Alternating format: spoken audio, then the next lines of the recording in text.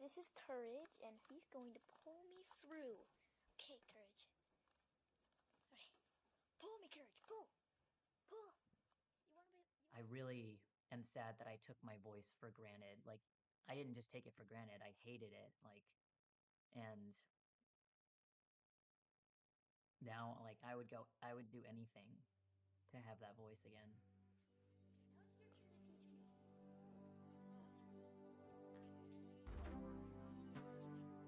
me. What's so funny, Daisy? Come back out with me later, okay? Say hi, Mom. Our goal here is to offer gender-affirming therapy. There is a substantial body of research that shows these treatments Treatment work. for gender dysphoria is proven to be life-saving medical care. It really comes down to how uncomfortable with their body parts. Deciding to permanently alter the bodies and do of they children. want to change those body parts? What do their doctors know? Who's there for their detransitioning? Nobody.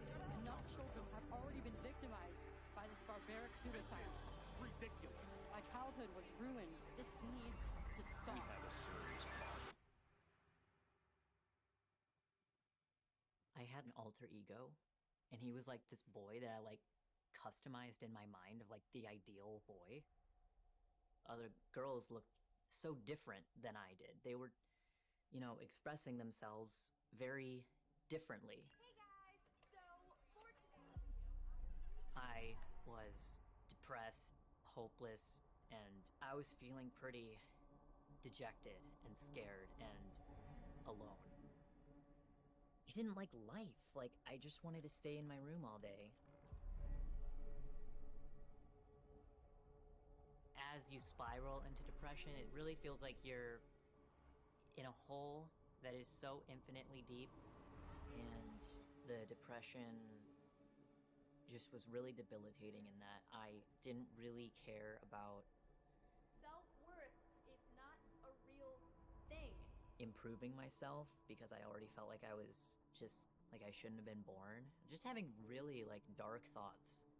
I always just felt very much like there was just something wrong with me.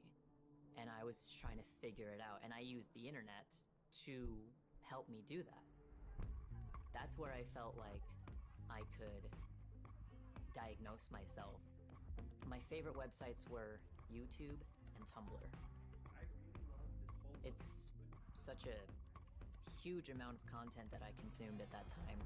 I mean, I watched a lot of trans people. I watched a lot of, you know, gender transformation videos and saw these people really just like go from female to male visually. Like, they looked like men, and I was like, whoa, I didn't even know that it was possible for a woman to pass as a man that well. It's really dark when you think about it, because the people who are consuming this are children, like 13, 14, 15 years old, and it's so easy for them to literally be groomed.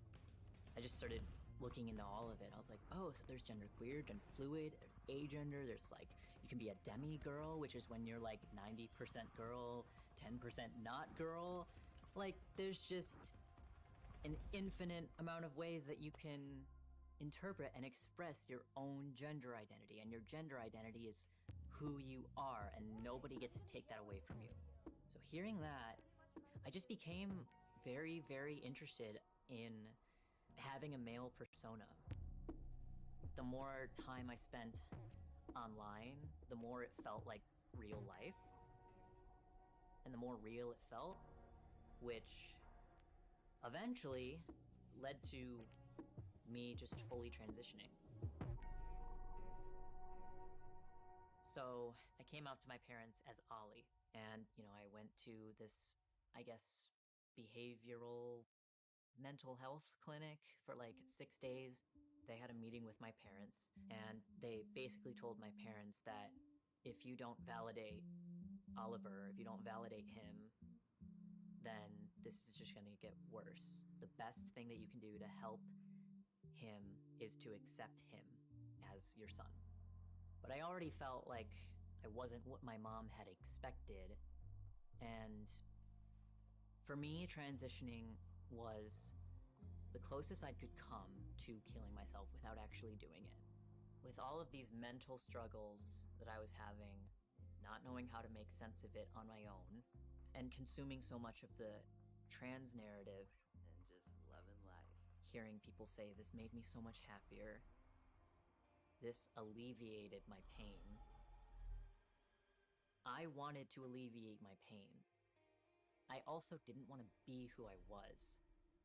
So, with transitioning, I could do both of those things. I could alleviate my pain and I can become someone else. I wanted to escape my own identity as Daisy. My name is Ali Chadra, and this is my voice one day before testosterone.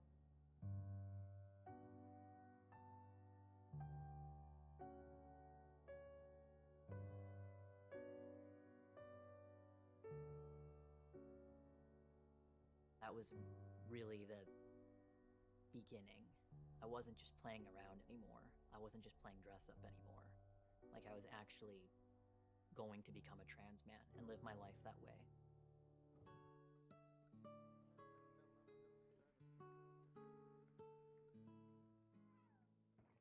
Culturally, we are Mexican, and men have to be very masculine in our culture. And I wasn't the most masculine growing up, and I think that had a part on everything that eventually led me to do what I did. It was around middle school. I was surfing YouTube one day, and a video popped up, male to female, and that eventually planted the seeds of doubt. It allowed me to be caught by the ideology that eventually led me to hurt myself. Eventually, I just wanted an answer to be given to me on who I was, and I went to see a therapist, and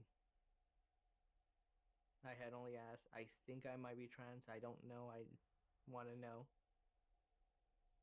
The therapist, immediately on my first appointment with her, said, yes, I am a transgender woman. She had my letter to transition the same appointment. After that, I just took everything slowly. But eventually my father found out what I was doing. And due to our culture, he was not happy. And he took me to Mexico and had me have sexual relationship against my will with a prostitute. I was a 19-year-old kid, and my father told the prostitute, take good care of him, it's his first time. He was trying to prove that I was a man. That broke me, obviously.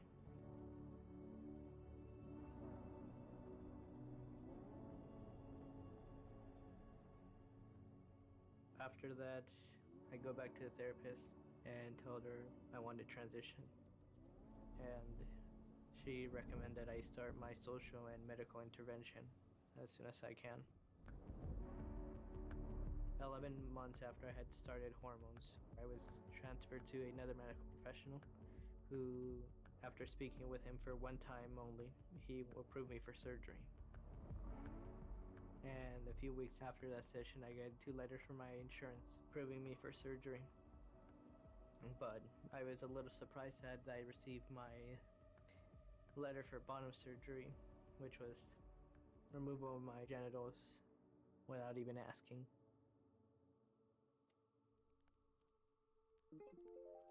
My name is Ali Chadra. This is my voice pre-T. My name is Ali Chadra, and this is my voice 1 month on T. 2 days ago was my official 3 months on testosterone. This is my voice 4 months on T. It's probably not really a good thing that I was able to get my hormones so easily. I mean, anyone can go in there. Not only did they send me home with the hormones, but I actually did my very first shot right there in the doctor's office. And I was just euphoric, and it was real, and I was actually going to start seeing changes, and I was going to start passing, which basically meant that everyone around me was going to see me as a boy, an actual boy. This feels good. This makes me happy. I'm actually feeling the feelings that, you know, all those like trans people online were saying that they felt. I just want to say that I'm literally so happy with my chest. It's so much better than I thought it would be.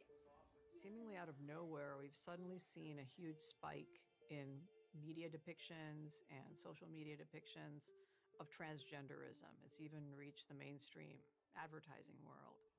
And I think this is all coming to a head and what this really means for our society. In cases like the case of Layla Jane, a young girl whose breasts were removed at age 13 by doctors who fed her a lie. Take this next case.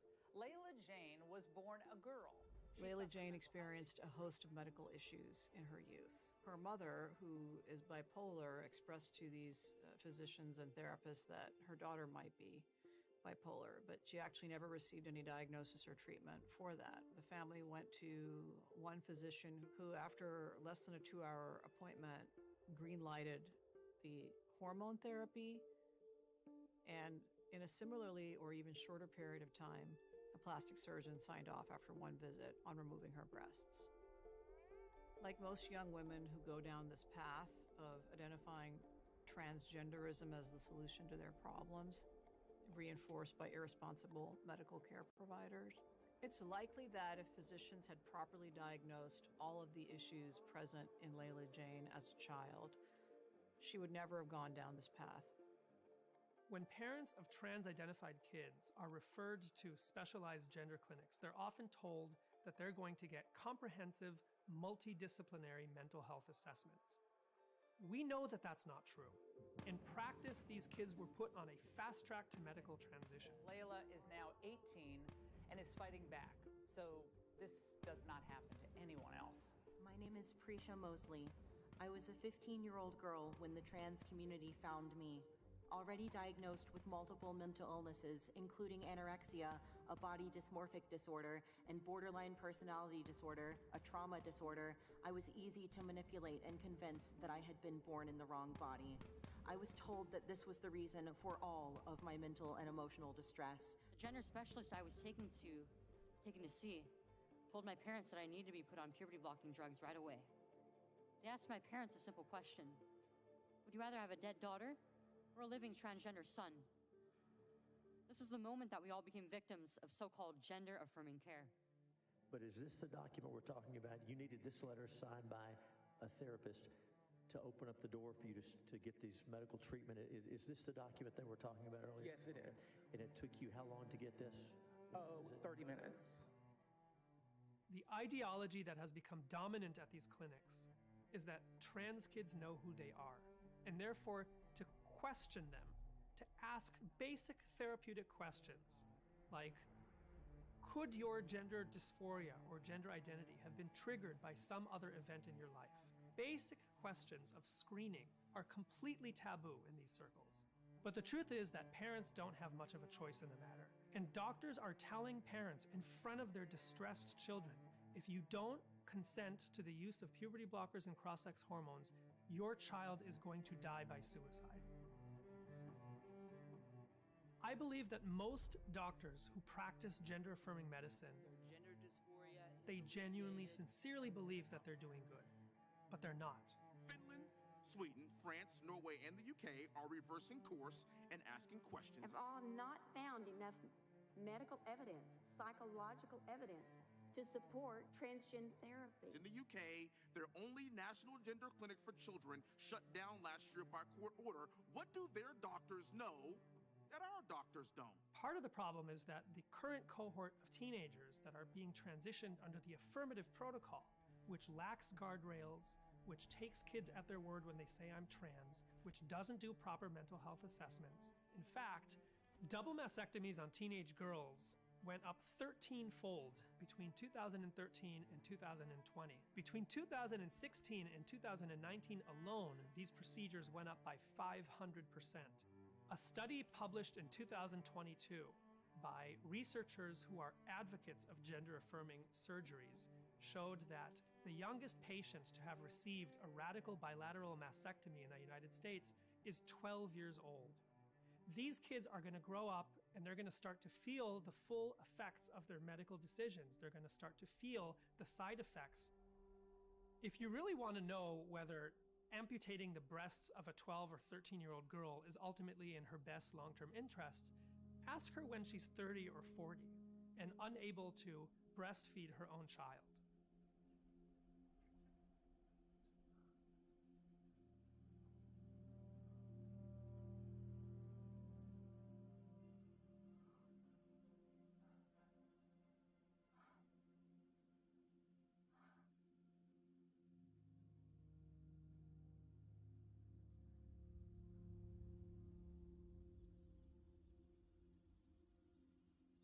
go out into the world, and everyone's calling me Ollie. Everyone sees me as a guy. But then, at the end of the day, when I'm home, in my room, looking in the mirror, I'm like, what did I do? Like, I start getting these, like, really scary thoughts of, like, you're incomplete. You're not a guy. You never will be. But even though you're legally, you know, your driver's license says you're a guy, you know you're not. You finally have expressed your true inner self or whatever, the thing that you wanted to do so badly ever since you were like 13, 14 years old. You did this thing to alleviate this gender dysphoria, you know, that wasn't there before, but you made it into a problem, and now your body image issues are worse. That's not supposed to happen. What do we do now? I just woke up one day, looked at myself in the mirror, and asked myself, what the heck am I doing? Because I realized no matter if I would have gotten every surgery, continue with hormones, I realized I would have never been a woman. At best, I would have been a caricature of what I believed a woman was. Nobody would help me because they had more concerns of me reversing everything. I just socially detransitioned, got the implants removed. So I had technically developed gynecomastia. My chest is not like it used to be, and it never will. I have scarring, numbness, and unfortunately, my nipples are completely different, to put it lightly. It has been taking a major toll on me since I realized what I've done. I was almost 5 years on testosterone. So if I had gone further, I wouldn't have been able to go back. When I found out I was pregnant, I was just over the moon. I mean, I was scared I was gonna have a doctor tell me that, like, sorry, you're infertile, and it would have been my fault. There are so many young people who are going through very similar things that I did and are still being told that transition will save them, and it's just not true. My story is tragic in some ways, but it's very redemptive in many ways. That cannot be said for many detransitioners. And that's just heartbreaking. Like, I can't imagine living with that. Like, I can't imagine what it would be like to regret a bottom surgery, or, you know, to be infertile because when you were a little child, like 12, your, you know, parents were manipulated into putting you, like, blocking your puberty. Being so young, I was so impressionable. I was told so many times, it's possible that you're trans, it's possible that you're trans, that eventually I started to believe it. Unfortunately, transition made things worse for me.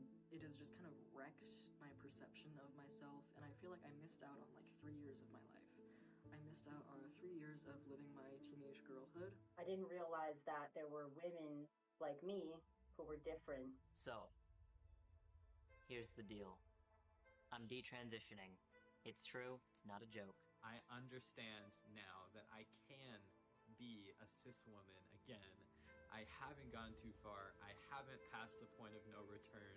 I can live as a woman again. I was something because people were reacting to me, but it was a me that wasn't really me, so I was protected. I was protecting myself with the trans label.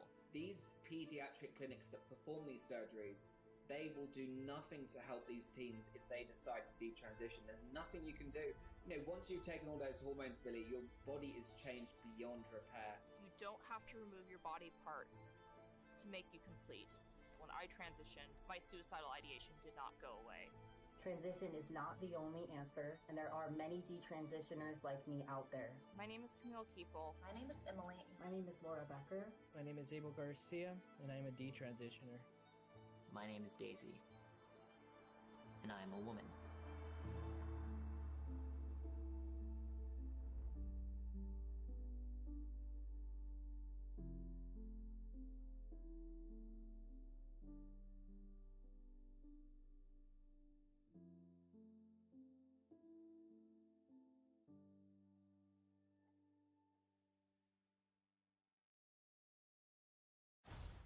'em up and knock 'em down.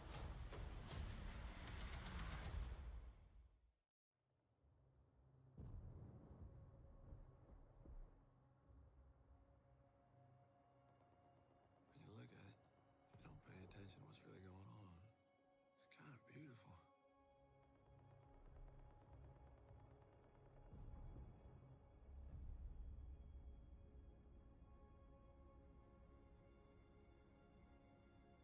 We came from every corner of the country with a common purpose. Go, go, go, go, go, go!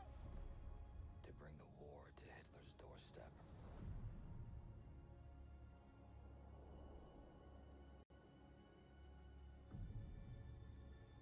These daylight missions. They're suicide. And watch them move.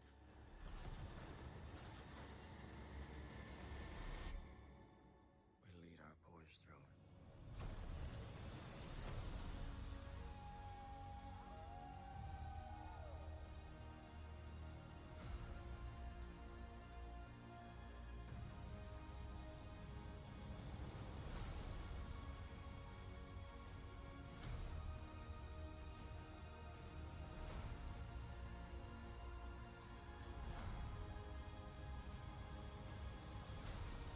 We're getting through this. Even if the odds are stacked against us. First time in the sawmill, boys. Let's rack 'em up and knock 'em down.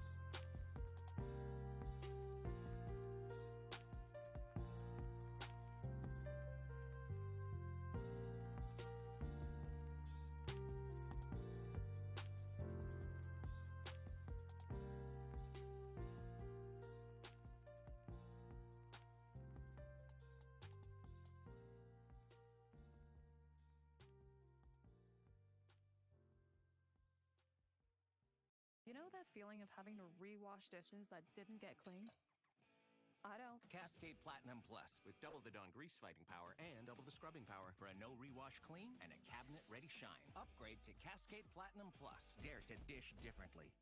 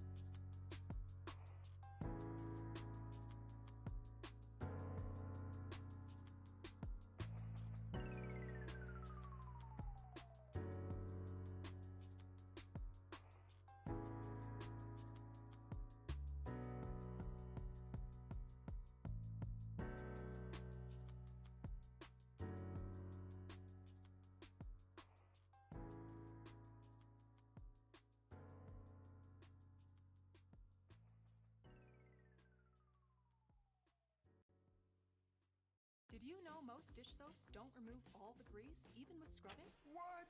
I just cleaned those. Try Dawn Platinum. It removes 99% of grease and food residue. That's why Dawn is trusted to save wildlife affected by oil. Dawn Platinum cleans to the squeak.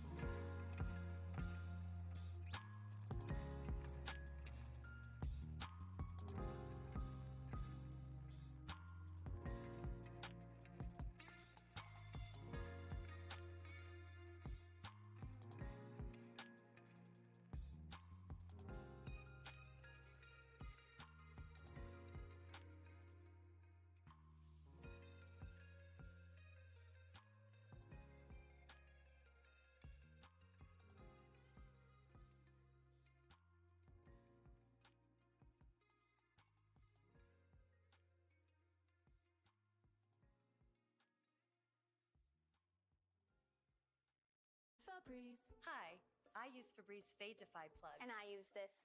Febreze has a microchip to control scent release so it smells first day fresh for 50 days. 50 days? And its refill reminder light means I'll never miss a day of freshness. Febreze Plug.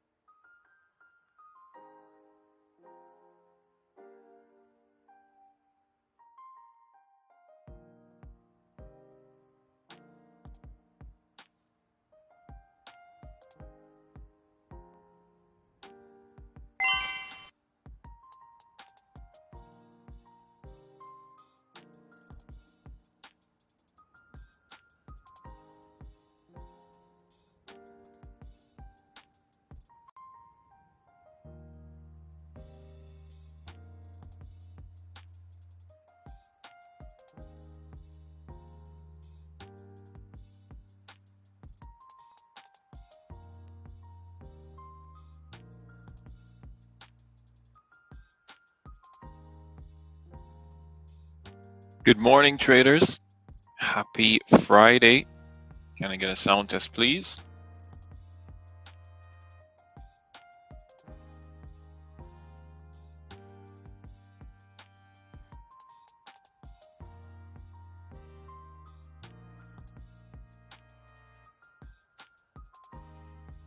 Excellent. Thank you. Good morning, Jeroen. Good morning, Cesar. Good morning, Clifton. Thank you. Good morning, class. Good morning, Rudy. Good morning, traders. Happy Friday. Welcome to the final trading day of the week. It's the 5th trading day, and I hope you've had a good week so far. If not, I hope today can make it better. But we have had a volatile, exciting week so far, and things look set to continue in that way this morning. And lots more in store. We have a few items on the list today. Not much in terms of news, but that can make all the difference. And yeah, let's get into it. But first, let's say good morning to everyone that's joining us so far. Good morning to those of you on YouTube. Thanks for tuning in. Always great to have you with us. Just remember to smash that like button if you like the content that we're providing as we continue to try and give you some of the best trading content out there. And to those of us in the room, good morning to you all. Great to have you here with us. Again, thanks for coming in. Always good to have you as part of this community. Those of you on social media and those in the room, good morning to you, Clifton. Good morning to you, Aggie. Good morning, Marino. Good morning, Cesar. Good morning, Schneider. Good morning, Mark. Good morning, Jeroen. Good morning to you, class. Thank you for the sound test all. Good morning, Rudy. And good morning, Marino. Great to have you all here with us. And welcome to those of you as you make your way in. So, it's Friday, and let's get started with a quick risk disclaimer. Traders, you should be aware that trading securities is risky, and our past performance as analysts is not typical, as we are experienced traders, and none of this is to be seen or taken as investment advice. Remember, most beginner traders lose money, so first start on demo, and when you're ready to go live, only trade with money that you can afford to lose. Okay, so let's start with the news this week. We spoke about some other items which I've removed because we've covered them quite a few times already. And we also spoke about Germany's third largest bank, DZ Bank, incorporating a cryptocurrency custody platform. The SEC set to greenlight all 12 Bitcoin spot ETFs. That set the Bitcoin market alight, pushing Bitcoin above 37K. We touched 38K yesterday, now just hovering above 37K. And yesterday, we spoke about it in the room, but now I'll officially talk about it, and that is BlackRock officially revealed its plans to launch a spot Ethereum exchange-traded fund, and that caused Ether to run through that $2,000 mark and touch 2,100 this morning. And that will allow investors to gain exposure to ETH without managing their own private keys. And obviously, BlackRock is one of the largest asset managers in the world, so always good to do that. They're doing Bitcoin as well as Ethereum. And Cathie Wood's ARK Invest has teamed up with an exchange-traded product provider, 21 shares, to launch a new range of digital asset ETFs in a movement to provide a more robust set of options for investors. So, lots of good news on the Bitcoin and Ethereum front, liquidity for the crypto space, and that pretty much rounds off the news that we've had so far this week in crypto. But what do we have when it comes to macroeconomic news? Today, the only one that I think is of significance is the consumer sentiment numbers. That comes out at 10 a.m. We did have Powell yesterday. We also had him on Wednesday. But we didn't necessarily have much more information. I think the market just was waiting for something to sell on. We did have that Thursday 1 p.m. Bond auction, and that caused a flush on the market. We recovered, but then just into Powell, we started to sell off again and made new lows on the day. Closed the day red for the first red day in 8 days, I think we had, or after 8 green days, I should say, on the markets. So very interesting move there, and yeah, obviously the Qs closed down 0.7 as well as the SPY. So what can we expect today? How are we starting the day? Well, we are gapping up both sides of the market. The SPY is up 0.4, as is the Qs. And we have, I guess, something to contend with now. Are we going to head further lower, or was just that sell-off yesterday all that was required in order to reset the buyers and take this thing higher as we continue to stretch higher? Interesting times. But with that, though, Bitcoin and Ethereum are starting the day green, as they have most of this week. Bitcoin is up 0.5%. Ethereum is up, I think Ethereum is at 1%. Yeah. And very interesting one is that Solana yesterday was up 10% when I reported to you, and it's up 10% again today. It did pull back yesterday. It went up as high as 12 and I think closed around 5% up. So we did see some pullback there. Ethereum, as I said, broke that 2100. So we are on our way. Main watches for me, those two, as well as Solana, Ripple, AVAX. Those are the ones that are really running and pushing higher there.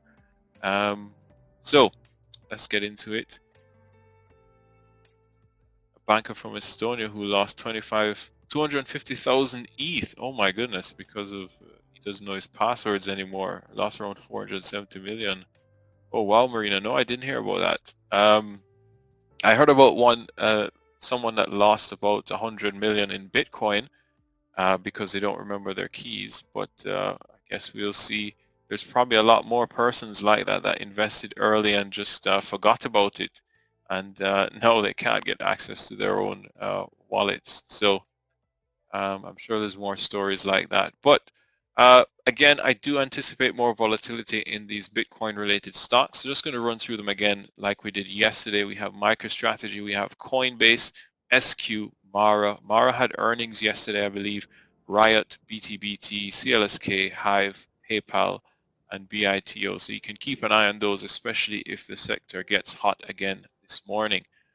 So let's take a look at the charts quickly, and let's start with Solana. This one is up 10% again today, continuing to move higher. And as I told you, that breakout looked like it failed yesterday. It failed to close above the breakout spot, but it has continued today. We touched that $50 mark. And man, this one is continuing higher. A bit stretched for me. It's hard to even want to get involved in this one until it pulls back and shows us something. But it's definitely on its way. And I think the conclusion of that FTX or SBF, Sam Bankman-Fried trial is giving a lot more bullish sentiment to Solana, as most persons were waiting to see if Solana would be affected by it. But it hasn't been in terms of any legal action. Hey Lee, good morning to you. And good morning, good morning to the rest of the trading community and team in here. So that's Solana waiting for that pullback. Let's take a look at Bitcoin again. As I said, pushed through that 37K, touched 38K yesterday, and is now pulling back and settling just above that 37K mark. But interestingly enough, we do look like we need a pullback. Let's see if we can get one and then join the party there. Ethereum, running off of that news, that spot ETF news that came out yesterday. You can see that one-day candle straight through 1900 all the way up to 2100, and that's why it's just pulling back today. So let's see how things settle if we broke, because we broke out and now we almost touched the yearly highs at that 2140 area. So maybe a pullback towards that $2,000 mark. You can see that, a healthy pullback. Join in on the action and on the fun, right? And lastly, just finishing up with AVAX. Been keeping an eye on this one, and it's good to keep an eye on them. It did pull back aggressively yesterday. I'm not sure what happened, if there was any kind of news, but it looks like it's starting to pull back now, so we can definitely watch this one to see if it will get some bids around that $12 mark, and we can join this thing on the way up and on the way higher.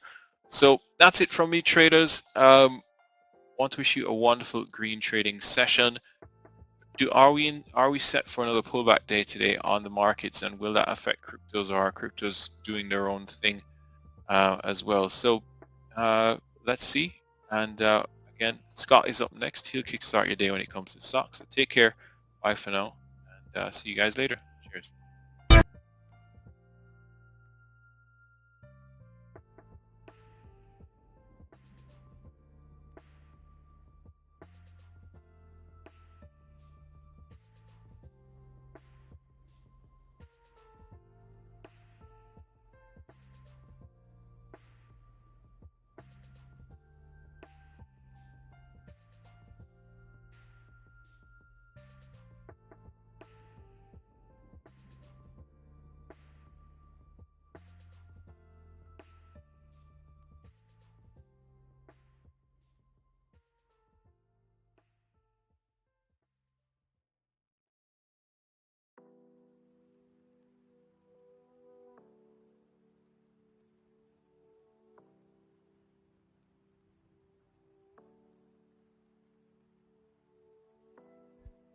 Traders, good morning and welcome to the Tradenet Trading Room. Welcome to a beautiful Friday, end of the week. And I'm standing up today. Sound check, please. I think everything sounds good. I don't have a standing desk, but yesterday I had a skin graft as the progression to full recovery continues. And I can't sit down. I can only stand or lay down. And I don't think you want to see me laying down trying to trade. So I figured I'd give the standing desk thing a go today. Although not built for it, you know, the desk would actually rise up. I know many of you probably have a stand-up desk. I do not, so I'm making do with what I have. So I'll be standing for the morning session here. That's probably all that I'm going to do today is the morning session because I don't know if I'll be able to stand the rest of the day here in the office today. But that does not deter me from going green. And today, you may witness the 10th green day in a row. Yesterday, a squeaking day out of the markets, barely held on to $140 profit, 138.50. And today, hopefully things will be brighter. The interesting thing about today is you've got the global markets down. Our futures are higher this morning. We'll talk about that and more. I want to pay special thanks to everybody on YouTube, Facebook, Twitter, Instagram, StockTwits, and all of the TikTokers out there for giving us that thumbs up, that positiveness, posting your trades, letting us know how you're doing, joining the room. If you want to come into this room, you can do so. You just got to get a hold of Clifton. He'll set you up to come into the main room. Remember, we talked about it yesterday. Meir did a good job of explaining that, when you want to learn live, and that is in the room.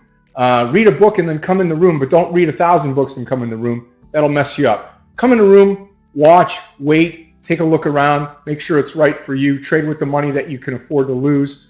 We are not professionals here as far as the legality goes, but we are a community of great traders, and we share this each and every day with you. So welcome to the room, and welcome to everybody here in the room, our great trading room, one of the best trading rooms on the planet, I do believe. It's exclusive, but we do a great job each and every day, trying to train, trying to trade, to learn, and to gain.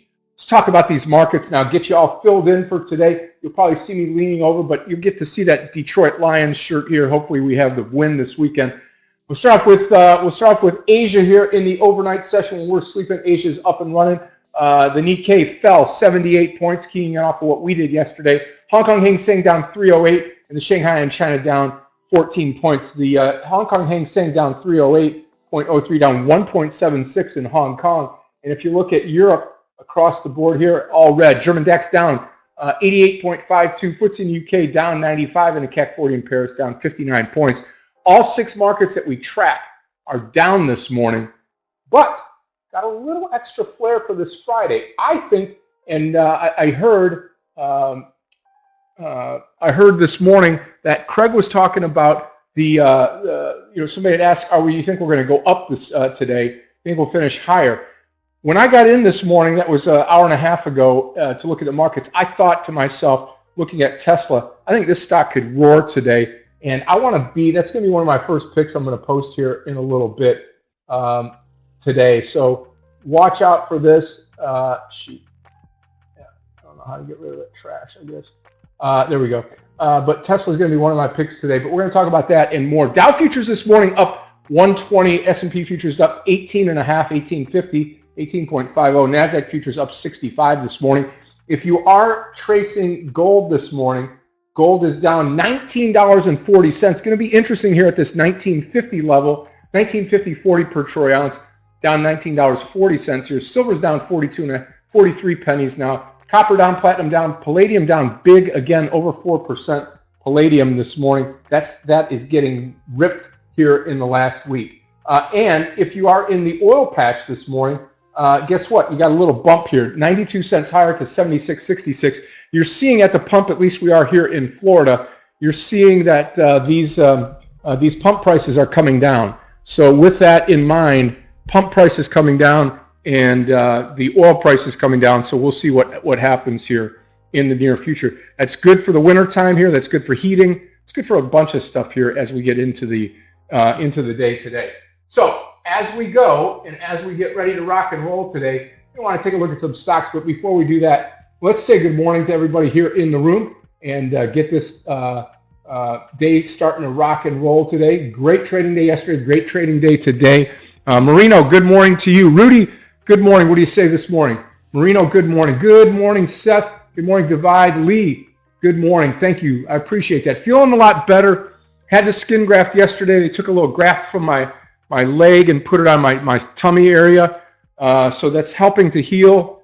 I had the procedure late last afternoon, so I could be here in the trading room. And then today I'm feeling better, a little sore, a little stingy, but you know what? It's not that big a hill to climb, right?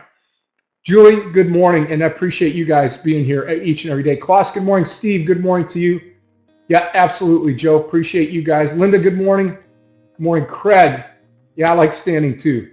I need a desk to do that, though. That might be coming here at Christmas time. Good morning, Gerardo. Bjorn, good morning. Good morning, Duco. Ahmed, good morning to you. Linda, appreciate you very much. Thank you to everybody here for the continued prayers and well wishes here. I never had this ruler thing. What is this thing coming up here? Probably this. No, okay, I don't know why that's up here. Anybody know how I can get this off? Let me know. There we go. Perfect. Did it myself. All right, let's talk some stocks here this morning. I love Tesla here, 210. This is going to be my stock that I'm going to be focused on this morning. This is going to be a long 210 Tesla. One of the only stocks that really, two stocks that I feel that I could go long today with this market. I think we're going to, my thought is we're going to bounce up a little bit this morning. We're going to have a nice pullback, and then it's time to go long, in my opinion. We're going to watch that and see. And then TTD, let me make sure that TTD is the one that I was looking at this morning. TTD, the news was not bad. I think on this one here, let's see. The trade desk shares what I previously lost the digital mining issue. Yeah, okay, that's not the one. That's not the one. But okay, so TTD on the short side here this morning. This is going to be TTD, and this is under 61, probably under 61.50. Let's just post it at that because it's up there already. And hopefully looking at a point on this stock here.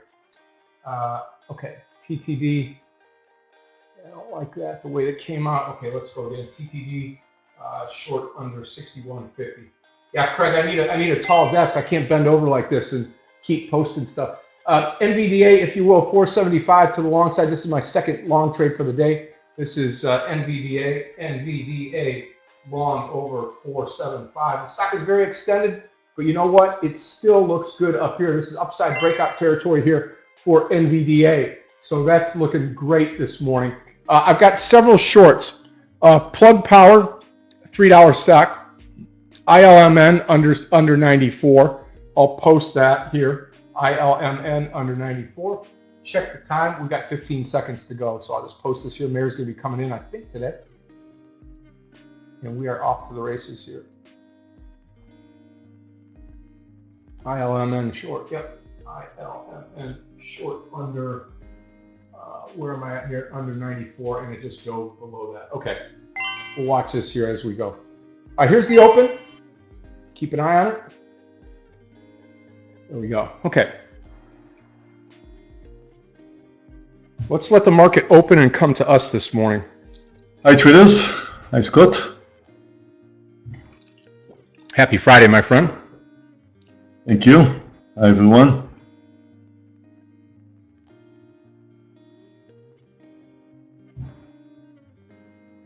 How was the boat today? Were you boating today, this morning, or earlier? I was supposed to, but no, it was cancelled. Ah, okay.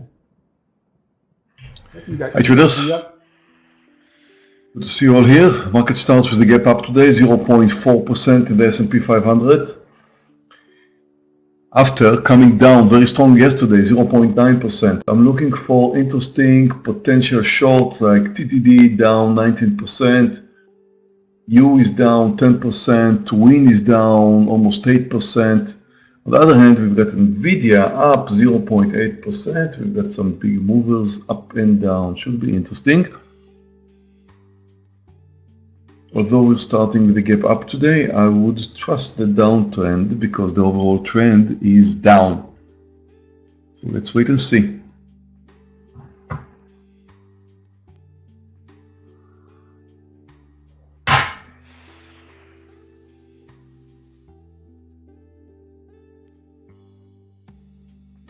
Okay, again, I'm going to come into this Tesla trade at 210. 210 long Tesla, and my target's going to be 213, 2 points up, 2 points down for the stop loss. I'm posting TTD under 62. I'm going to take this trade with you, man. Just to move lower.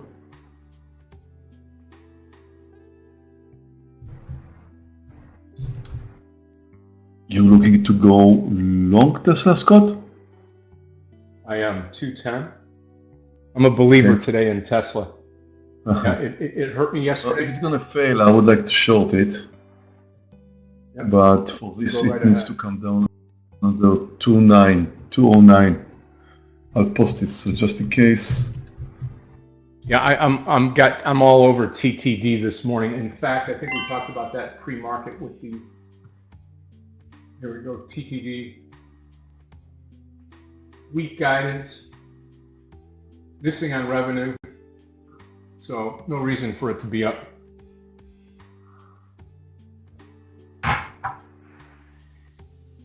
I'll wait, see if it comes down.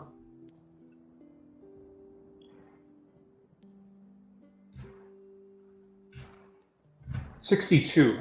I'm with Meir here on TTD. If we get the move down. How about you, Meir? You're looking at that as well, right? Yep, 62. I'm waiting for 62 in case it comes down. What about this stock U? You got that up too? I don't really like the way U behaves because it's coming up so strong. But if it's going to come down under 23.30 or so. 213. Here's the breakout of the. Here's the breakout on Tesla traders. Again, that's over the pre-market high. Let's watch this 211 to start. TTD is close traders under 62. So I would like to short it. 20 cents to go, 12 cents to go, 11 on TTD. I'm going to be joining Meir here. I could see myself going full share size to start. Okay, traders, Tesla's doing it for us here. We need that 211 to start, give us a point.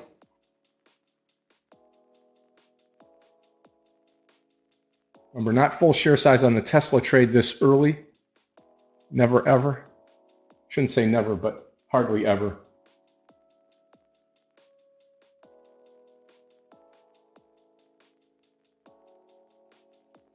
$0.40 to go, TTD. 10 cents to go. There's the 11 right here. Give me a minute. Just touched 211 and pull back. There we go. Going to take it right here, 211. Give me a second here. Come on, come on. Which one, Scott? I'm on Tesla. Oh, okay. Yep. 210 entry, 211. I'm going to come out here. It's not fast enough on the spike. I'm getting ready to short TTD. I'm short TTD right here. Yep. I'm short too. Yep. Just triggered. Let's see. Let's look at it under 61, hopefully. Traders U under 23.30. I'll be here with Meir as well. U 23.30. Plug this one in. Stop over high is around 70 cents.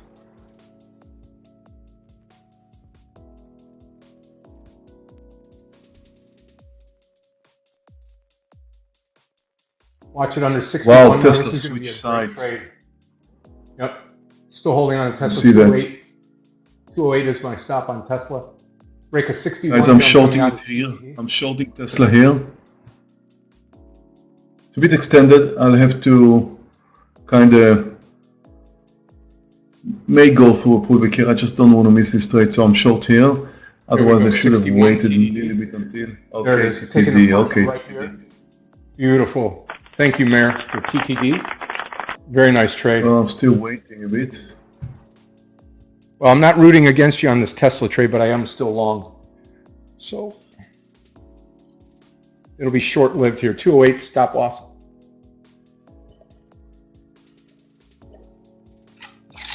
I'm still in TTD without the partial. I've taken my partial here. 60 target. I'll come out of everything.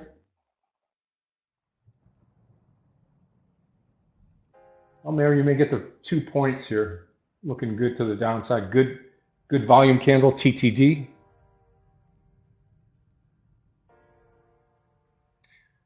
I don't want to say go Tesla, but it would be nice if we get this thing rolling. I'll pay Meir the difference here. Now, took my partial in TTD. Watch you. It's a perfect technical formation because you just moved down.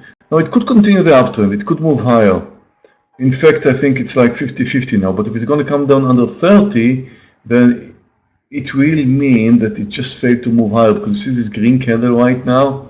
Again, if it's going to come down under the recent candle's lows, then it's going to look really good.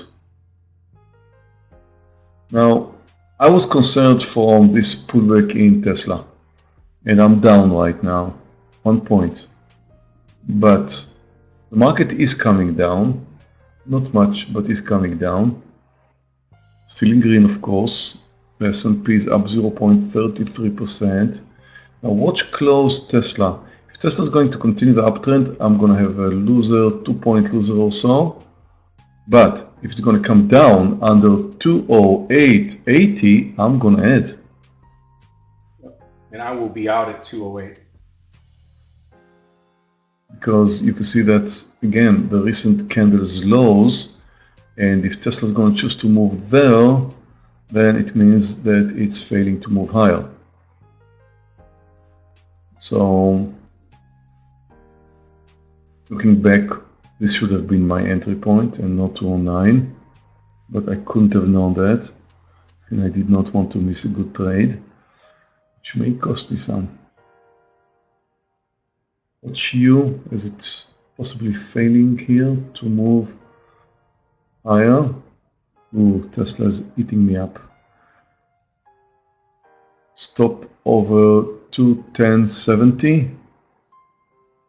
And 211 will be our first target here, traders, on Tesla. I hate to trade against Meir. I'm short you.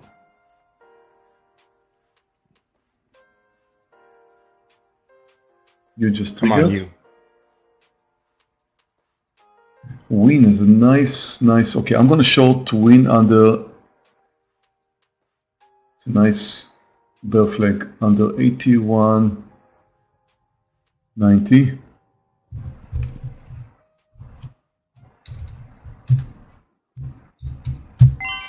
Nice bear flag.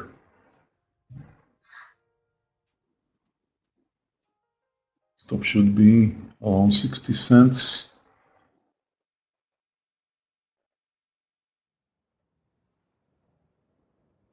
I'm gonna have to move out soon of Tesla over 210.70. I'm out of Tesla, I've got a losing trade.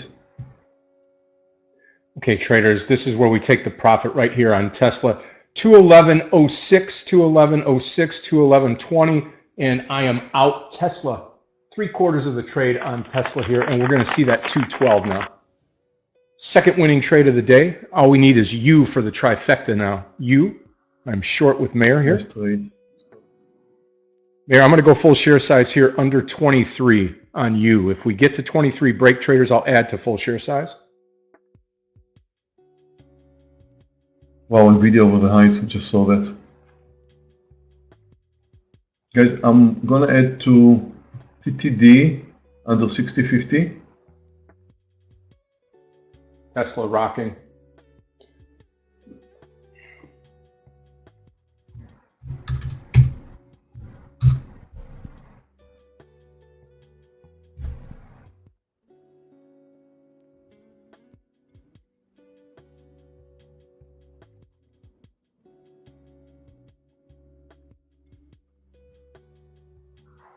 Gonna add to TTD short under 60.50.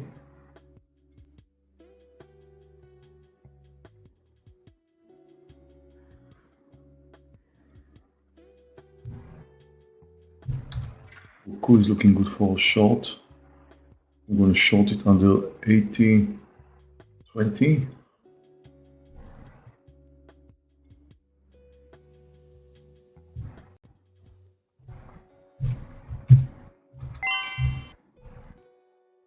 posted Roku. Still interested in Win. Hey, traders. We've been blessed today for sure with the Tesla trade. I am going to be out all shares right here. 211.80 and c'est la vie, Tesla. Thank you so much. Now we got to manage this U trade. High of the day, $24 even will be my stop loss on U. About to short Roku under 80.20. On short Roku. Wow. How about that move NVDA, Meir? Wow. I saw it. It was on my long list, and I was more concentrated on my short trade, so I missed it. U stop is going to be over 23.70.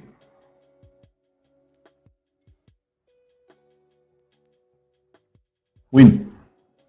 Getting ready to short it under 81.90. It's a beautiful bear flag formation. Very clear downtrend. Getting ready to move out of U. Moves over 23.70.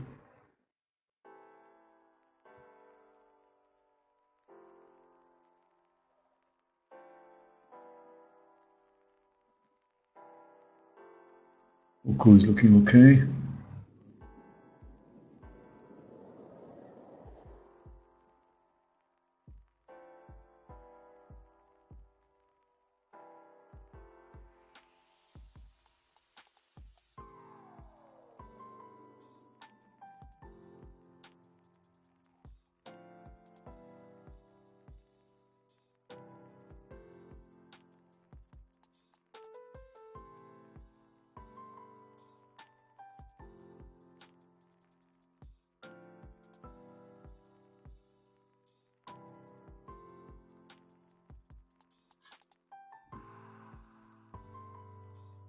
Maybe I spoke too soon on Tesla, but that's just my MO.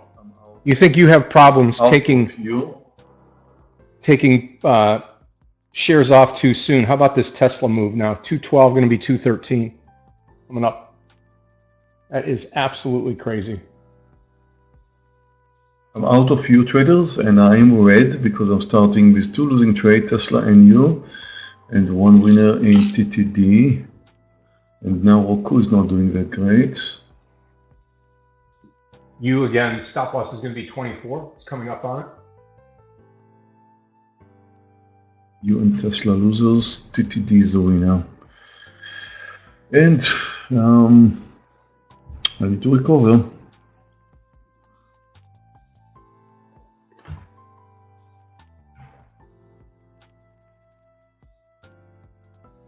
And the market's moving up. I was in the wrong direction of the market.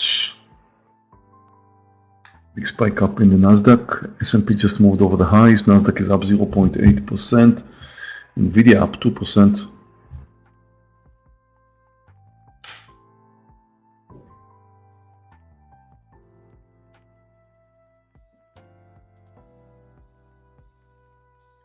Well, we're right there, traders. 24. Are we going to bust through, fill the gap, or what on you? Tesla not giving up. Wow. Go, Tesla, go. Without me.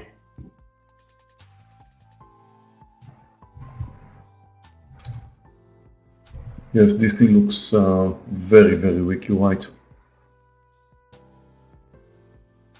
So is Baba.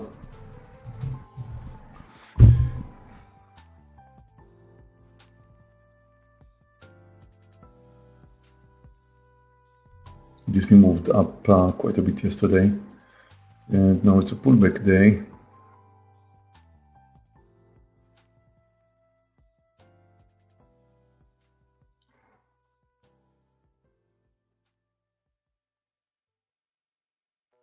Wow, another breakdown in Disney. I don't feel comfortable taking it right now because the market's moving up. It's weak, it's down 1.8%, it's likely to continue down, but I would rather short Win if it's going to trigger, because Win is down 9%. It's going to be a different game. Disney, I'm not sure I can trust it to continue if the market's going to continue moving up. Okay, getting ready to short to win soon. Under 81.90. The lows is just 2 cents under, so maybe under 81.92, something like that. Okay, traders, losing trade on you. Stayed in as long as I could on you. I'm 2 winners, 2.5 winners, 1 loser now on you. Oh, that stinks. Yep. For sure. So we need to remember that we're just 17 or so minutes into the trading session, and the fact that the market's moving up is definitely a fact, but not necessarily the trend of the day. And we did come down very strong yesterday, and the overall trend in the market is down, so I would kind of give it still, although the market's moving up, in my opinion, it's still like 50-50. So I wouldn't mind shorting some stocks which are very weak, like Win, because although the market's trending higher, it will be very hard for the market to continue moving up after yesterday. Well, that's my original plan, and so far it's not working because I'm red.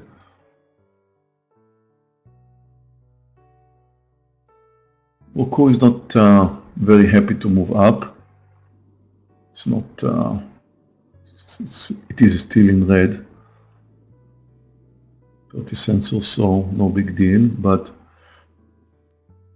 I'll give it some time, and the market will choose to move lower. I'm sure it's going to turn green. Look at Baba. Baba's losing it. Something tells me that this TTD is going to start coming down again here. Baba's down just 0.8%. That's why I'm not going to short it. Otherwise, I would have. TTD under 63.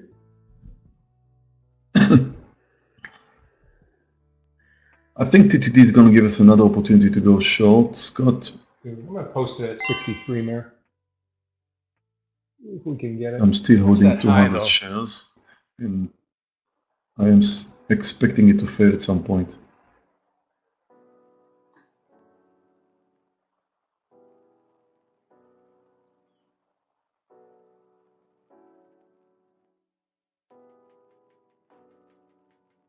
Okay, watch Win. Could trigger soon. It's getting supported at the 82 whole number. I can already see the buyers there. Not too many. More than normal, but not too many.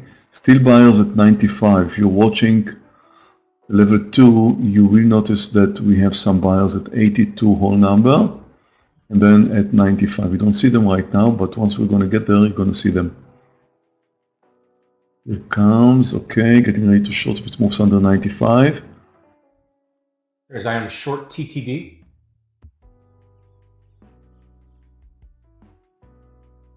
Yeah, I mean, you could be shorted again under 24, we'll see.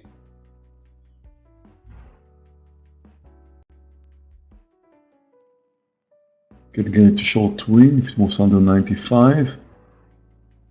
81.95. I've seen some buyers there earlier. I'm short. Once it moved under, then that's it. New low. Well, let's see how far can it go, because it's a nice technical formation.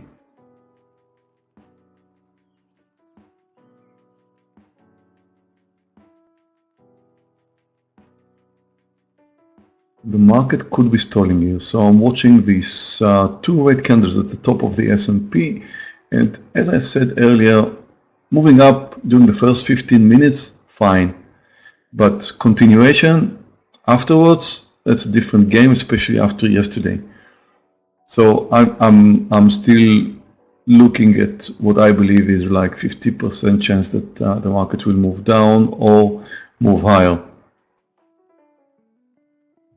I'm gonna add to my TTD trade under 62.60.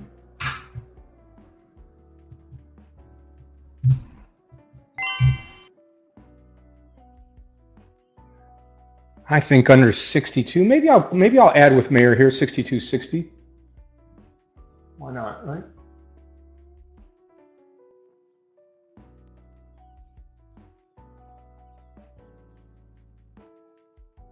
You're going to close the gap, I think.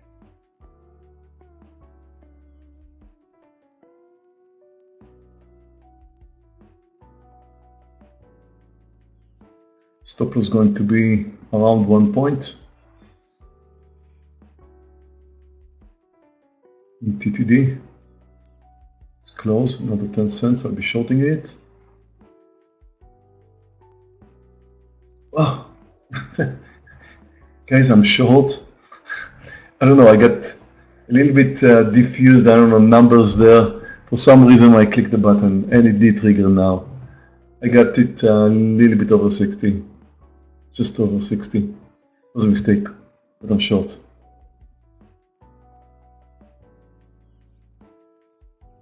Wow, Disney. Weight move down.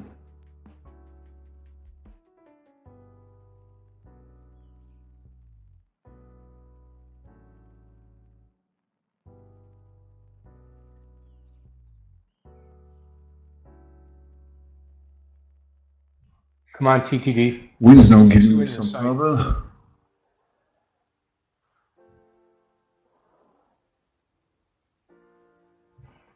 I'll wait for it to cool down a little bit and then have a technical stop in win.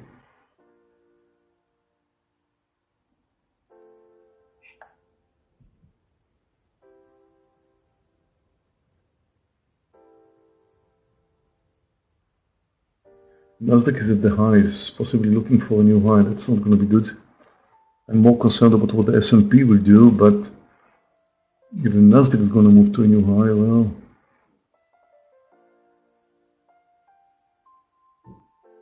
S&P could follow.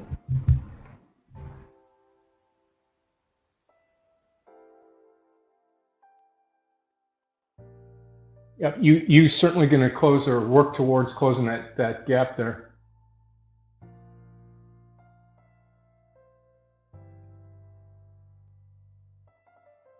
Amazon, Microsoft are all very strong. Nasdaq just moved to a new high. That's not good. These are not good news for me. Roku is now giving me some trouble. Stop is going to be over 81.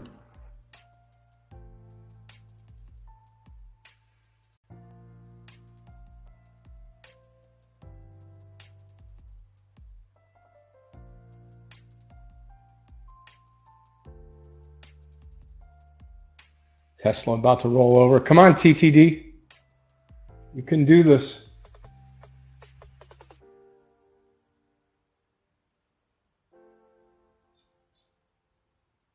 Spy at or near the top of the day.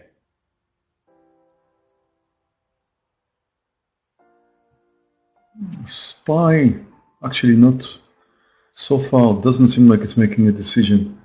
No.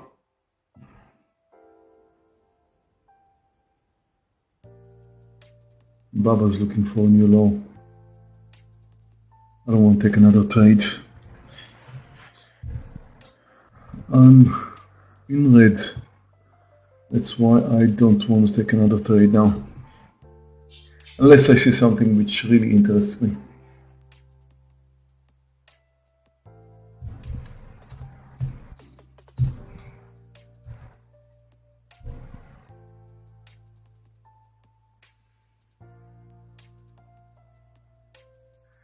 And ILMN could be it.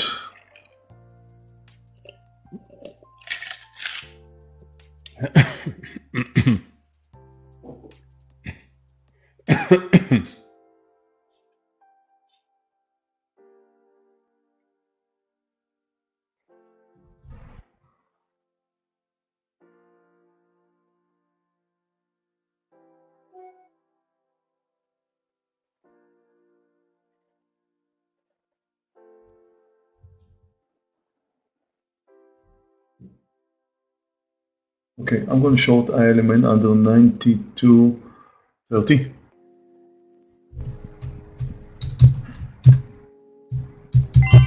Because ILMN is down 13%.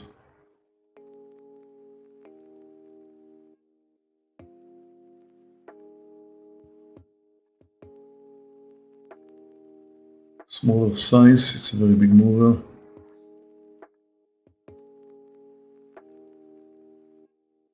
And the S&P looks slightly better because it's not joining the Nasdaq. In fact, we have a red candle right now, several red candles at the highs, which could take us down. Now, for example, I'm watching Roku getting close to where I land my stop loss. As long as the S&P is pulling down, I don't want to be out because Roku touches that. Because if the S&P going to come down, and it looks more real now than earlier, then Roku, although it may move up and touch my stop, will fail once the S&P moves lower. And I do have some stronger, maybe stronger, not much, red candle right now. So, you know, some people ask me, and it's a very important thing. Okay, short ILMN. It's a very important thing to notice sometimes. Look at Roku. It just touched my stop, okay? And I'm supposed to be out. But, and it's very important, you probably have heard of it before, to respect your stop loss. If you plan a stop loss, respect your stop loss. You have a planned stop loss, respect it, move out. That's true. But if some circumstances are changing, like for example, you can see some signs that the S&P will move down, like I do right now, then you should be a little bit more flexible. Now, it's always a problem to be more flexible. You don't really know when and why and what's going to happen next, and you're taking a bigger risk, of course. But depending on the situation, things change. It's not always the same. Things are not always the same. So you need to take that into consideration.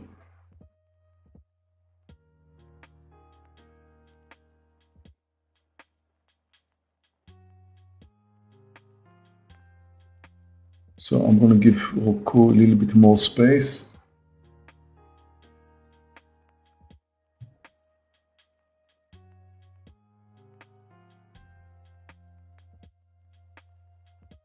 And now that I have a pullback in Roku, it also means that I've got a good technical stop, which is going to be right now over the highs. So now I've got a technical stop over the highs, which is 81.32, and if it's going to move there, then now I can definitely have a good stop loss right there. But now, what was a strong red candle, not a very strong, but an okay red candle in the S&P is turning to be a dodgy and possibly green. That's going to happen. I'm going to be in trouble. TTD is possibly finally losing it, but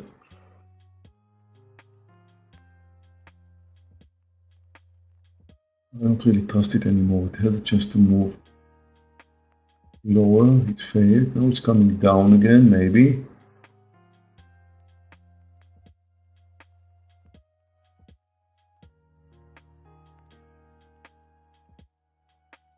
Okay, Nasdaq failed. We've got a red candle. Okay, the red candle in the S&P is going good, good, good, good, good. I'm in the game. I'm in the game. Okay, that's it. That's probably what I was waiting for.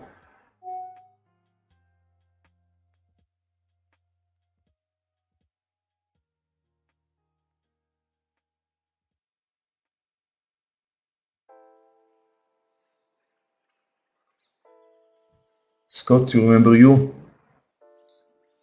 Yeah, I do. I'm in TTD, Mayor. I'm just sitting here. What do you think, 2450? Yeah, I want to short you under 2450. I'm going to join Mayor here. 50, 60 cents stop loss or so.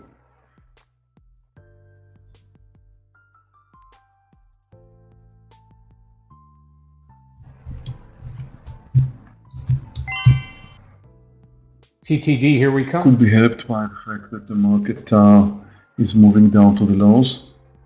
Mayor, you're still in the TTD trade, right? Yep, I'm short you. I'm short you, I'm short TTD. Market Come just touched very close to the lows. Look at the way Roku moved out, you see? That's why I should be flexible. Because I was hoping to see some continued red candles. I had a red candle in the S&P. Therefore, I'm not supposed to respect my planned stop loss over 81. I should wait for it to respond to the market. And the response, as you can see, definitely came. You have to remember that Roku is down 1.5%. I don't know how it's going to continue, but of course the next station is going to be breaking down under the S&P lows. I would say now, if I had to say earlier that I've got like a 50% chance to succeed, I think now it changed to, I don't know, over 60% in my opinion. TTD is doing great. Yeah, TTD is doing well. Still holding on to TTD.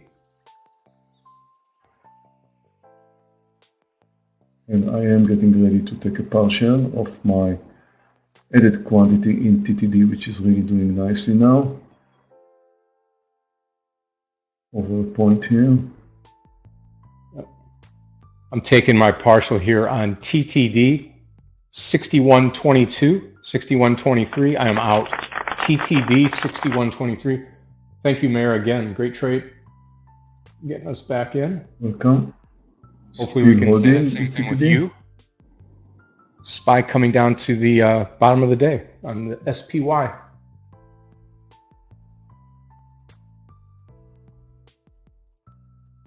Look at the way the Nasdaq trades.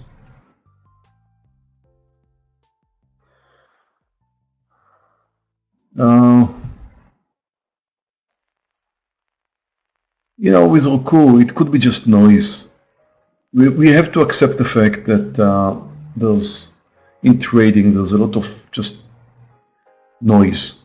So it moved up. Okay, somebody came in, bought 20,000 shares, whatever. It's just noise. It's weak. It's down 1.8% right now. So it's more likely to come down. And if I'm getting helped by the market, then it should do well. And it does. Look at it. It's approaching the lows right now. Just turned green. I can't say, of course, it's a great call. It's not a great call. It's actually a bad call. I don't know how far it could go right now, but when I was initially taking it, I was expecting, of course, much more than just a breakdown under the lows. Much, much more. Maybe it's going to do that, but it's not the kind of behavior that I was hoping for. TTD, good. Now let's see a breakdown under 61. I was hoping to see that, mainly because right now, I believe that it's more likely for the S&P, as I said earlier, over 60%, that it's going to come down under the lows. And when it comes down under the lows, there's a long way to close the gap. 0.5% in the Nasdaq, 0.3% in the S&P. And this could be a nice continuation and my money time. Here comes Roku under the lows, doing good. Now, money time is going to come if the S&P will move under the lows. If not, I'm not sure.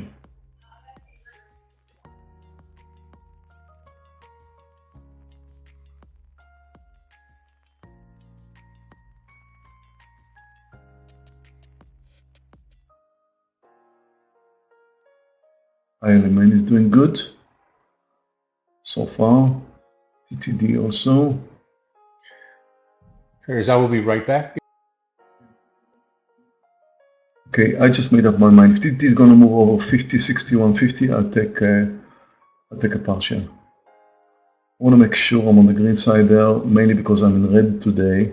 I know it sounds foolish, but sometimes I just want to. Over 60, 150, I'll take a partial in TTD. I still trust the market to come down, but I see green candle right now in the S&P. And if I happen to be wrong, then I want to make sure that my second trade in TTD is going to work out fine. So if it moves over 31.45, I'll take a partial. 61.45. Roku still holding down, ILMN looking lower. I would really like to see the S&P failing here, moving under the lows, but as expected we got supported the lows. If I'm wrong, okay, took my partial in TTD. If I'm wrong about market direction and it's not going to come under the lows, then I'll be happy that I just took my partial in TTD. I'm still in red. It did not change. Actually, I'm green. If I would close all my trades right now, I would be in small green territory. U is not doing great too. I'm going to close U over 25 if it moves higher, or 50-cent loss.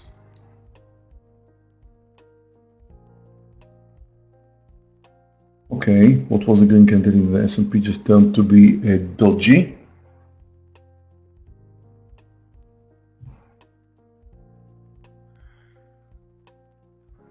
Thank you, Eladico.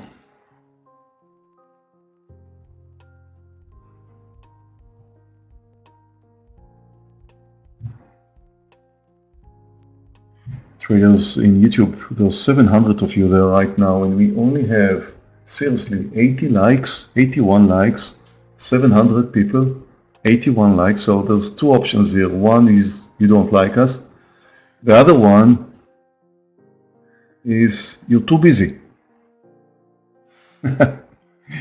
Come on, hit that like button for us. Be nice. Nice breakdown in Roku. Help us out here. Thank you. I can see some likes coming. I appreciate that.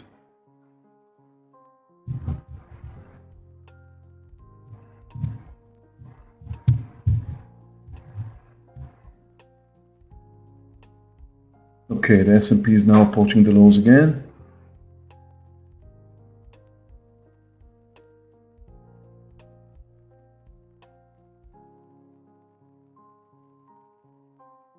My original Roku target was around 79.20, something like that. It's like 30-40 cents away right now. If the S&P will break down under the lows, which again I believe is more likely to happen, then Roku should reach my targets. Oh wow! Look at Tesla, the way it gave up.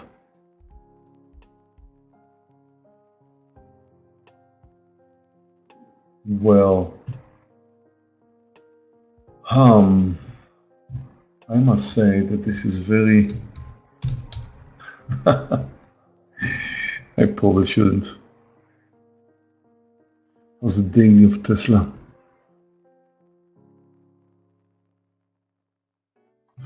Daily of Tesla suggests it should crash. Okay, I am back. Scott, look at Tesla. Yep, I see it.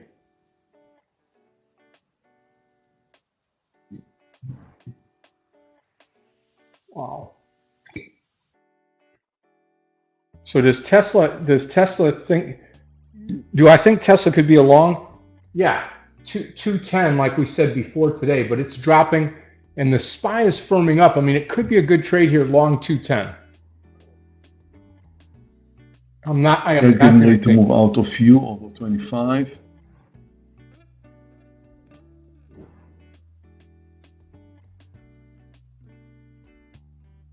I think he is determined to move higher today. I don't want to play this game with it. We do have a green candle in the S&P, but I think it's more likely to be just a dead cat bounce. Or not, because now it's moving up strong. Getting ready to move out of you. Which means I'm going to have a second losing trade in you.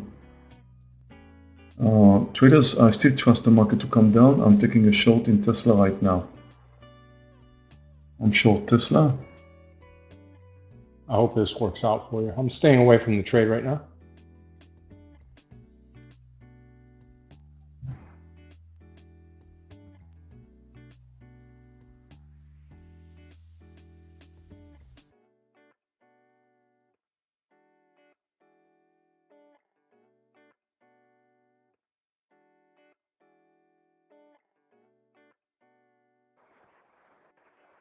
Still in you.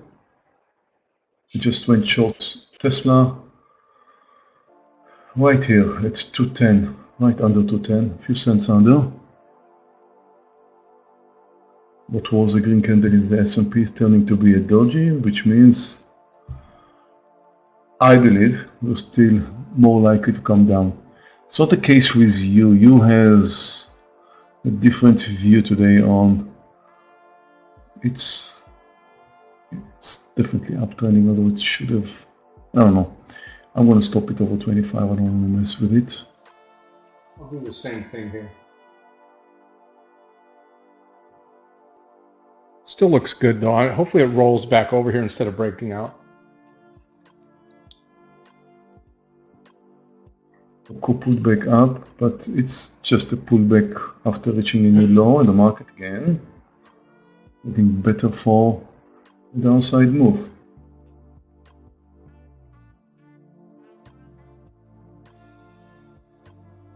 Iron Man still looking good, not partial yet.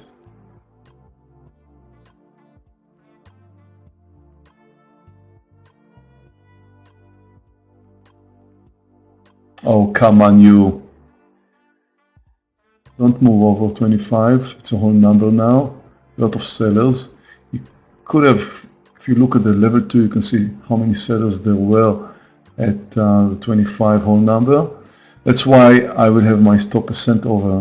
If it's going to move over 25, over the sellers, well, you know, what could protect my trade is the fact that there's a lot of sellers at the whole number. But it touched it once. If it's going to touch it again and again, then they'll be gone. Like now, touched it again. Still a lot of sellers. Now they moved up. It moved up. I'm out. And now I'm back to red. I mean, I'm back to red, which means if I'm going to close my trade right now, which wasn't the case 20 minutes or 15 minutes earlier, I could have been in green today. I'm not now. I'll close my trades right now. I'll be in red. But I still have Roku, Iron Man, and Tesla.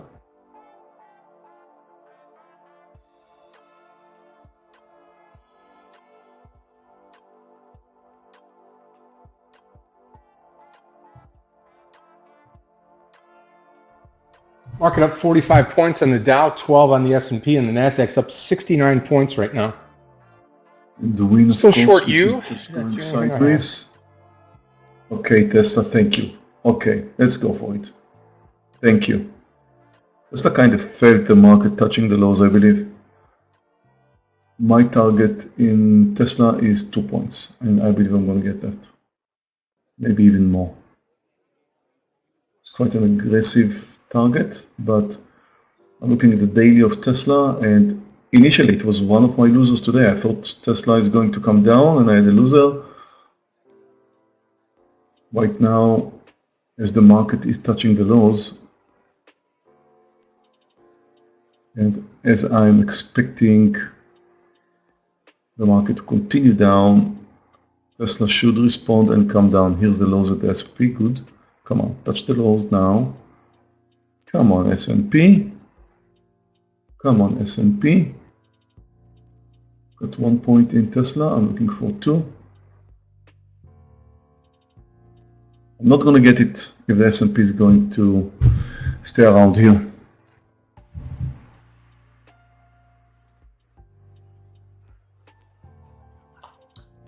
Hey Roku, not you again. I'm also having some issues with Win, which should be stopped over 83.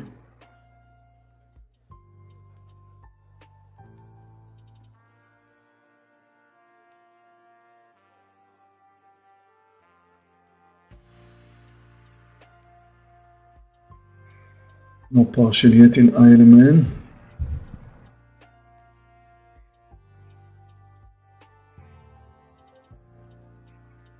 Did not reach my target. Come on, you.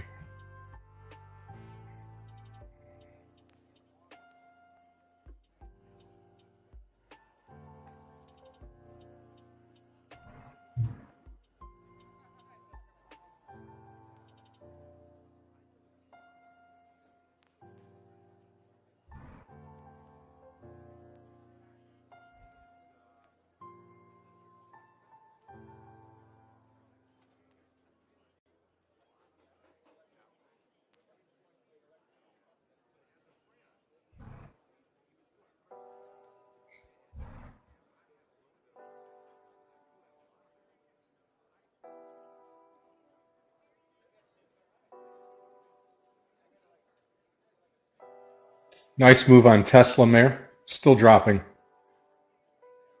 Just wish you would follow here. Well, it's, in my opinion, it's just the S&P. I moved out of you. My second losing trade in you, Scott. Yep. Yep.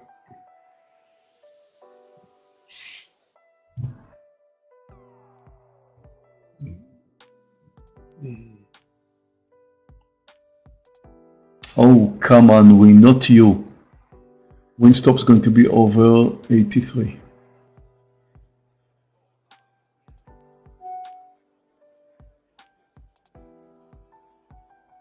And if Win's gonna do that,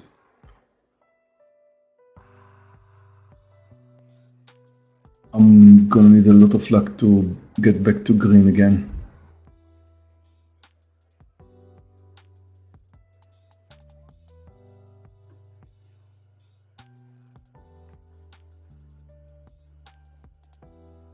About to stop Win over 83. Probably with Win is it's down 8% and it's gonna spike higher now. You never know where it's gonna stop. I'm out. Now I'm in trouble because I could get back to green, but I need Tesla, I need ILMN, I need Roku.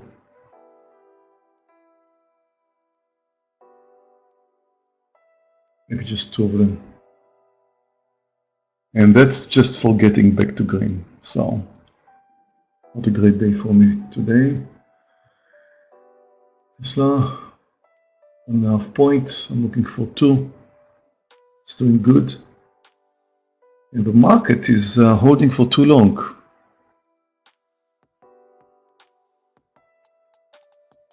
Now, the lows in Tesla is 208.28. Once it breaks down under, I don't know how far it could go. Normally around 30 cents. Probably going to get supported at the 208, so somewhere over there should be my target.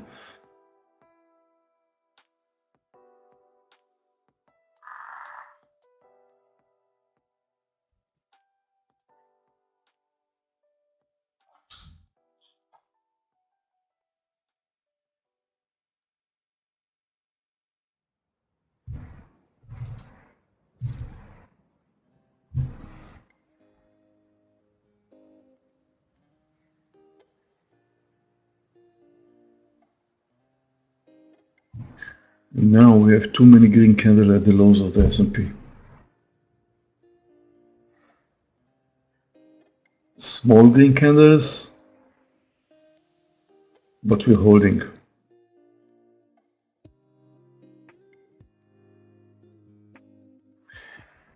There's one more thing that I have to remember here is the fact that it's Friday. And on Friday, here comes Tesla to the lows. It could be that the S&P will just hold here. Could be. I'm getting ready for a partial in Tesla. Here comes a breakdown. Should take us all the way down to 208, very close to 208 in a few cents. That should be my partial point.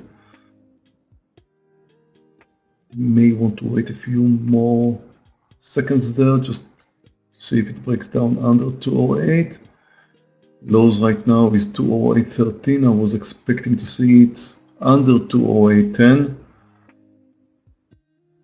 And we're getting there now. We just touched it, 208.06, maybe a breakdown, yes, good. Very nice. Nice. Lots of volume coming. Look at the volume coming into Tesla now. You can see it if you watch the time and sales. You can see it so far on the chart. Taking down my chart, my partial. Took my partial in Tesla. Still in red. I'm still in red,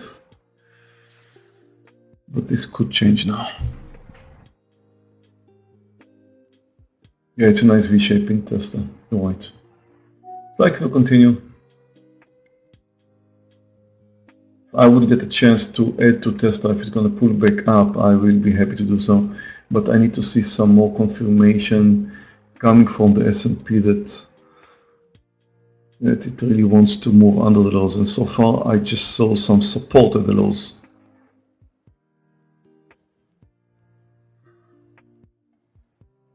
Nice move in Tesla.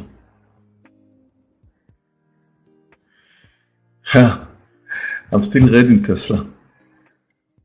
You know, my first trade in Tesla and my second trade in Tesla altogether, I'm down like $160 right now. If I would close it right here, and I'm not going to close it right here, so my open trades, my closed trades in Tesla, I'm down $367. I wanted to see a green number there. I don't. But look at Tesla, it's still going. Good finish in green. It's going to continue. Yes, I am still holding you. My only trade I have right now. And the S&P once more, getting close to the lows. Can the S&P make a move?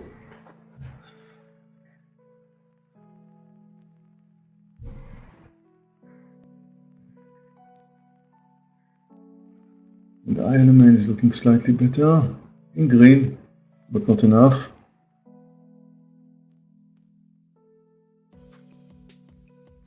Okay, Roku in green.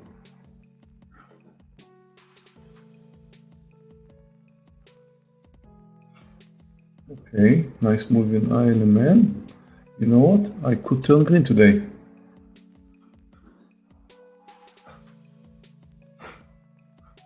Nice. Wow, Tesla. Wow, Tesla. That's incredible. Tesla's really losing it as the market slowly approaches the lows.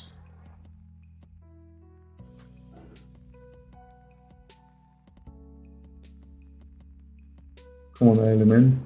Nice breakdown in ILMN is gonna make me green today. Just that. And of course some support from Roku. And I'll be fine. Tesla doesn't stop.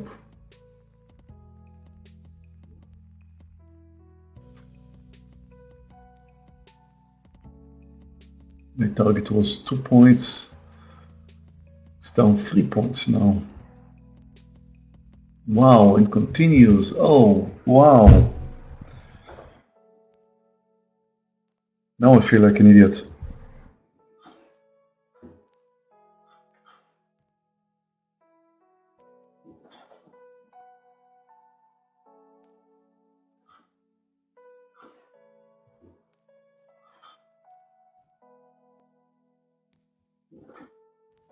Oh, look at it goes. At some point here, I would like to cover some more. NVDA coming down as well.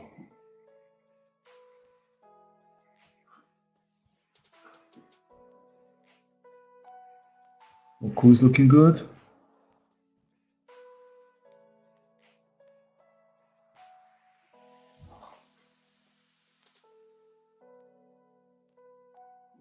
I'm about to cover some more, covering more now in Tesla. Tesla trade. No, I'm still down $15. I thought I'm green. I'm not.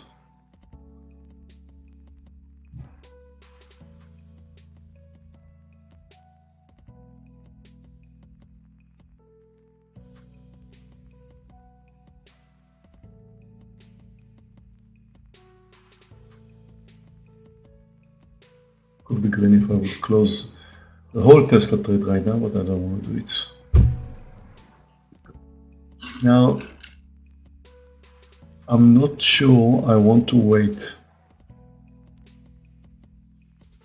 Wow, you just spiked up. I'm still in this trade, you.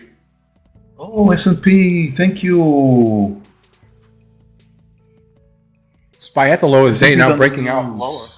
Nice. NVDA finally I down. got what I wanted. And that means that Oku will move, I believe, under the lows. We just got the support of the S&P and that should happen. IMA is not doing much.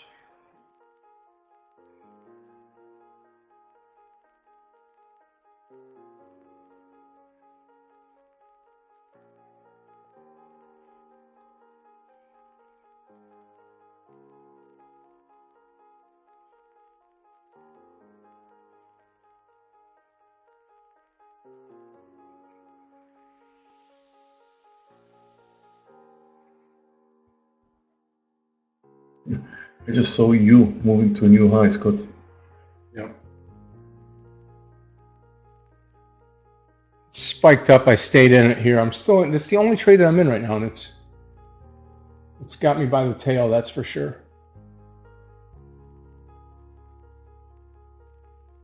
Yeah, very tempted to short NVDA, but remember the stock is up in an otherwise falling market. We just have to watch it here.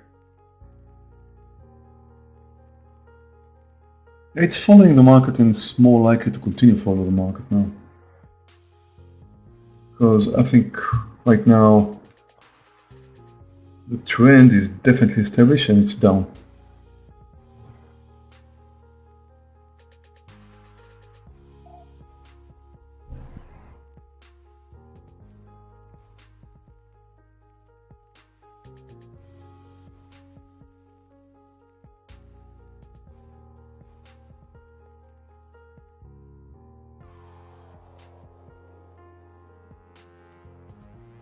Yeah, you looks terrible. That's exactly right.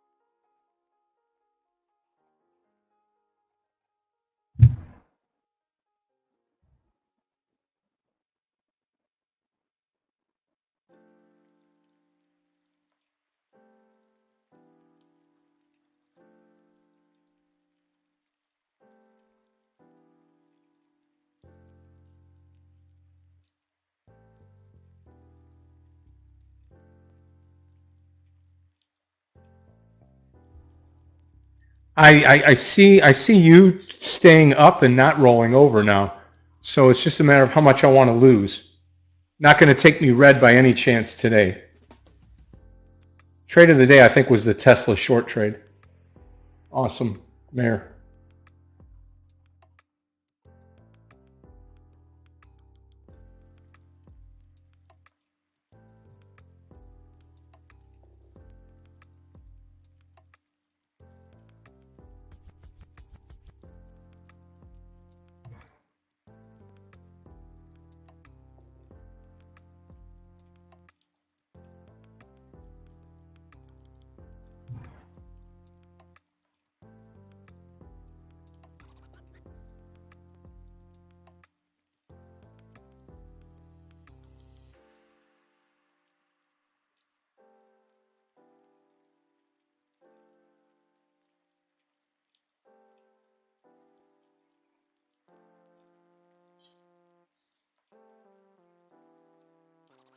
SPY at the low of the day, still coming down.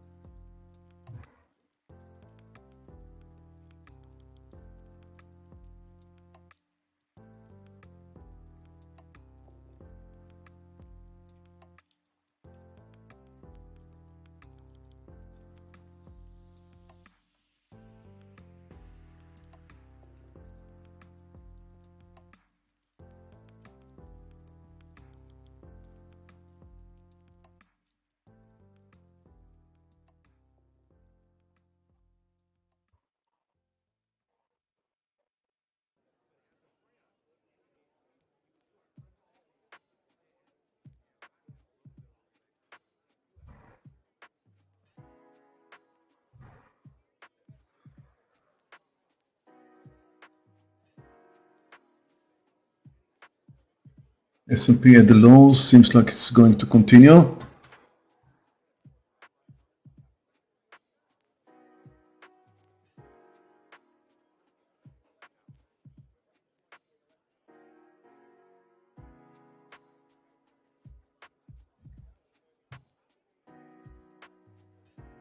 Yeah, we've got a new low, we're coming down. S&P still in green, 0. Almost 0.2, Nasdaq up 0.5. It's a green day. Again, based on the overall trend of the market, I did not think it's going to stay.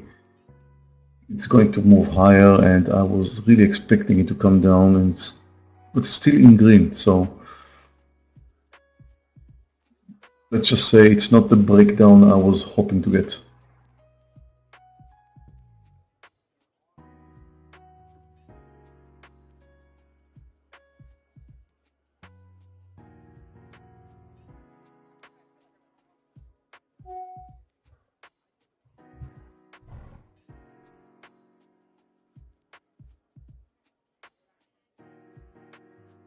Okay, 476 NVDA long.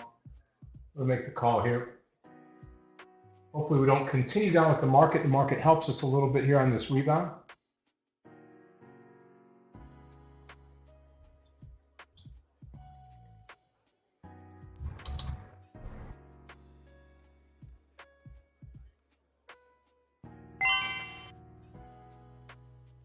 Come on, Roku.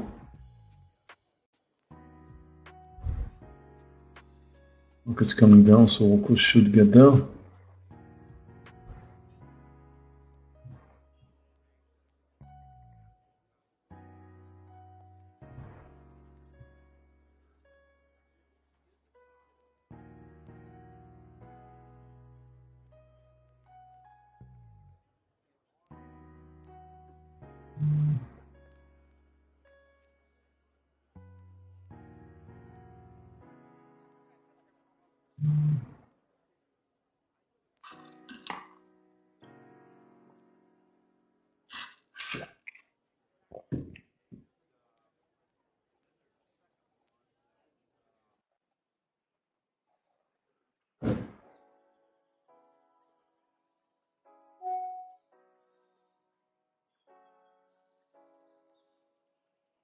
Okay.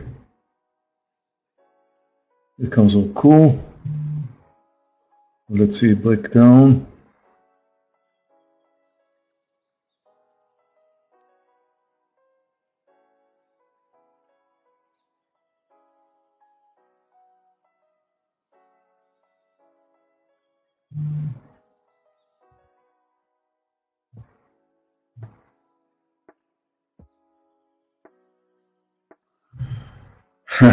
Short it all. You know, if I would have seen some stronger downside momentum, I would have considered going for it. But it's Friday, and we do have a downside move, but it's watching the paint dry. Not what I was hoping to see. So I may have got it right, expecting it to move lower, but it's so slow and I don't see why I should.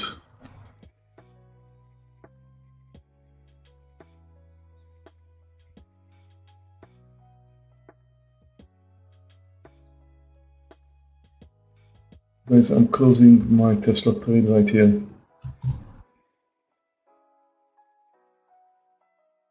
Now Tesla is in green. I'm out of Tesla.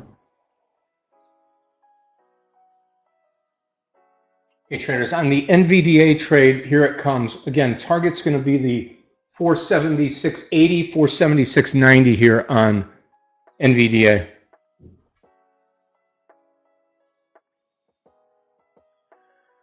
ILMN is going sideways for two long traders. I'm closing it here. I'm in green, very small winner in ILMN. I'm out. I have to start realizing that it's not going to make much.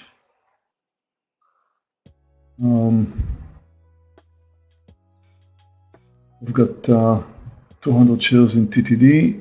I'm closing it now. And Roku just moved to a new low, which means I'm going to finish in green. Now let's get another spike down there, if I can, and then cover that one too.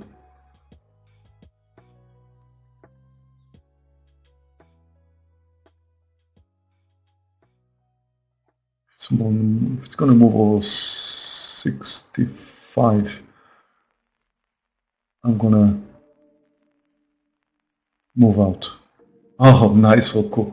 That's the breakdown I was looking for. Not really. I was waiting for it to move to a new low in a nice way. It's not really what I was looking for, but it finally did move.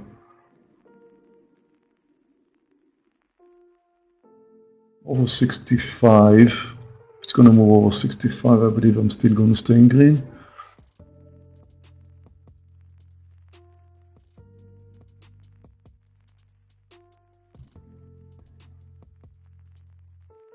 Come on, don't get there.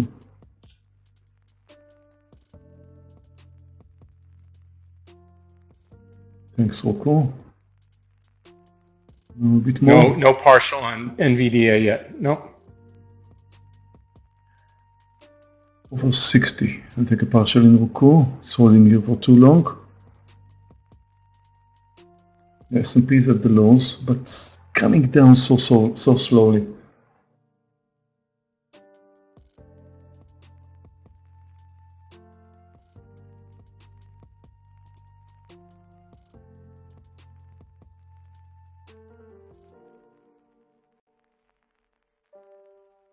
Yep, long NVDA, short U. That's all I've got right now.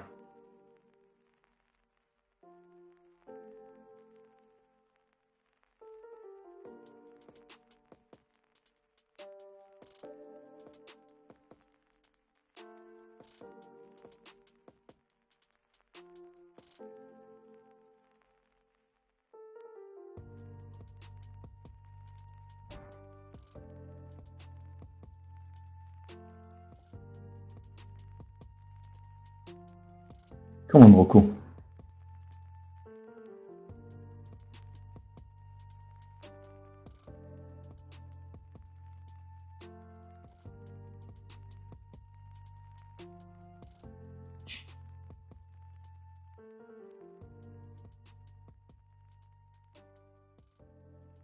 Microsoft top of the day too.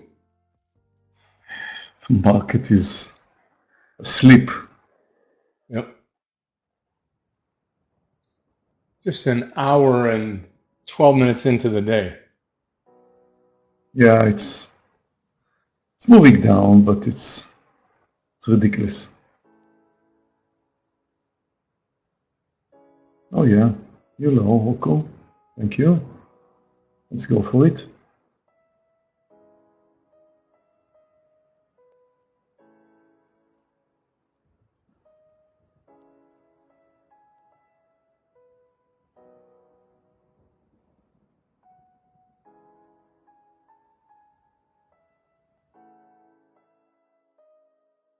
Thank you, Rocco. Let's go down. Let's make it a real nice trade. It already is a real nice trade. Over 50, I'll take a partial, over 79.50. And the market is at the lows again. Some help from the S&P, it may continue, possibly without.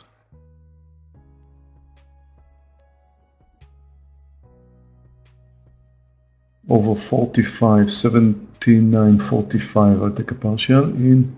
Oh, no, not so quick. Still holding. Okay, 50, 79.50. I'll take a partial in Rocco. I need to give it some space.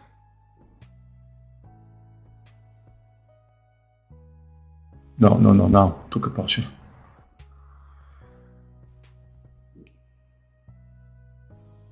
NVDA slow.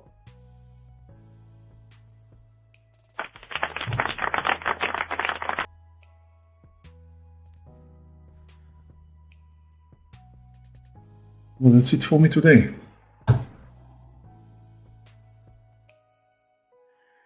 Traders, I'm going to finish in green. $870. Honestly, I don't remember the last time I was working so hard for money. Look at that, Scott. Over 1 hour of trading and 870. That's like minimum wage for traders. Yep. That's been tough. I mean, you got to put your mind to it. Stock pickers market here, and got a little help from the SPY today on that Tesla short. But other than that, it's been pretty tough. You has got me cornered here, but I'm still in the NVDA trade. And you know what, Meir? Green is green, especially on a Friday. Yeah, I'm happy. And also, the fact is I really had a very nice green week. So it's been a very good week for me. And I've been down today, like $3,000 or maybe a bit more, and somehow managed to get back. And it really worked out nice. Tesla finished in green, so I could end result today 1, 2, 3, 4 green trades and 2 losers. I should count another loser in Tesla, so 4, 3. I'm good. That's fine. Well, traders, I appreciate the fact that you joined us today and throughout the week, of course. Thank you very much for following. It's been a hard day for me, but turned out to be a small green day, which is fine. Green is good. Have a great weekend. Enjoy the weekend, and I'll see you here next week. Actually, I'm flying next week, Scott, but it's only going to be on... No, it's in the weekend, so I believe I'm flying all day. Yeah, Thursday, Friday, I won't be here next week. We'll be here, so no worries. To Italy for a few days. Well, that's it, traders. I'll see you next week. Enjoy your weekend. Bye. Appreciate it. Yeah. Have a great weekend, my friend. We'll see you next week. Yep. Enjoy it. All right, traders, we'll transition out from Meir's desktop to mine. And again, good job. I mean, I would agree with him. A little tough market, but it's not a problem. We're going to get this NVDA trade to crank right now. Again, if you're in here with me, about 20 more cents here. We're going to watch that 477 area, NVDA. We're looking good.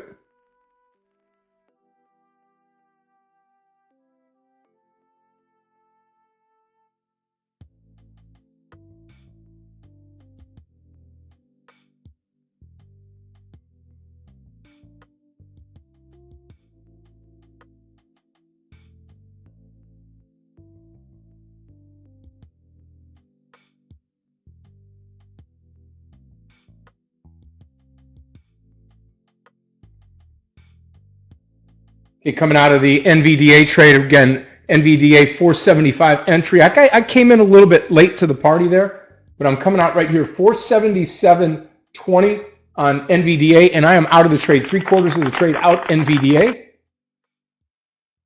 And the only issue I've got right now is you, and not you, the trading room, but you, the stock. So I'm waiting and watching on this one here.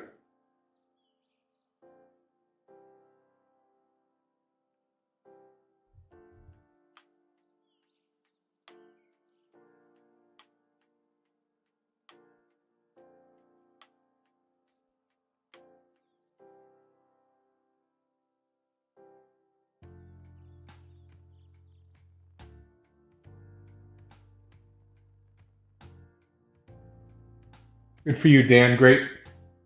Sell into that strength of the move. I love that. Love it, love it, love it.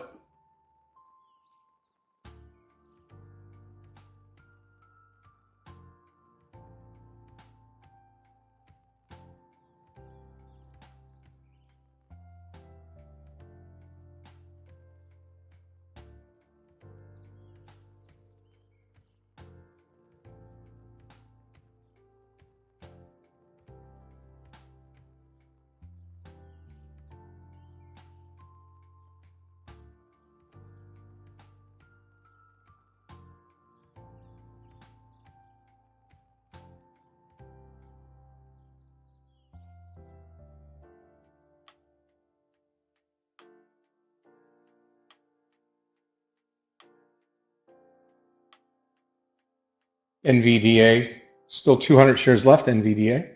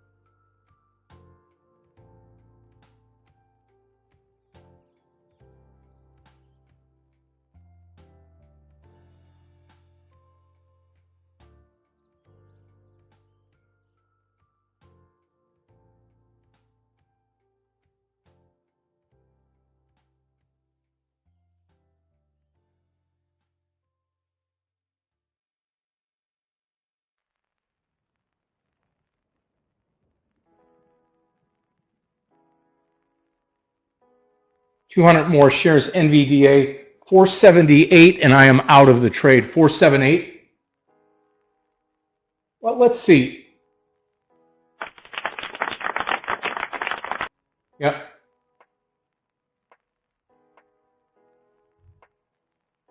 Traders, I will be right back. Just give me one moment.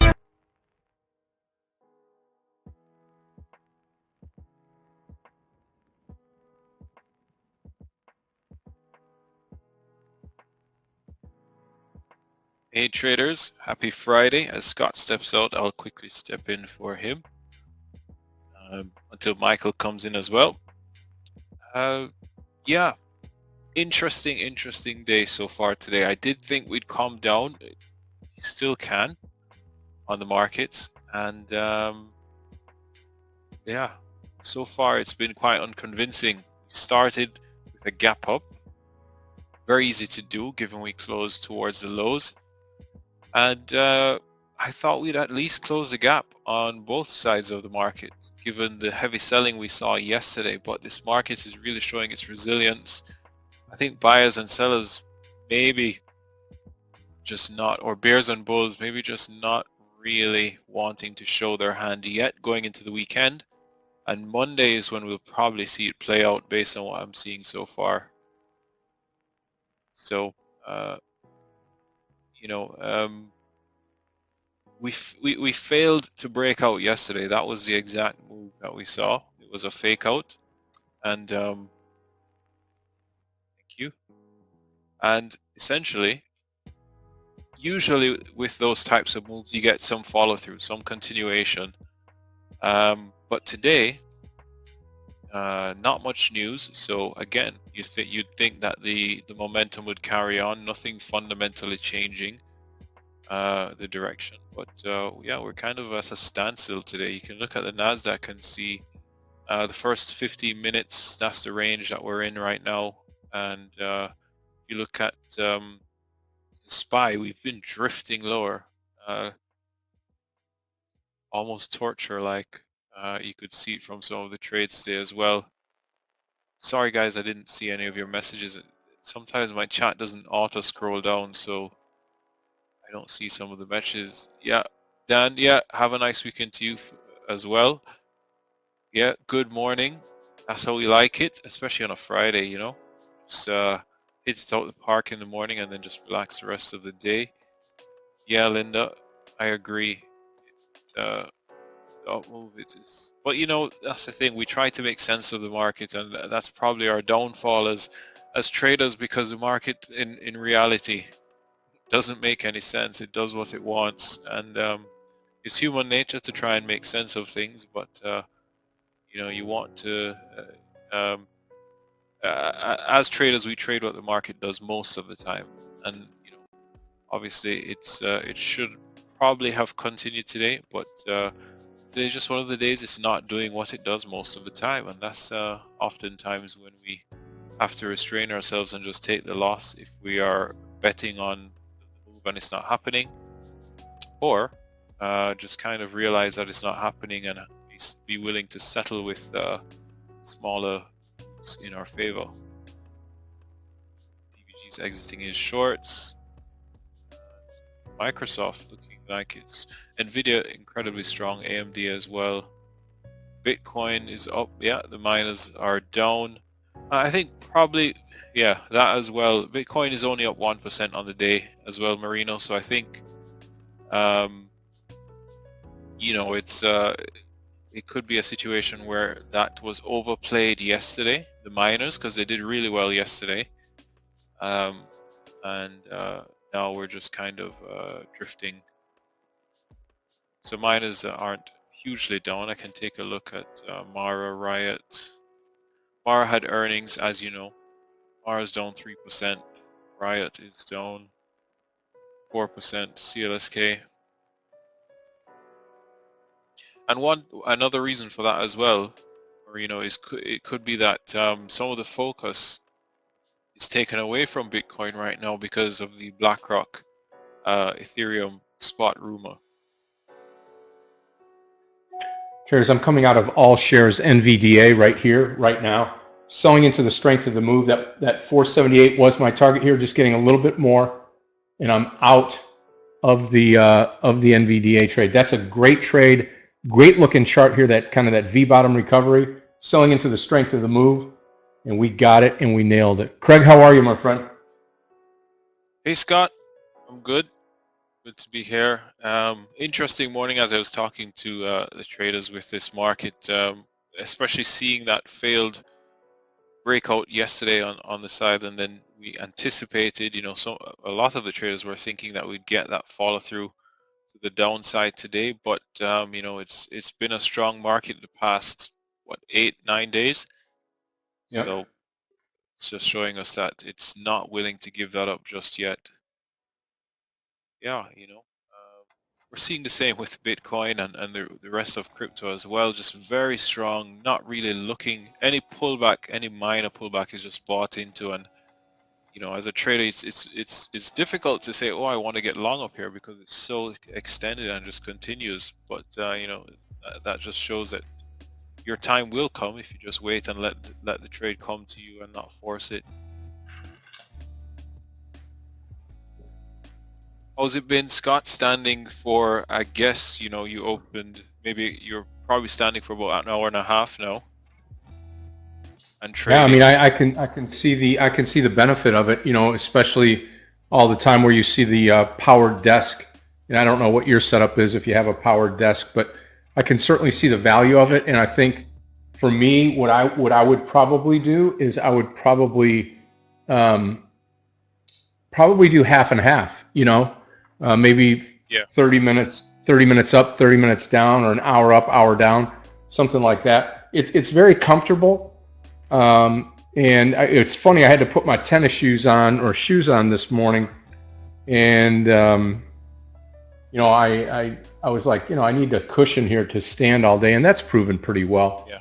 But yeah, I mean, the problem is I'm bending over like this, I'm over here, I'm typing. Yeah. That's you can't have a sit down desk and a stand up mentality. So, but I really see the value of it. It's really cool. Yeah, when I was changing my setup, because I changed my setup 2 years ago. I was looking for a sit-stand desk. I don't have one; it's a standalone.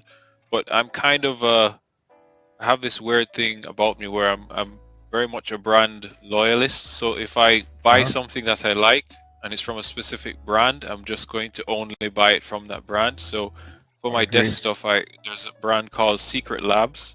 My chair is Secret Labs, my desk is Secret Labs, and they didn't have a sit-stand desk at that time. But I definitely like the quality of their build and stuff. It's not hugely expensive, but they have higher price things, and they just emailed and said that they're putting out their sit-stand desk. So maybe I usually change my setup every 2-3 years. So maybe another year and a half. Yeah, I just pulled up their website. They got chairs, right? Yeah. So they have the same setup as DX Racer, the same chair as DX Racer, but it's a bit higher quality, and they do brand association as well. So my chair is a Batman themed chair. My desk is a red and black themed desk, and I have my light obsession and stuff, so it has facility for, I have the lights lining it. You can't see it, but it's up against it, and it kind of glows. But yeah, I've got the DX. I've got the DX Racer chair, and the right where you sit, since it's made out of pleather, right? You've heard the word pleather before, not real leather. It is peeling. I don't know how old it is. Maybe 9 years old. So I mean, I guess I'm due for a chair. Leather chair would be like a baseball mitt, probably still. Okay, yeah, I see the Magnus chairs. Yeah, the Magnus is yeah. That's that powered desk. So I wonder if they have an L on the. I wonder if they have an L to it. Like, yeah, I guess you could do the metal desk next to it. Just a standalone, because I've got an L shaped here. In the office where I'm. It kind of comes here and then around this way, and I've got everything set up. And then Clifton's got my mic all set up. That was beautiful. So we'll continue on. I don't know, maybe a good Christmas gift. The one thing that I don't like about the DX Racer chair that I've come into an issue with, and I'm less weight now because of surgery and because of what I've gone through, but it's got the side bolsters, and I figure, when I sit down and flatten out, I touch the side bolsters. So I would probably get the XL version, which is kind of a little bit more flat, made for bigger people. But I'm only, I'm 6'2", but I'm 200, or right on it right now. And you know, I've gained about 25 pounds back from my low. So we'll see. I need to update it anyway. Yeah.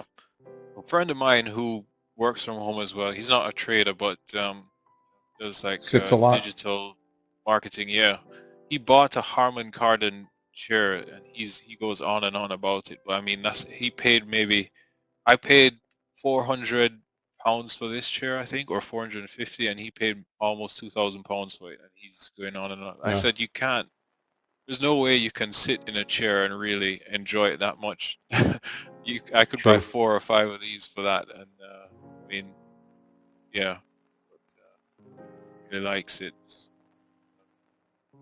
Well, you know, when you sit, you know, even making the move 9 years ago, I think my chair also was, you know, $400 or $450. Yeah. And you know, for the there we go.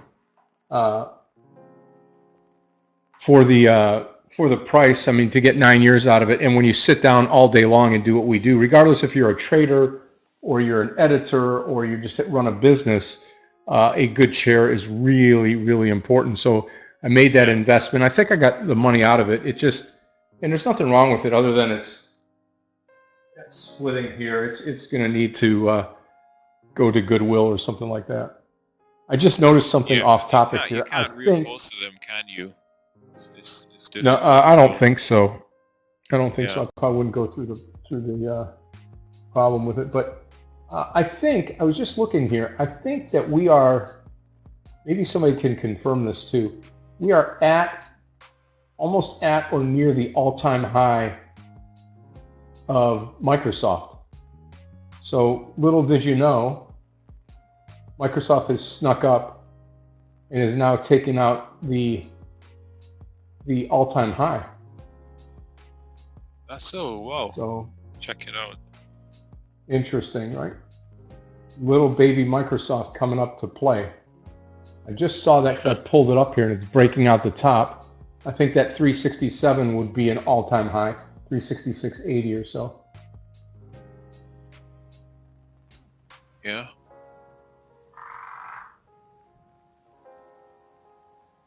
Yeah, weight gain. I'll tell you guys one thing, and ladies, that, you know, trying to stay fit is really important to a lot of people, you know, for many reasons. And staying fit is difficult. SPY breaking out at the top. Wow.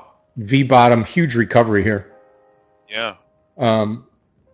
So, I mean, it's important to stay fit. One of the things I would teach in my classes is, you know, mind, body, and soul, and you've got to have all three to have quality of life. And so if you're putting in the time to get in shape or stay in shape, that's one thing. The only thing I enjoyed about going through the surgery and coming out the other side was gaining the weight. I've got a really, really nice understanding of ice cream now, and that really helped to put the weight back on. But Yeah.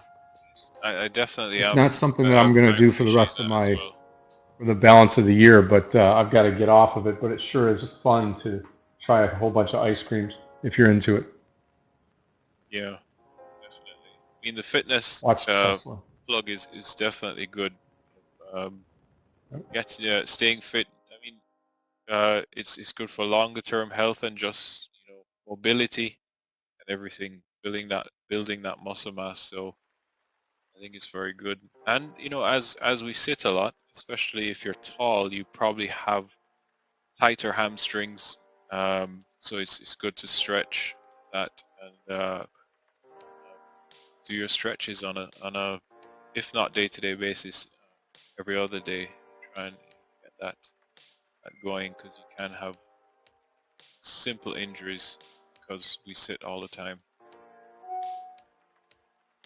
But yeah, Nasdaq new highs on the day and running higher towards that high that we put in yesterday.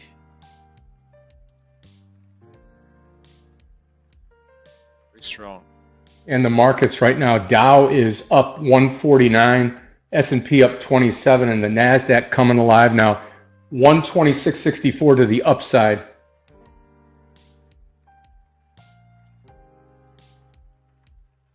Yeah, Marino, you sit on a skippy ball. Yeah, because of your back. Yeah, for sure.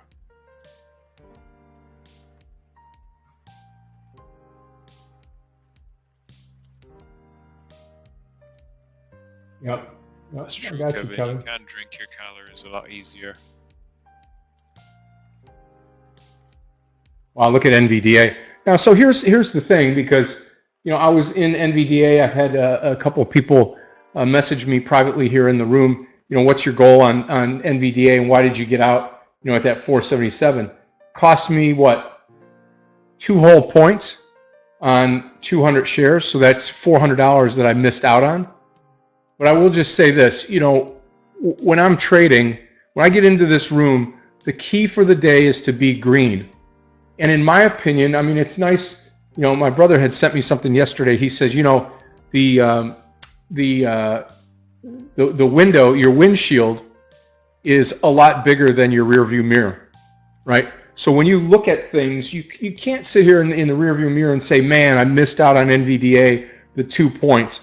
Your mindset has to be thankful, and if you're a Christian, thank God that you got what you got out of the trade. You're green and you're happy, and it's Friday, right? I mean, we talk about this, Craig, all the time about being green on a Friday. Kind of sets your tempo up for the weekend, gets your mindset right, and it's nice to be green. You can't look in that rearview mirror and say, man, I missed out on 2 or 4 points on NVDA.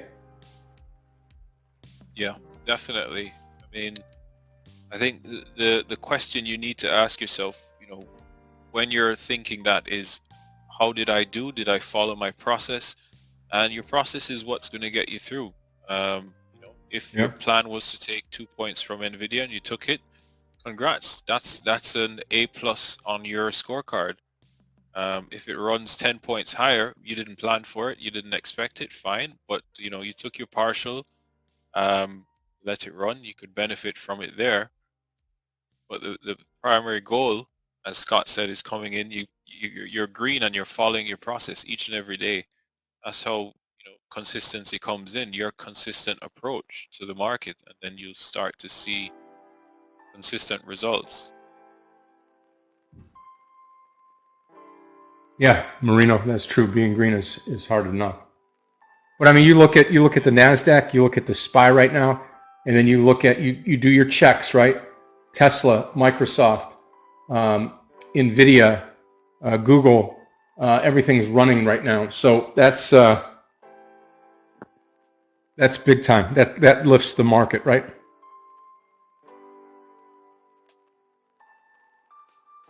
The market I is want to sit definitely down bad. shooting higher now. I mean, watch out for those levels yesterday. We tried to break out yesterday on the Qs and the SPY. It's a long-term resistance level. I know Kevin was watching that as well. We spoke about it. So you can look at yesterday, that 374.80 to 375 on the Qs, and then if you look at the SPY, where we tried again before coming down, look at that maybe 438, 437 area. So it's going to be 437.80 to 438. Can we make that run? Q's obviously a lot stronger in terms of the price action.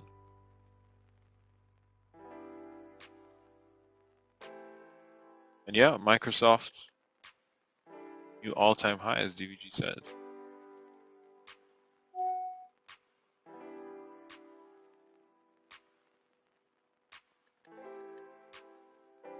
Not so long ago, Microsoft would have been put in the same category as maybe trying to trade a Pfizer or trying to trade, so yeah, very true. Huge, very liquid blue chip stocks. But now, it's up on the list every other day.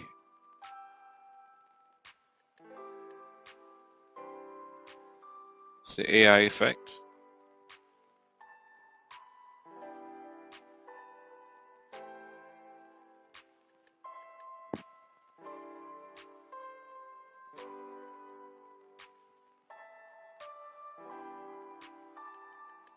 Good morning, Scott, Craig, everyone. May I get a sound test?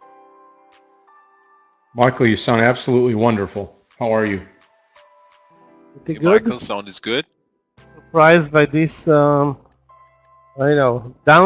moving lower and then reversing, although the range was very, very narrow. We had a $1.50 range, now almost $2, still a narrow range, and again, it is a Friday, but this half an hour reversal here, I don't know what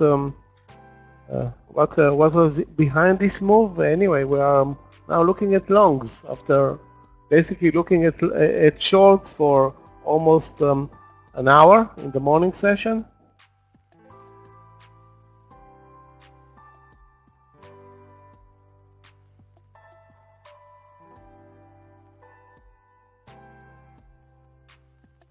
Guys, if you see anything interesting, let's watch for maybe a small pullback in this market.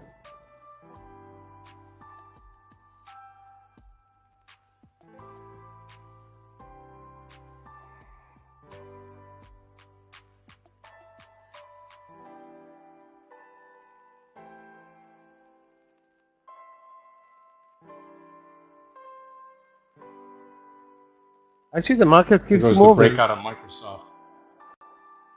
Michael, take a look at Microsoft all-time high. Yeah, out of nowhere. I mean, who's watching Microsoft? So basically, we're focusing on most of the other Nasdaq gainers, like maybe 99% of the time looking at Tesla. That's what Craig and I were just talking about. I mean, it's a blue chip stock. We don't think of it as a day trading stock. I've got investments in Microsoft, which is good, and that's why I watch it. But this is incredible. It's a really nice move.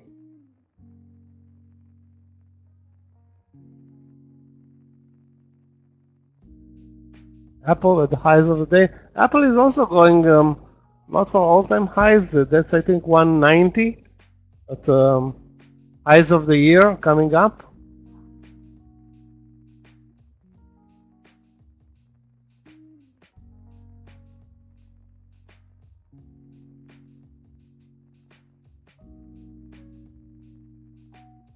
Yeah, I'm out of the U trade with a loss.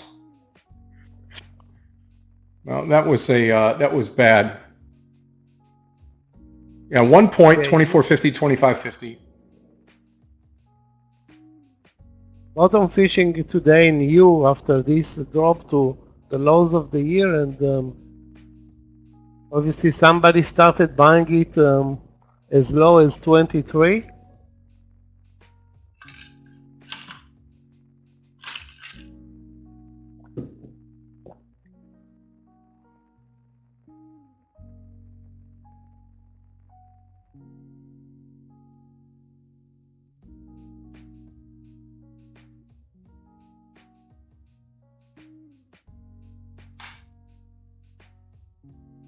Tesla again all over the place, sharply up, sharply down, now up again.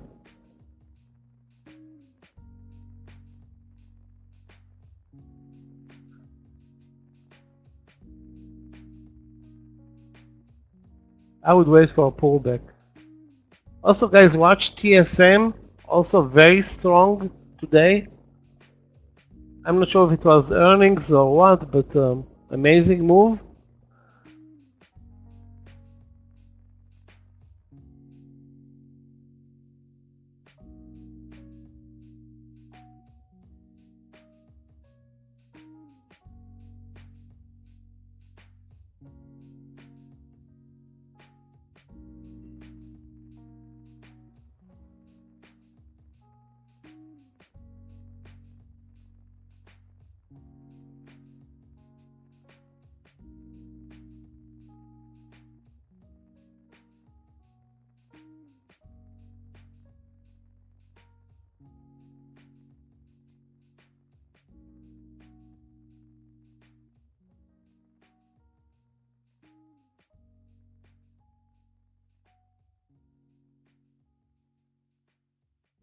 Well, we are at the highs of the day and not looking even for a pullback.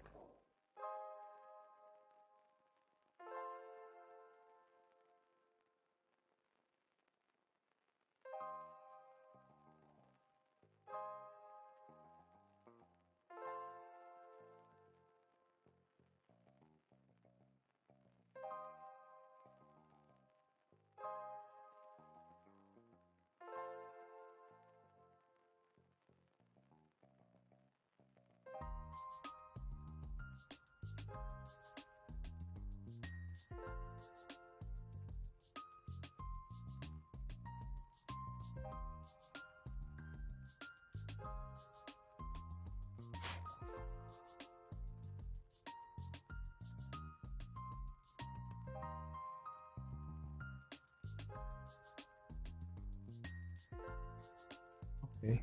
If we start to pull back, guys, any pullback in U is viable. Any pullback in TSM is viable.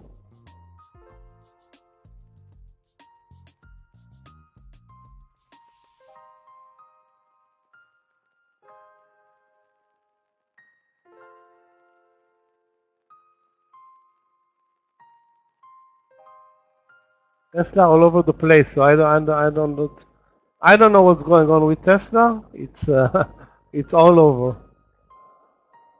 Stay away from that one. AMD at the highs of the day doing amazingly well. Not to mention Nvidia up 10 days in a row or something like that.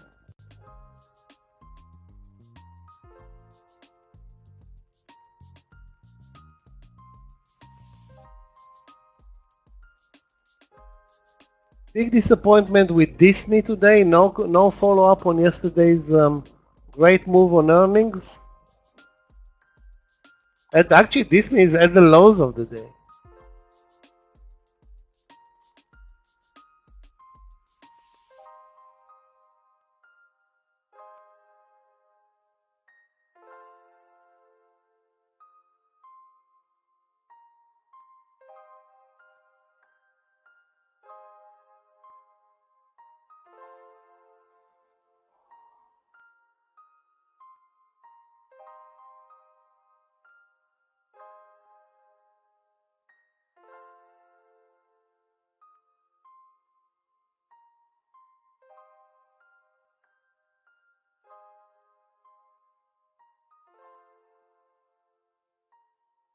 I don't believe the moves, the move in TSM today, making new highs after new highs, and again, no pullback. Maybe there was one bar pullback for a minute all day.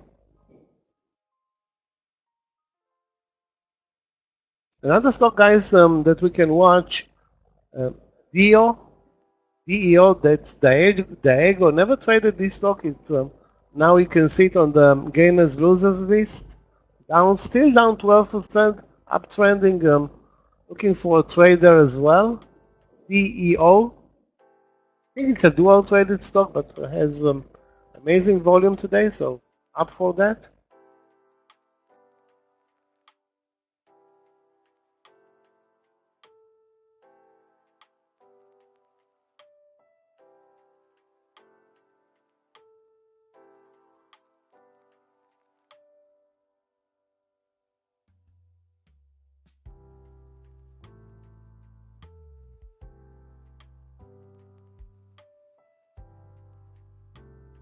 Again, guys, we have another breakout. Remember, I think yesterday we traded. I didn't trade, but there was a trade over 480 in Nvidia. It's setting up for a breakout over 480 again today.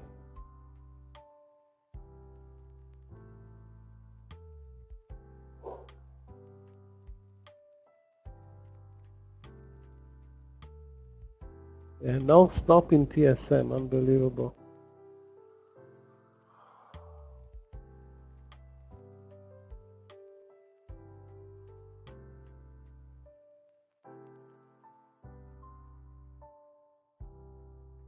Another stock that's doing amazingly well is Synaptics, SYNA, but again, very low volume, and on top of that, huge spreads. That's why I think the semiconductors are up so much. 2.8 up on semiconductors, probably thanks to Synaptics, AMD, Nvidia, TSM. Basically all the leaders, or most of the leaders here in this sector.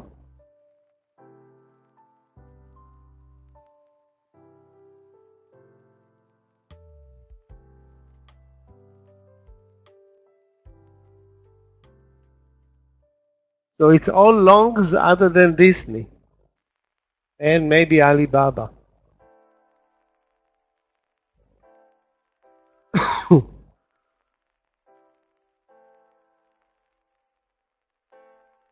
Wow, Alibaba, what a disaster. Anyway.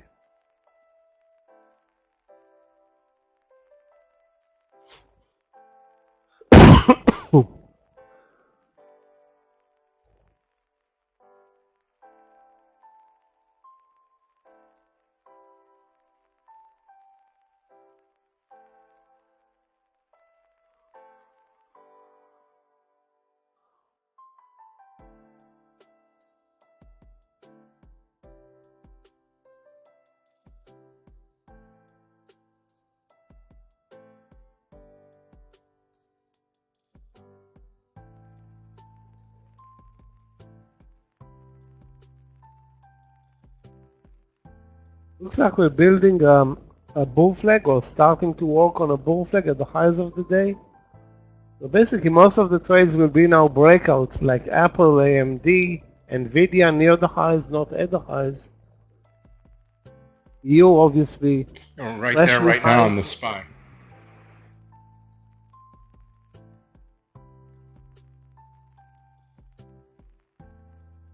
The move up in the market basically took the shorts out. They were executed.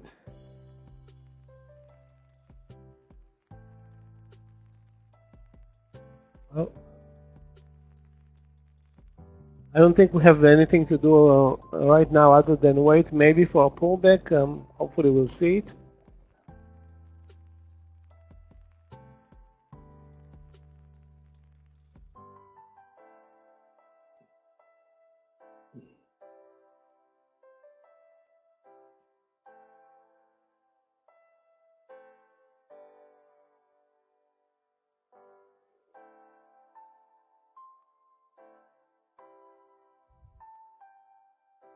You can also watch for a pullback in Microsoft. Again, the VWAP is $2 below, more than $2 below. The breakout was 365.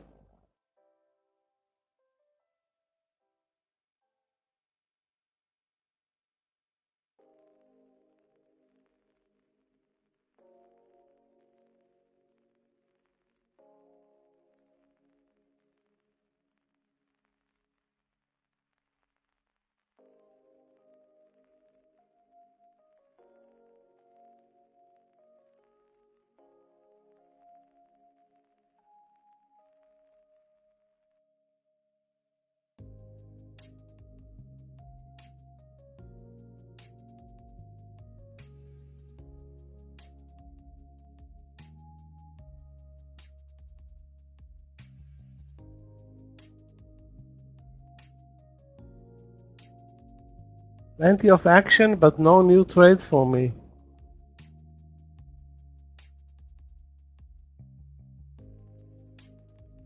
So guys, if you see anything interesting,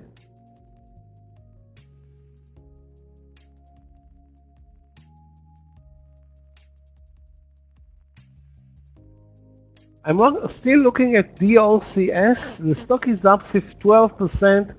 However, it's been trending lower all day. That's a disappointment because we should be looking for a trade long, I hope, at one point.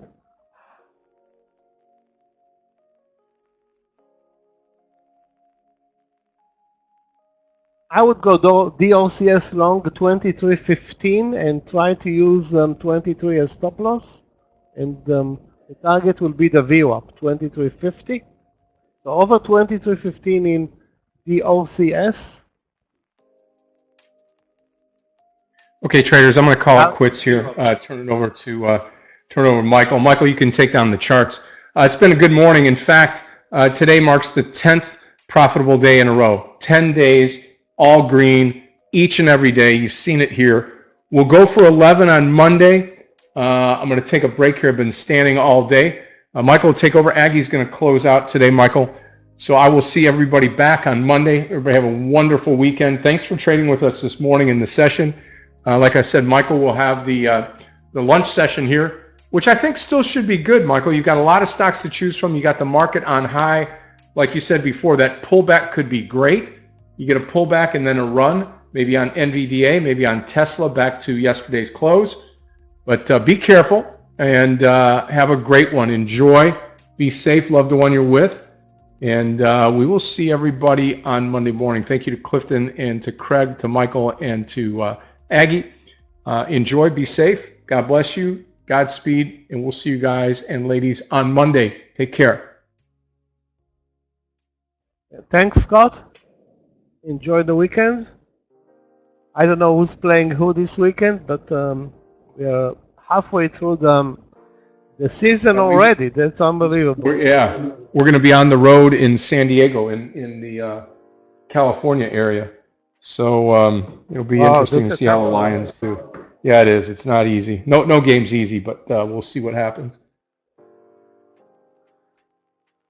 Yeah, see you, Scott. So guys, Plenty of action today. Some surprising action, but nevertheless, you know, if you look at looking at you and plenty of people were looking for a short trade there. You is unbelievably strong today. Don't want to watch the daily. You just need to watch the intraday. You watch the intraday, that's enough. And many stocks that actually traded lower in the morning session or started with a gap down ended up being big winners.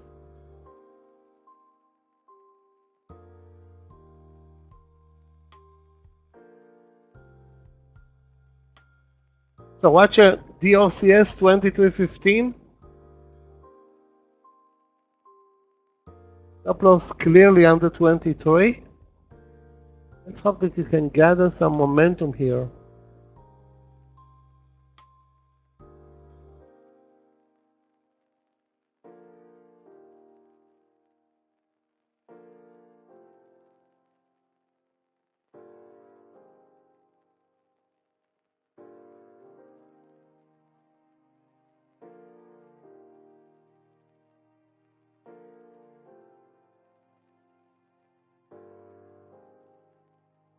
A bit spready, but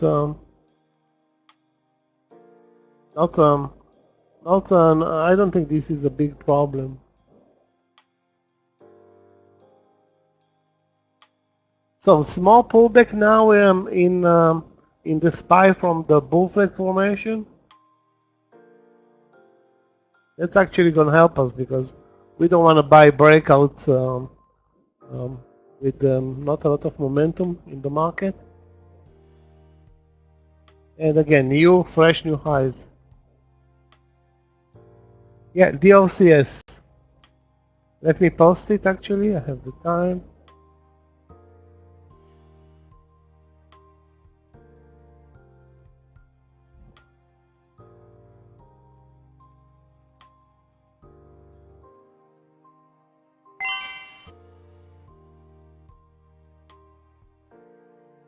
And you see, what we see here is a stock that's up 15% and moving lower, while the losers are moving higher. That's how the algos are playing the market today, meaning taking profit immediately, taking profits off the table, and buying cheap. And you know, that one in EU worked, but you know, any pullback on the daily in EU for the last 3 months has been a real disaster.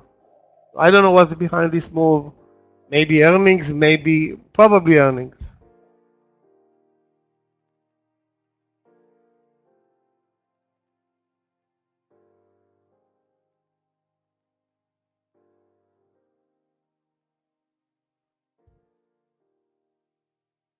The range today, 430, 450, 437, so $2.50, way better than the morning range, which was very, very narrow.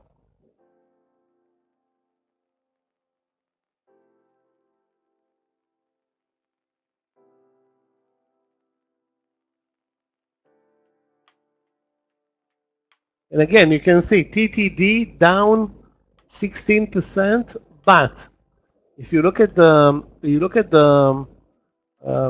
intraday chart, oh my God, what a trade! We just missed a grade. Anyway, if you look at the intraday chart in TTD, the trend is it's not lower. The trend, I would have to say, is maybe higher.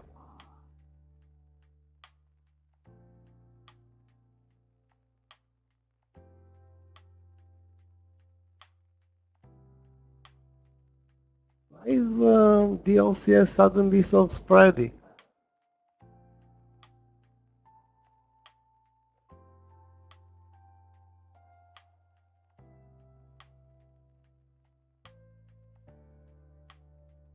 Okay, pullback in the market. Still, I don't see any short trade. I mean, there was a breakdown under 43 in TTD, but it went like lightning fast. And again, I don't know what is the trend in TTD. It can be all over the place, sharply up, sharply down.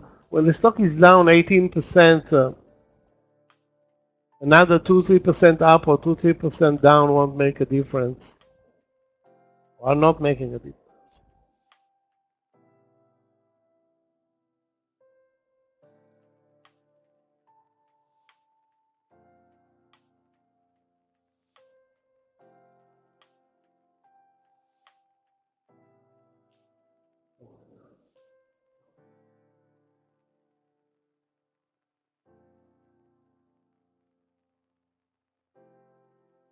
What's the symbol? HG? IPO? Really? IPO? Okay.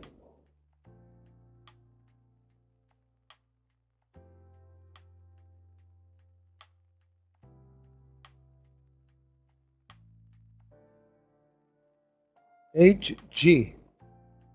Okay, volume decent. Highs of the day 1540. Look at this. DS, the OCS. Can't move. We're lucky we're not. We did not trigger into the trade. So let's watch also AG. Yeah, volume is decent. I don't see a lot of spreads. We can buy maybe maybe 15 and a quarter or 1550 or 1540 highs of the day. Let's see what's going on. At least it's worth watching. Okay, so as opposed to most of the latest IPOs, which were $3 IPOs, this one is a $15 IPO. With decent volume, no spreads. I'm going to put it on one of my watch lists.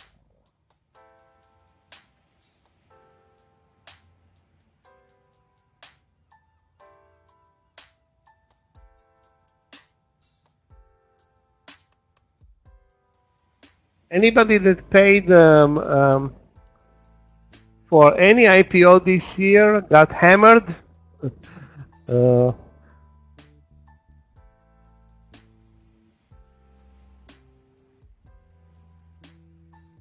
remember a couple of symbols, but most of them are at the lows of the year, so none of them is a winner. Other than the first day. That's a different story.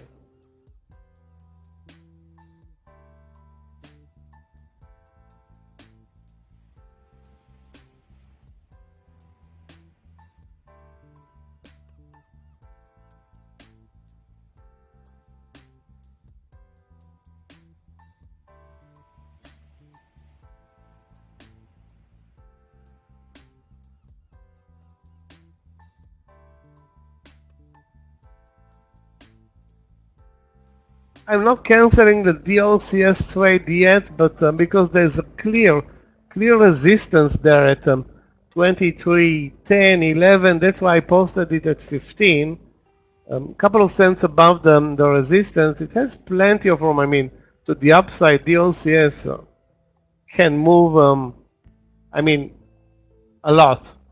I don't know if it can move over the VWAP today, but that's a good target.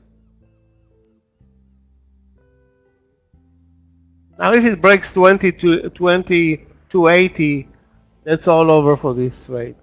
Maybe we'll look for another entry later. Win is moving up. Win is doing what all of the stocks are doing today, up from the lows of the year, I think. Let me see the daily. Yeah, look at Win on the daily chart, Julie. Lows of the year. Traded under whatever, I don't know, 86, and yeah, moving higher. So it's bottom fishing. That's all. It's not anything else.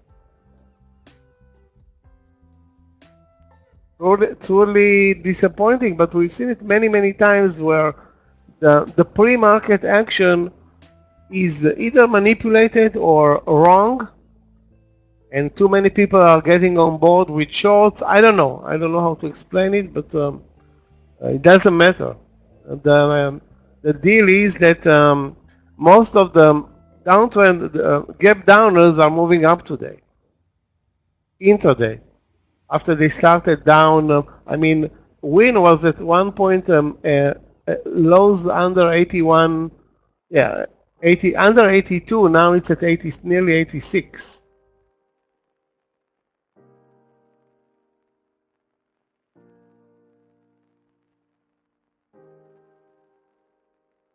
While the stock that gapped up, like DOCS, is moving lower.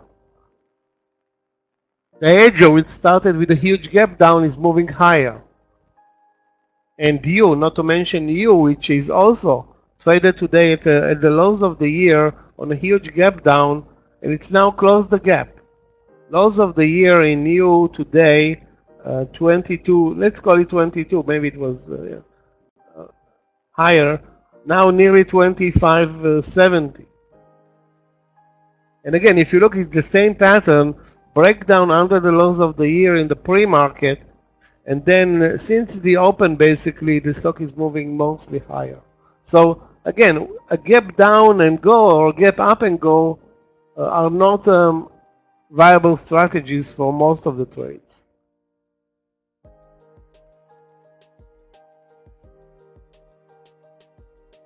I can even point to one that was gap down and go, or one that was gap up and go. You know what? Maybe SYNA was a gap up and go. But if you look at the price section there, horrible. I mean, not tradable, no volume, nothing. So.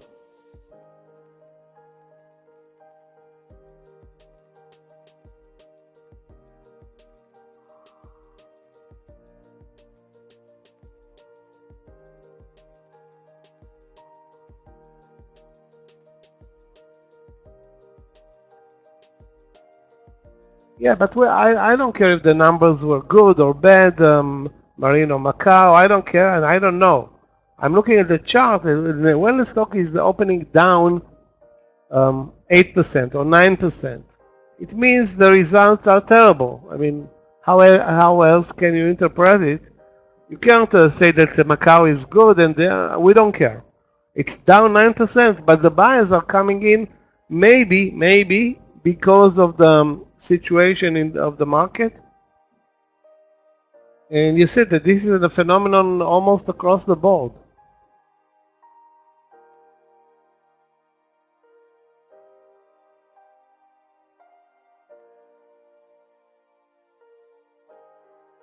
So now we need a long play. We have a 96.50 in TSM, not even close to the VWAP, 96.50. The breakout on the intraday chart was clearly 96. Actually, it was maybe 95.50 at one point.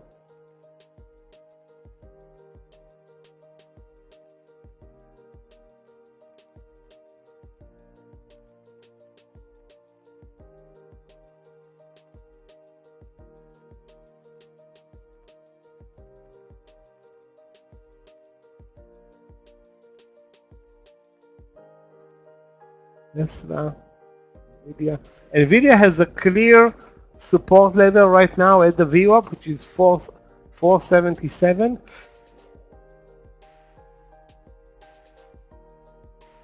I just don't see a great entry point. It's now at 478. Not gonna risk $1 right now in NVIDIA. 478.55. I don't see what's the big deal there. It was tested once. The only thing that's good about NVIDIA, if there is anything good, is that it has good support at the VWAP, which is also a round number, and obviously the daily, the market, the semiconductor sector, everything points to a very strong stock. Keep in mind that it is after a huge run. Anywhere you enter, the stop loss is under the VWAP right now.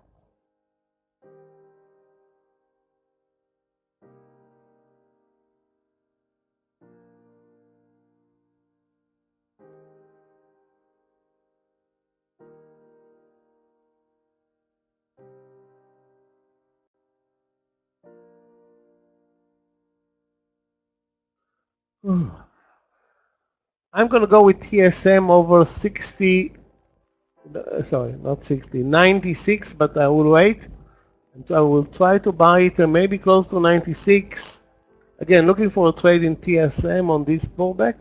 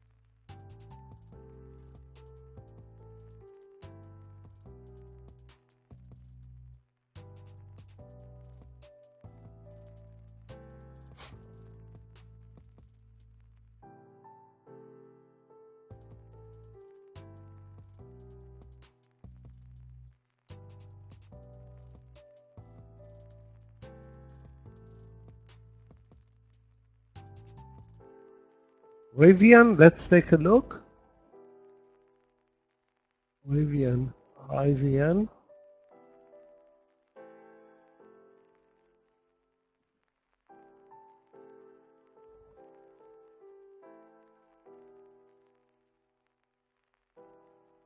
Rivian.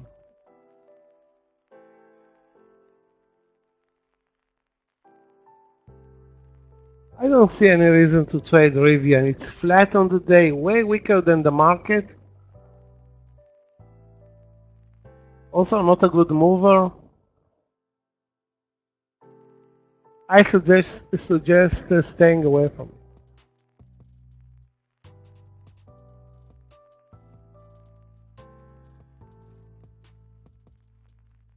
Again, very good volume, but that's always no. This stock always has very good volume. Okay, guys, I'm gonna go with TSM 9630 and use 96 as my stop loss. 9630.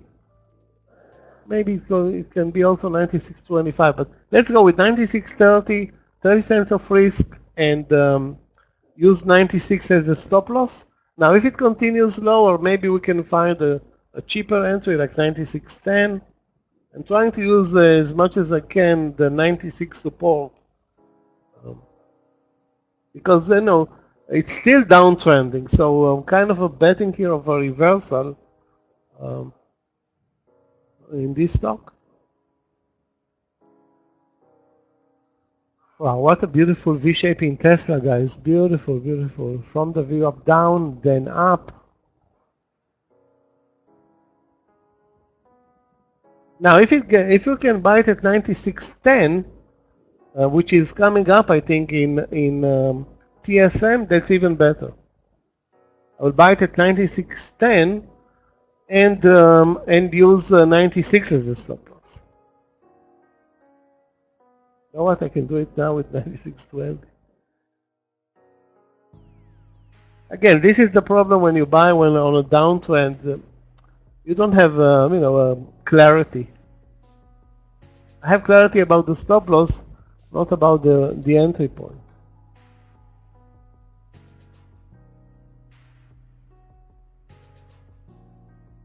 Also, this market is nasty now, not doing much. Actually, not doing anything for almost half an hour since we moved to the highs of the day.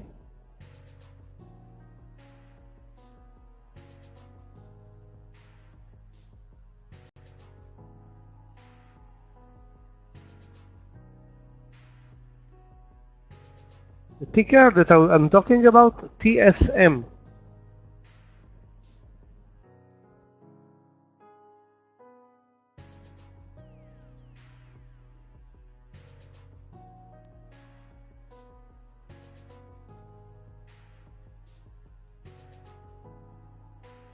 Guys, I will wait. Let's buy cheap as possible, like 96, 10, maybe 15. Not gonna buy it at 96.30. Let's wait. If I trade in this land session, I want it to be a very low risk trade.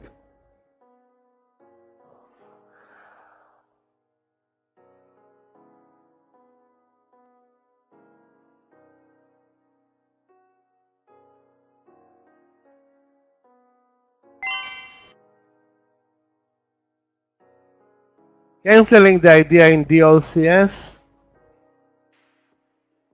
As you can see,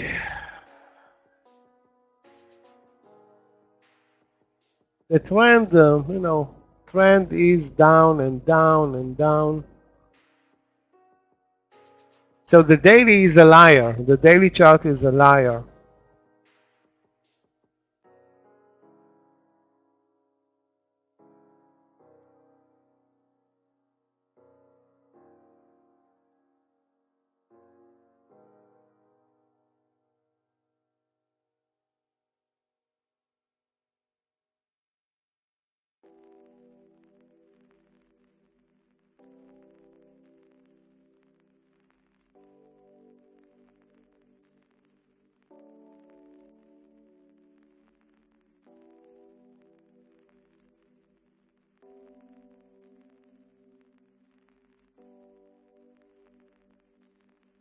Guys, if you see anything, maybe an easy trade, long, short, anything like that.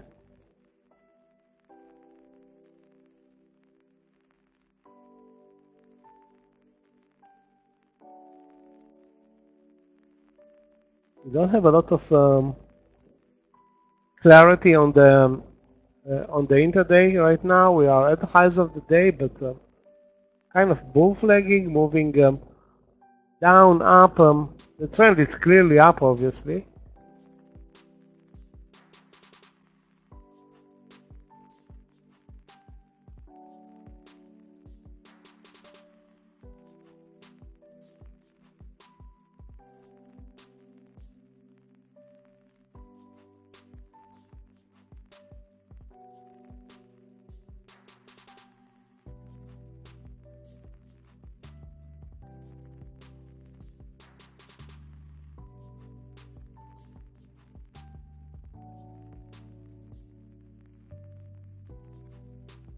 Still within the range of the bull flag.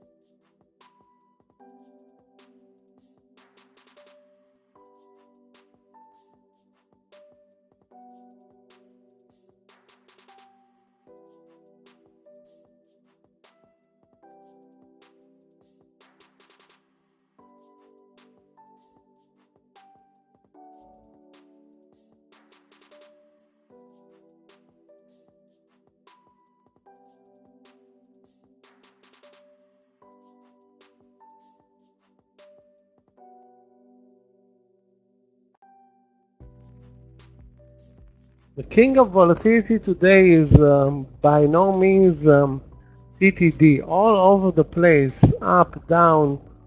The most technical stuff was a pullback touching the VWAP at 62.30 or something like that, and then moving up $1. Wow.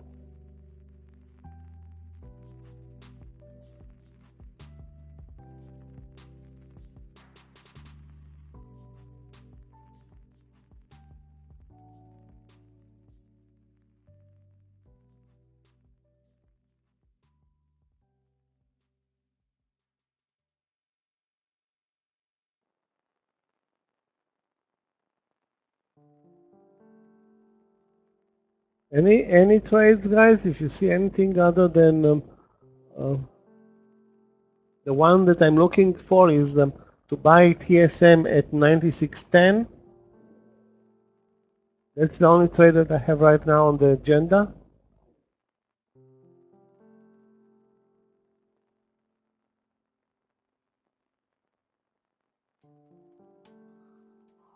maybe even to short Disney, but who's shorting anything in this market?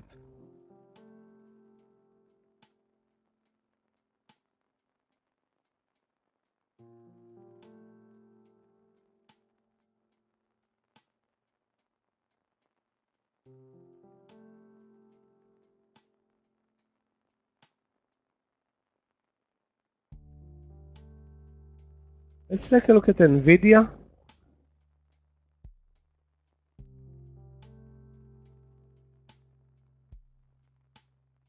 Looks good. Again, I just don't see the entry point. I see the stop loss, which is obviously the 477 VWAP slash round number.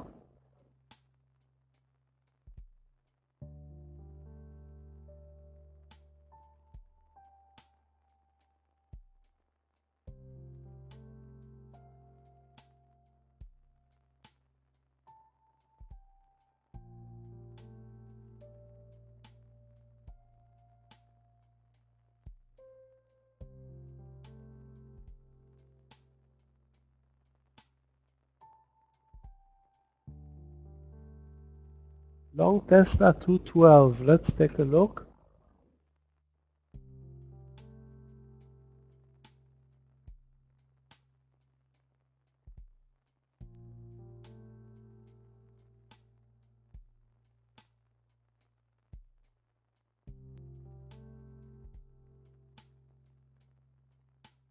Well, right now it looks like a tight stop loss under the bull flag there.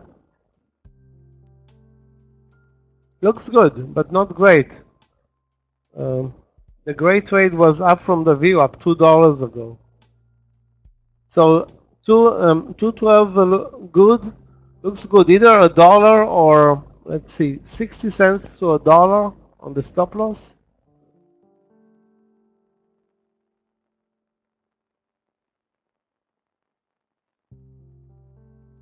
Now, will the market help it? Good question. Probably won't interfere unless we're going to see a big leg down from this consolidation, which again can happen. I don't see it happening, but it can happen. Basically, we are 1, 2, 3, 4, 5, 6, 7, almost an hour at the highs of the day now, not doing much.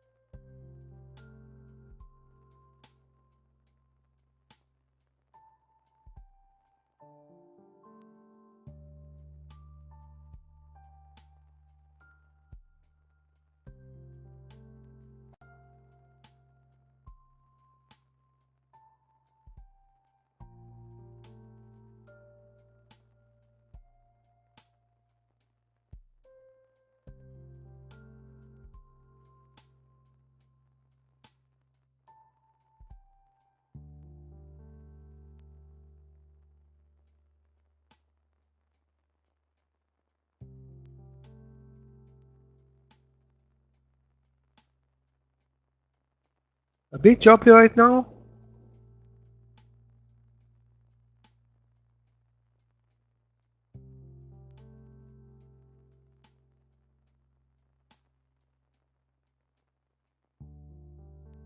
Yeah, Tesla broke the 212. Risk is clearly, the risk is clearly on the chart. 212 minus 60 cents.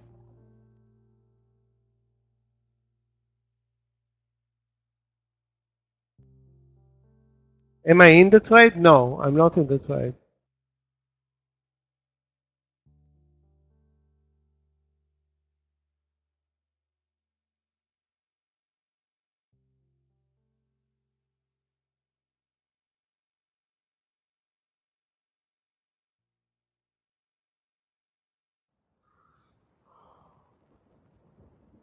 My only trade that I'm looking for right now, looking to enter, is 96.10, the pullback in TSM, and TSM now is not doing anything.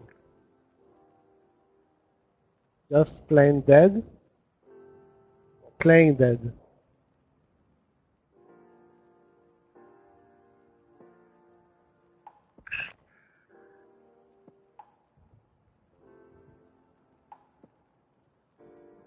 The IPO also barely moving up from the lows, which were 15. But very well, I'm looking at the volume, nothing there. Doesn't look like a great stuff to me.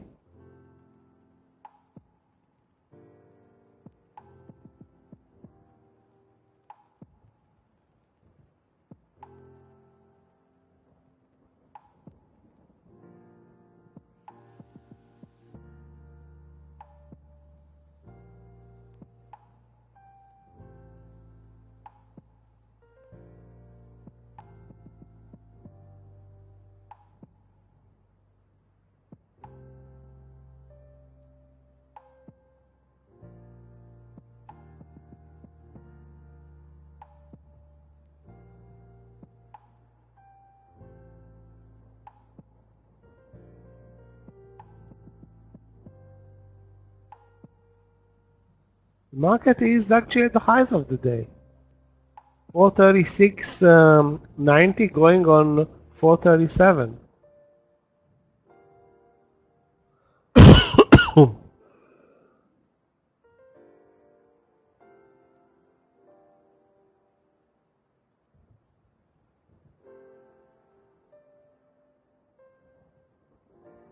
That should help Tesla. Definitely not gonna interfere with Tesla. Definitely gonna help Tesla.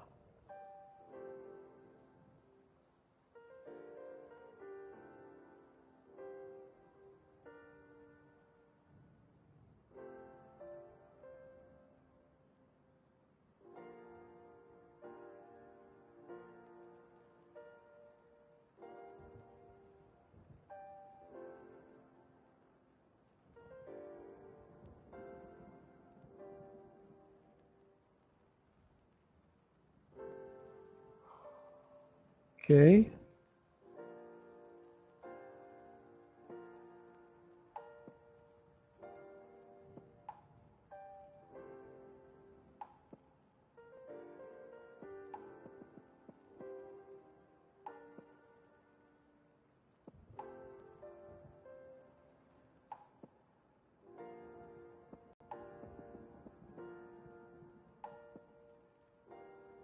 Wow, breakout on the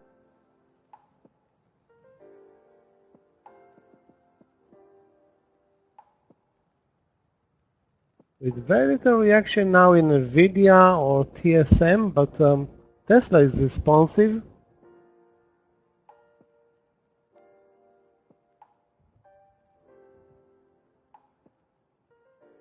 Oh.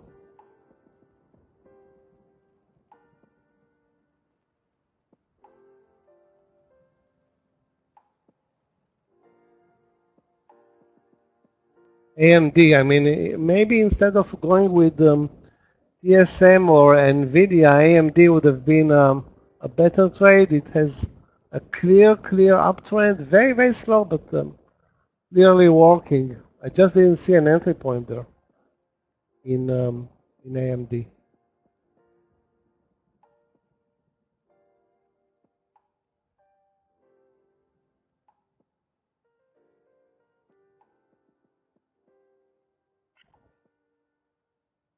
We have also Apple, highs of the day nearly 185, and now at 184.80. VWAP not in play. I don't see an entry there. Again, we don't want to force trades. I wanna say that I'm looking for a trade in U, but U is unstoppable.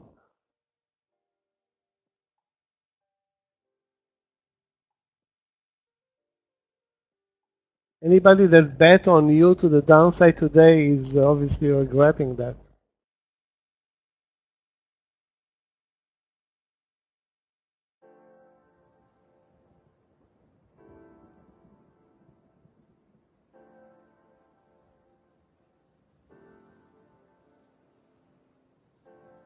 $117, you mean?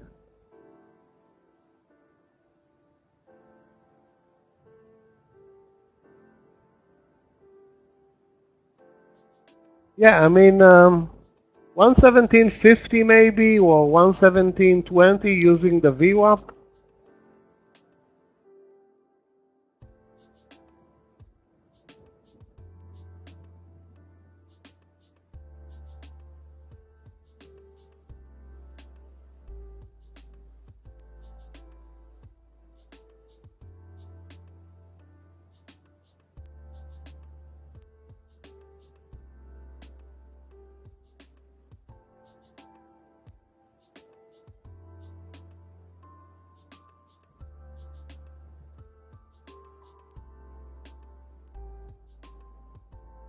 Okay, now a small pullback is due again.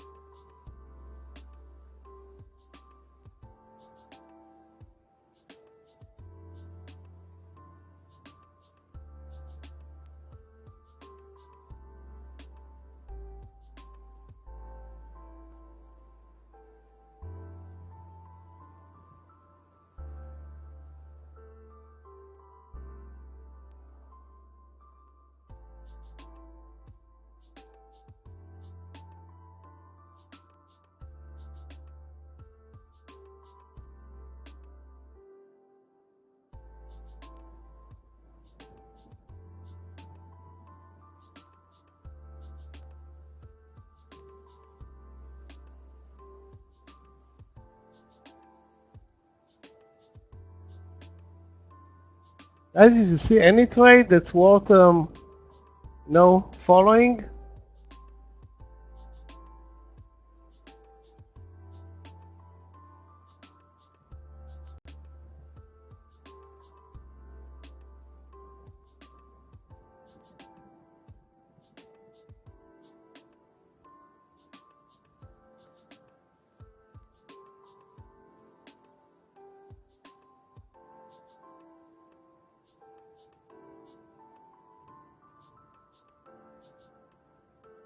now suddenly Nvidia, finally actually Nvidia moved up.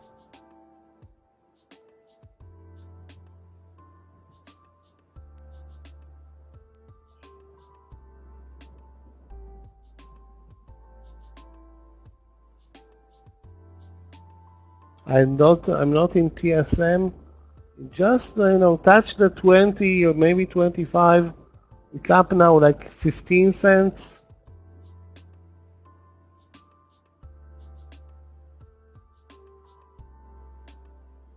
The trend is clearly higher. I won't short anything right now. You shouldn't be shorting anything. Especially not the market stocks, which are all aiming up. Apple at the highs of the day. AMD at the highs of the day. Nvidia near the highs of the day. TSM is lagging, but probably will get there as well.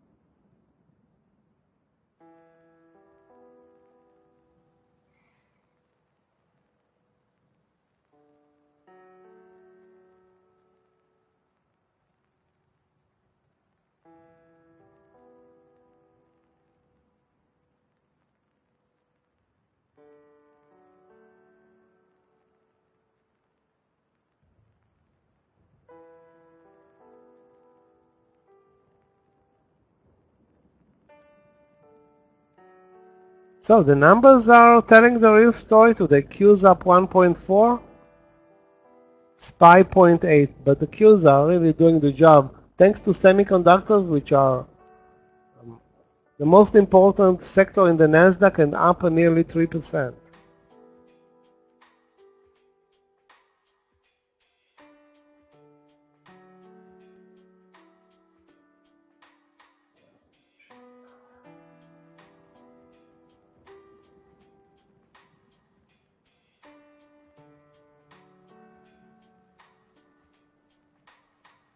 There, very few stocks are moving lower.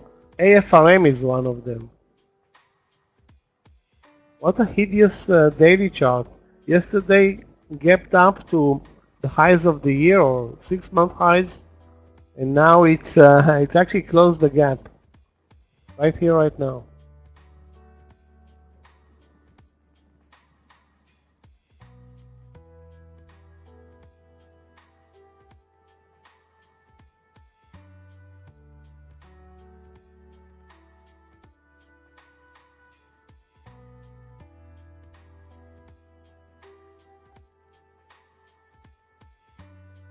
What a loser this DLCS is.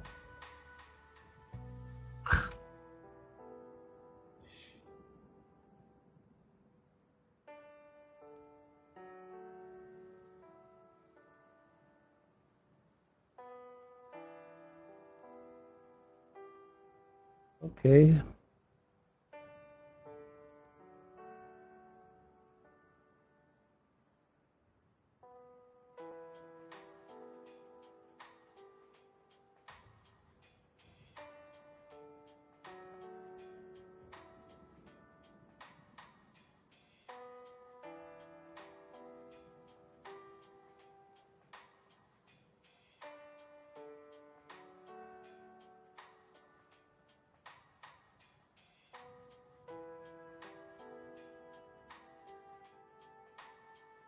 The only stock that's doing, did a gap up and go is the one that's not tradable. This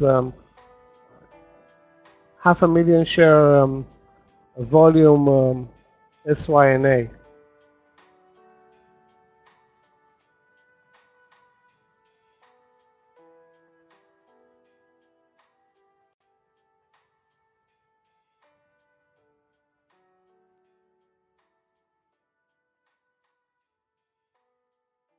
Yeah, I know. You're right. We can use a very small stop loss. You're right on that on Apple. Again, I don't think it's going to do much, if at all, over 185. Just the concept is that when the market is trending up, you don't want to short the Nasdaq leaders. But you're right. There's very little risk there. Again, I'm looking at Apple. If it gets to 185 and delivers 20 cents, that's a lot.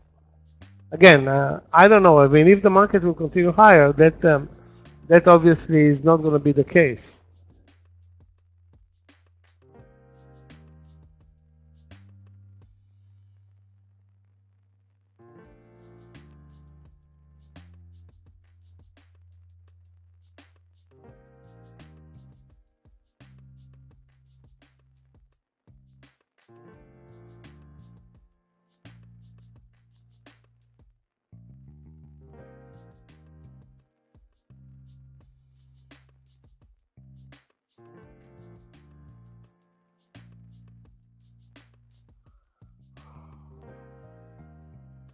Okay, we're in the land session now, with the market hitting 437.50.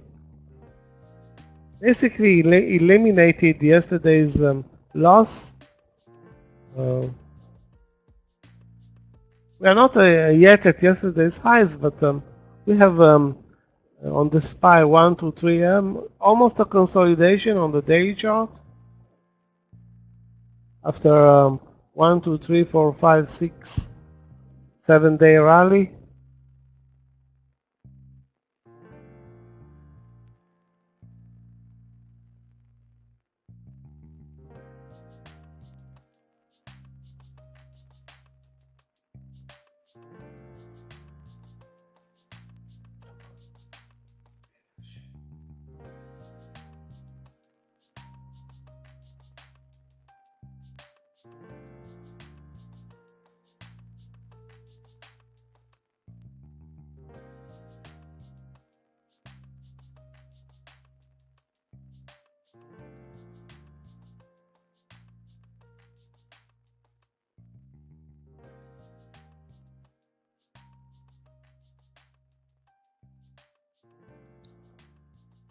Keep in mind, guys, we are at the highs of the day.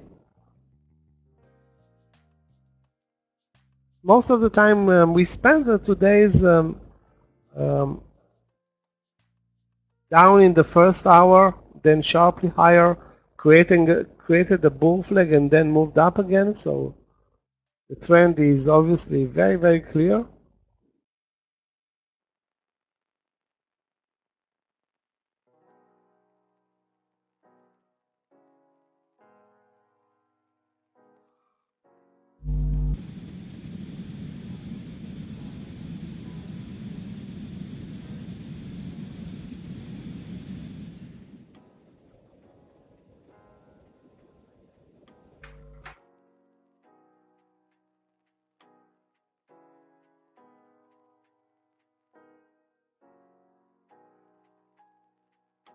I don't have a new trade, and I don't think TSM is doing much, but it's obviously up from support.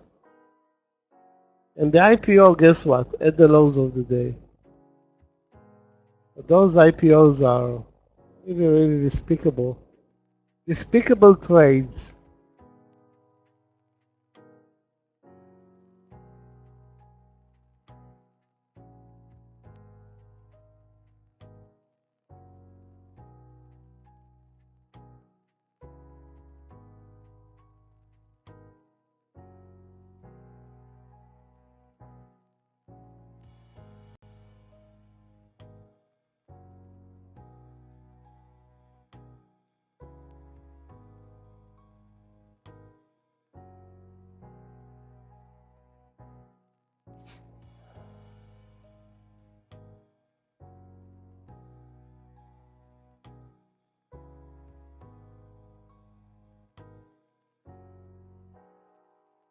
Okay, Apple is getting closer to that 185. Let's see what's happening here. I'm not going to buy the 185 breakout, but that's definitely a low risk reversal here. Maybe risking 10 to 15 cents. Again, the market is not moving down. So that's something that I would, take into account. Also, I don't see any stock moving down on my watch list other than the IPO.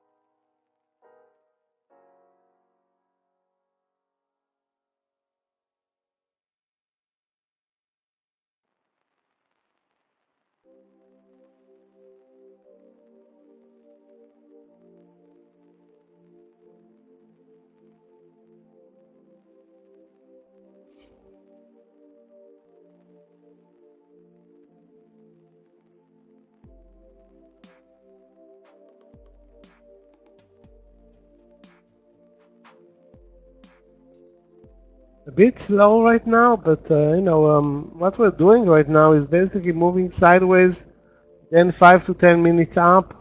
Now another sideways one. Typical lunch session moves.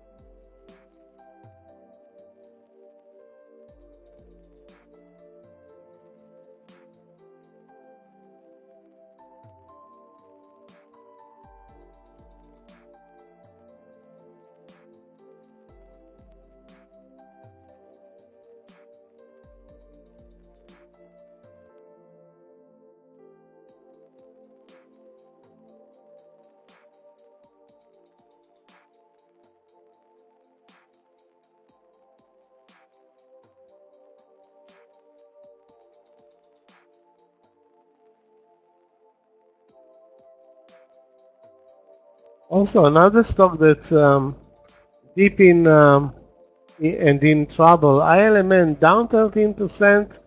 Take a look at the price action. It's just not moving lower. It's pure and simple. Even the The worst of the worst are being bought today.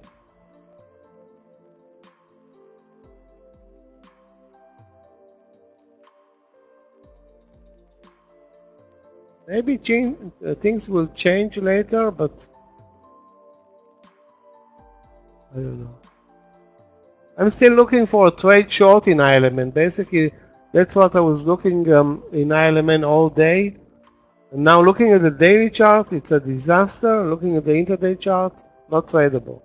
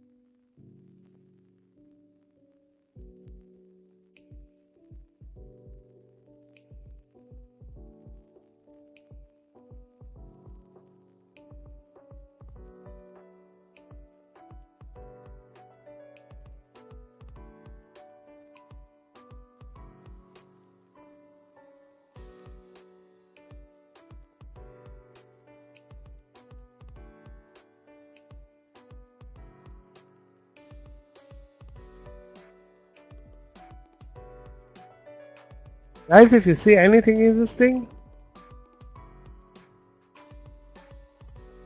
and the AMD continues this slow-moving uptrend for almost since it moved over 117.50, almost more than $1 actually.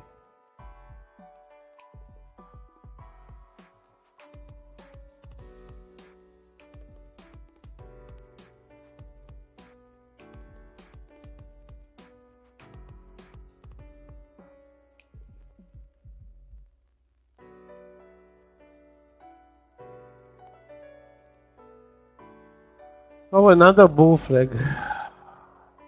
I don't have any new trades right now.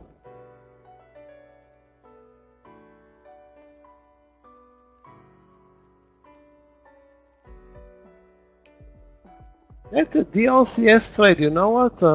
Maybe it's still in play. Over 23.15.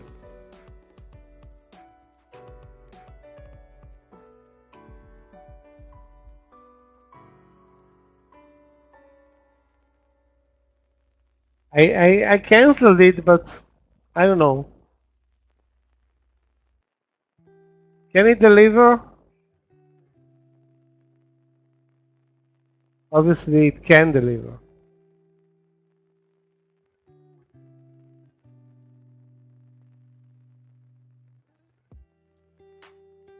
We are already 20 minutes in the lunch session. It looks like it's 2 hours into this lunch session.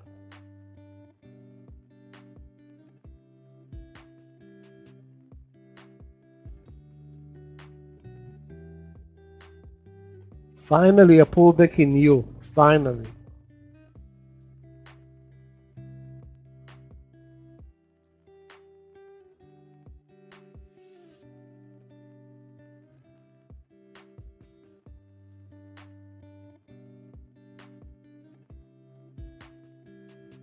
Let's take a look at you again. Shows an amazing engulfing, well, not engulfing, but gap closure from the lows of the year.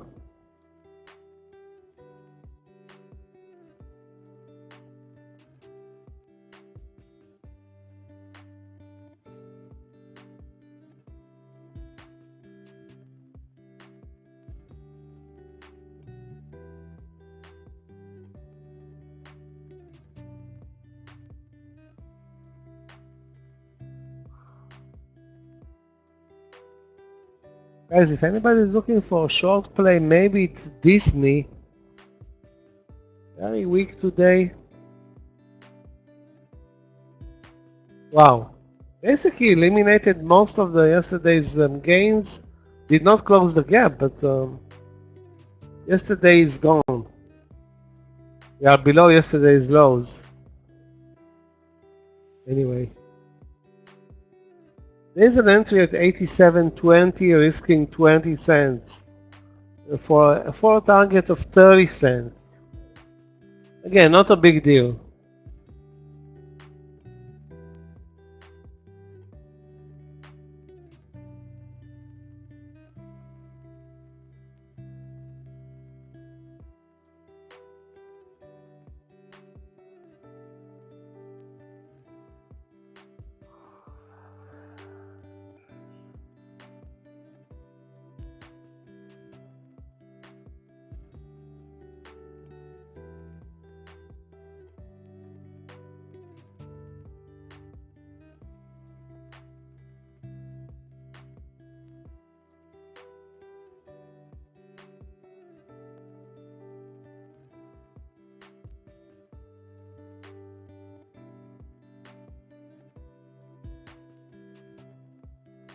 Not a good session right now, very, very slow, but holding up at 437 plus.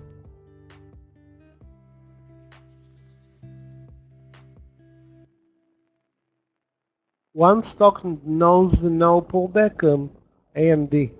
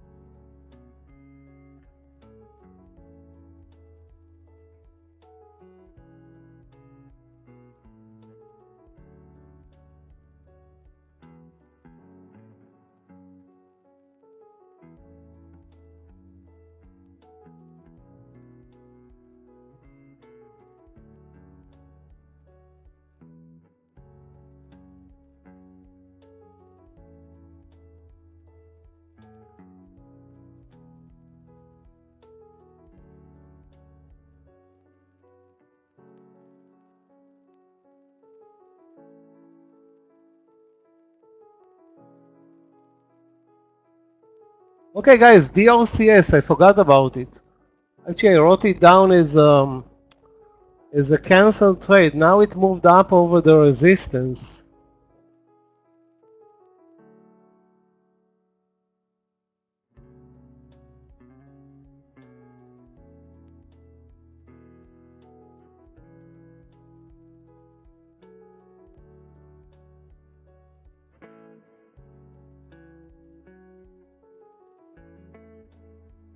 If anybody was still awake for this trade, stop loss 10 cents.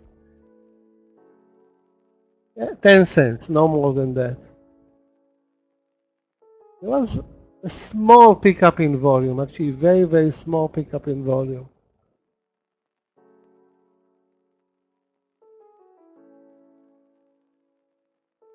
Target VWAP, stop loss 2309. You know what, then 2305. Let it go a full 10 cent. I'm looking now, there was a pickup in volume, but I just don't see, continuous buyers or sellers, nothing.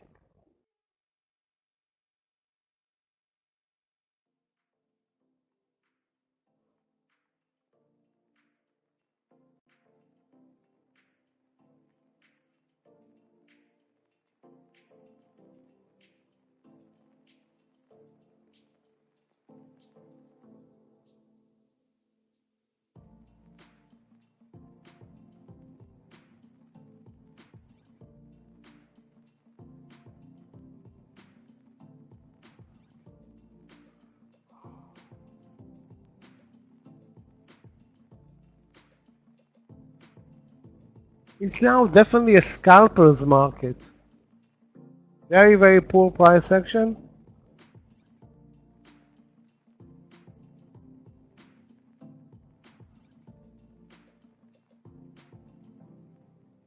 You looks like a long trade after this pullback. It obviously cannot be anything else.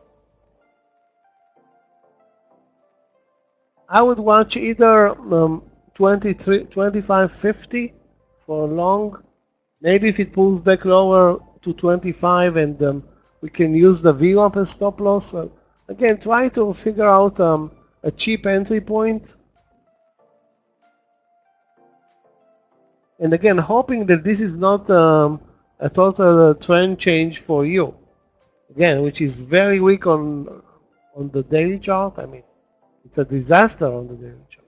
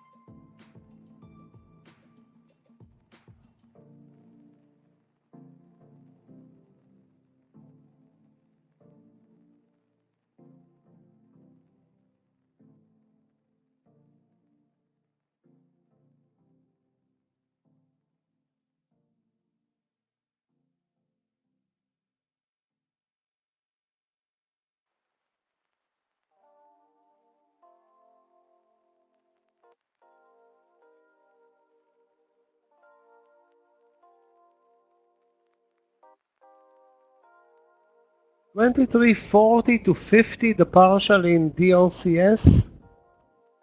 Every trade here is a big fight.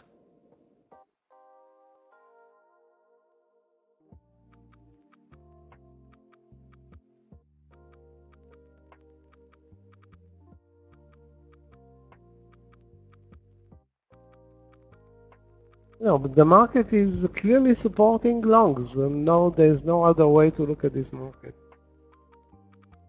Yeah, plug power was definitely victimized today. But how much is it today now? $3? $5?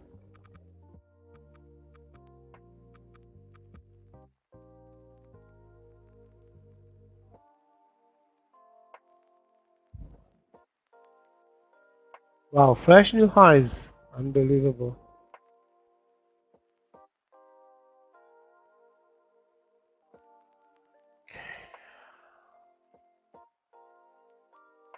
$5 more cents for the actually 10 more cents for the partial in DOCS.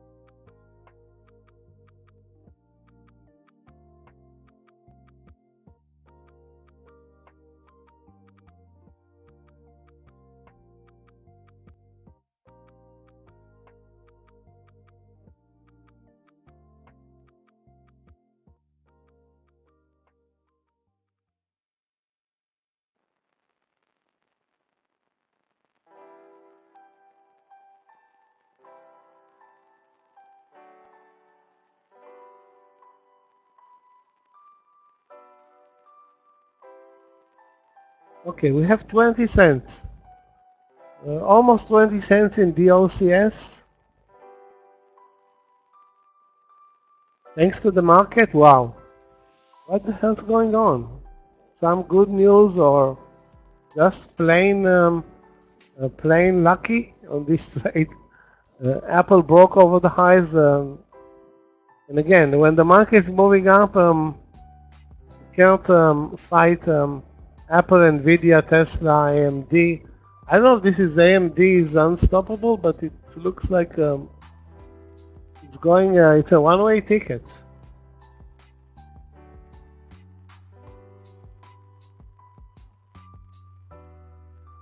Okay, we have the partial in the pocket in DLCS under 2340. Basically, it's now at the VWAP. This was the target of the trade from, I don't know, 2 hours ago when we first posted it.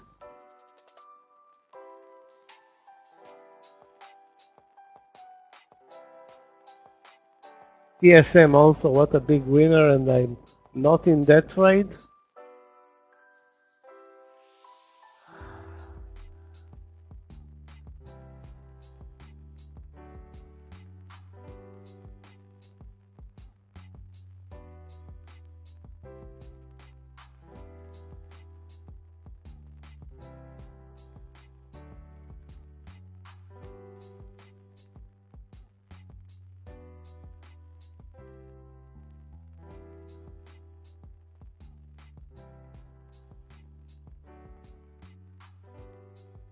Yeah, as you can see, DLCS touched the VWAP, immediately it moved down a couple of cents, but you know, that was the target, the first target. Now let's see if we can move over 2350, but finally this 14% winner is moving up. After it moved down for, I don't know, 3 hours.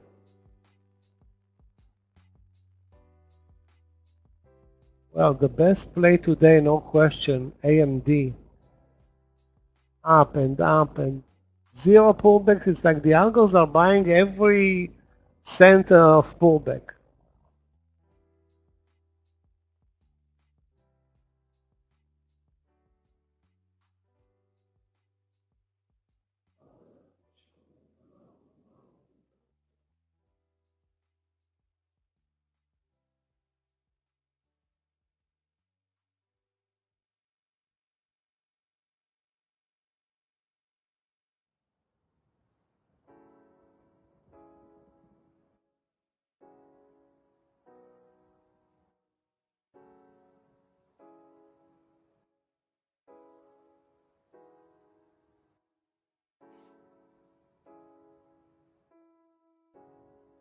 Nvidia at the highs, Apple, Tesla, AMD,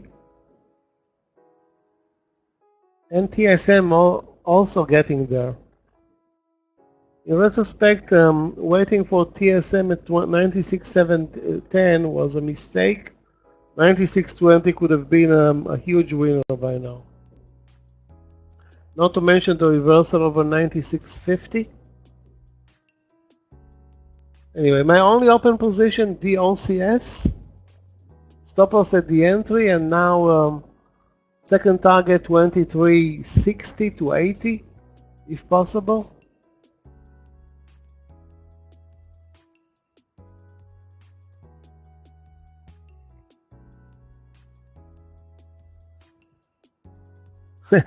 SPY market holded. It's only up 1%. It's not like the SPY is not the reason why we're moving up. It's the Nasdaq leaders, Nvidia, semiconductors, Meta, Microsoft, Apple, TSM, AMD. All of those stocks are carrying the load today.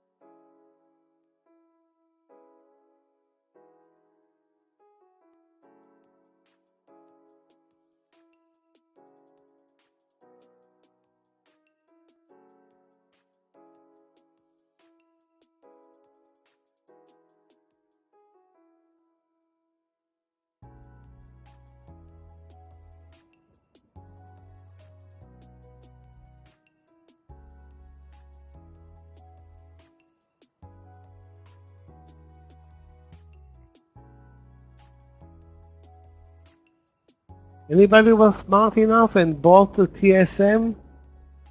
Then you are at the target here at 97.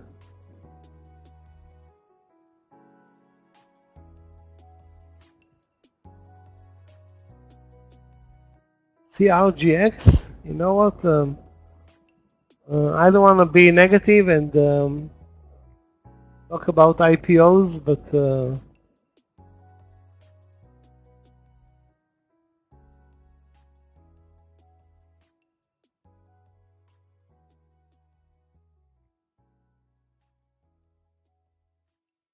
yeah, a total waste of time, let's face it. Who needs IPOs?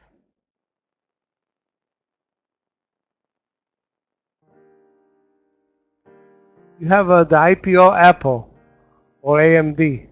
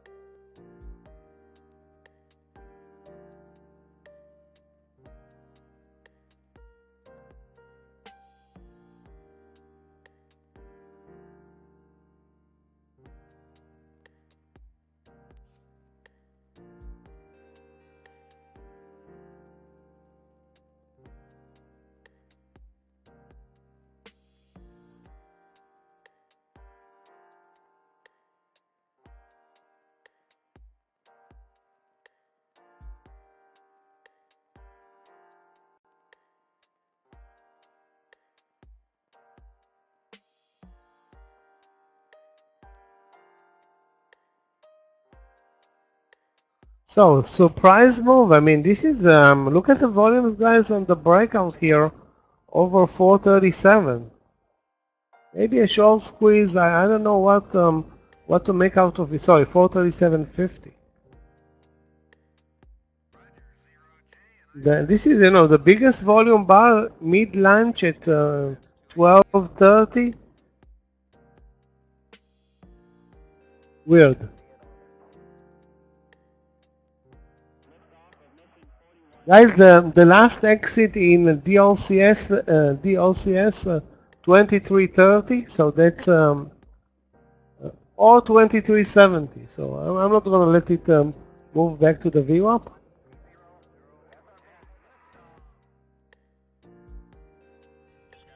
Sorry, move back to the entry. Sorry, not the VWAP.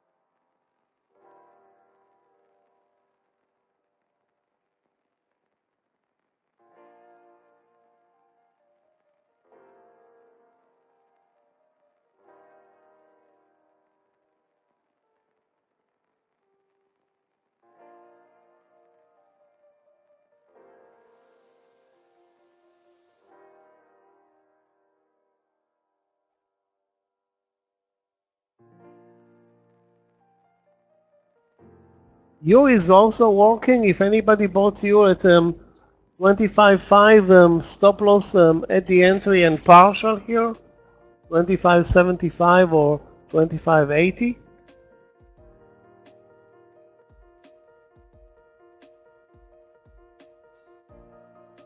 Oh my God.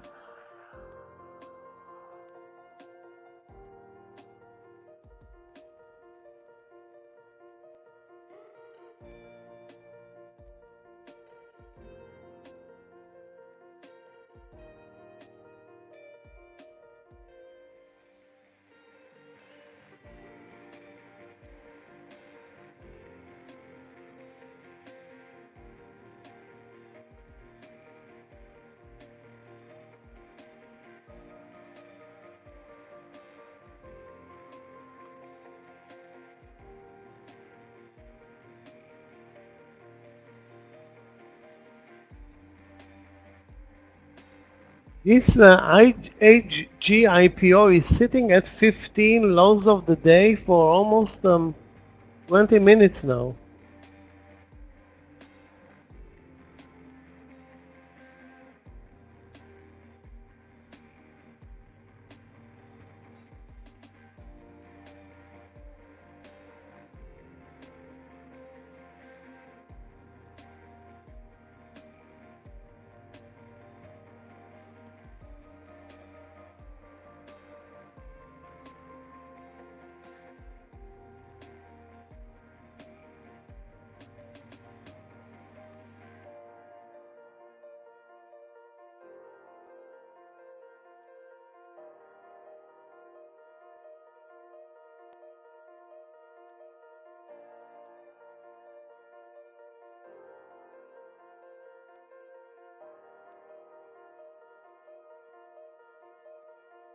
Guys, 23.40 now the stop loss in DLCS. Locking profits, you know, slow or very, very slow.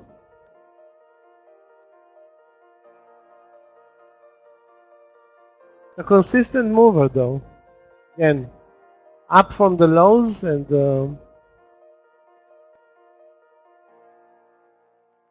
instead of buying TSM, I bought that one, but still something worked. Definitely the breakout of Apple worked as well, but it was, you know, this move in the market was too much for any short seller. Impossible to face this market moving down from 434.50 to 438.50. That's a full 1% in the last hour and a half.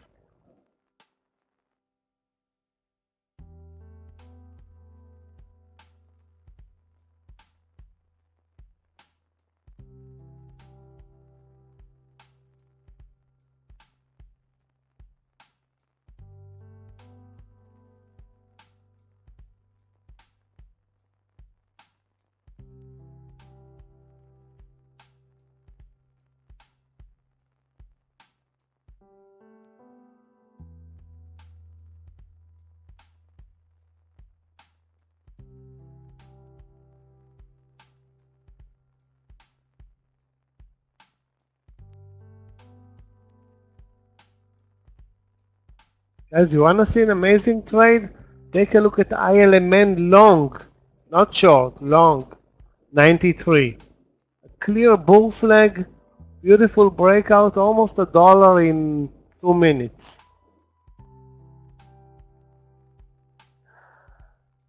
That should have been traded. ILMN. Again, I was looking for a trade short all day pretty much, and as you can see, not happening. Definitely not in this market.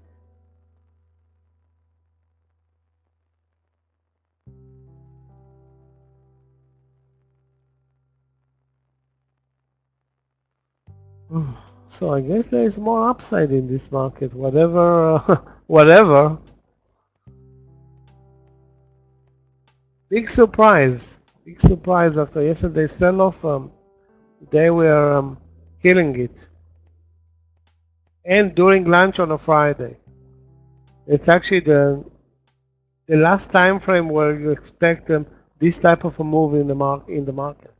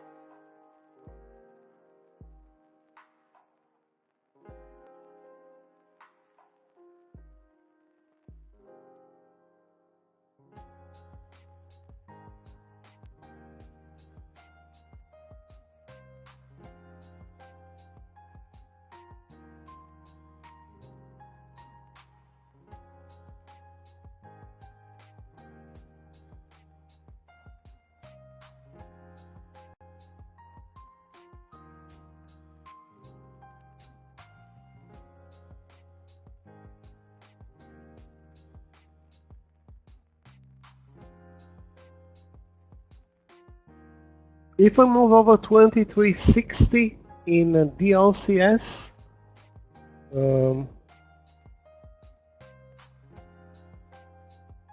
I'm locking 2350. Right now the stop loss is under 2340.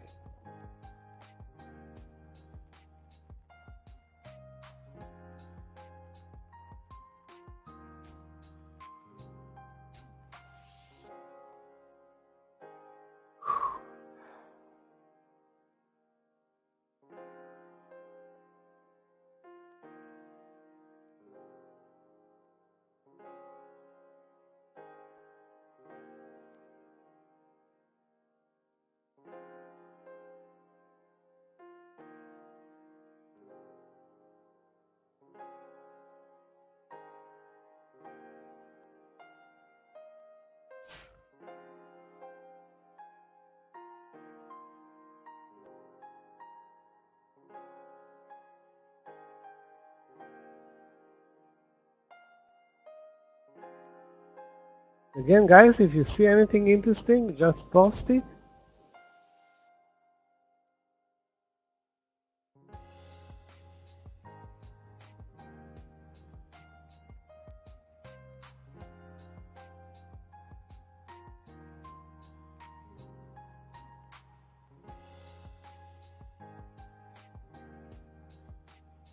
So we had 3 bull flags. All of them turned to be long plays. Especially the last one, $1 in 2 minutes on the SPY. Sorry, in 10 minutes, not 2 minutes, 10 minutes.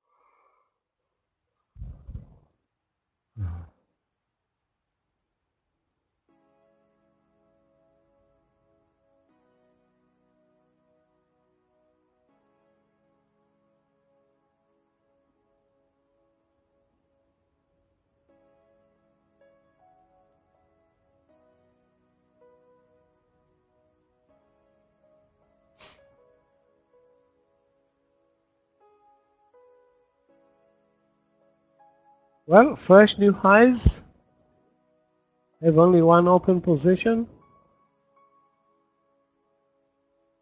Instead of having probably the best land session this week, I took only one trade. That one also was nearly a cancelled trade.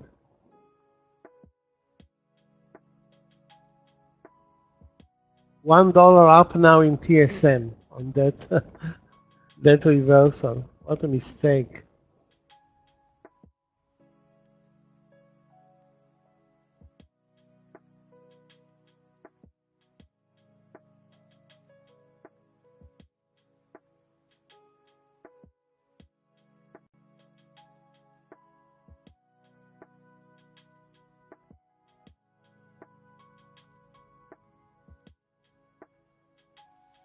Disney now is moving up.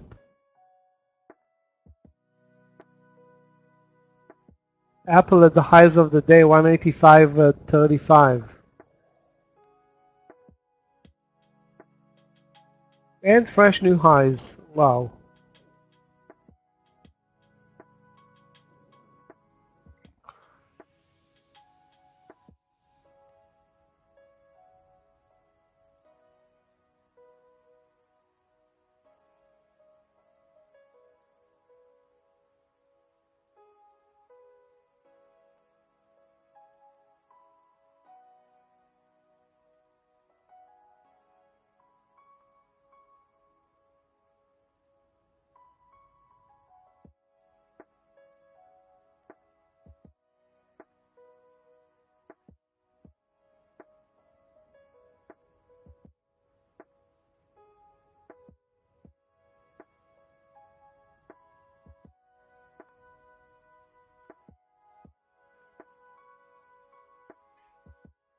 Yeah, well, the market was up 6 out of the last, not the market, the Nasdaq. So yeah, okay, guys, finally out of the OCS trade. So took overall 25 cents on this trade. Not amazing. Instead of taking more than 18 TSM.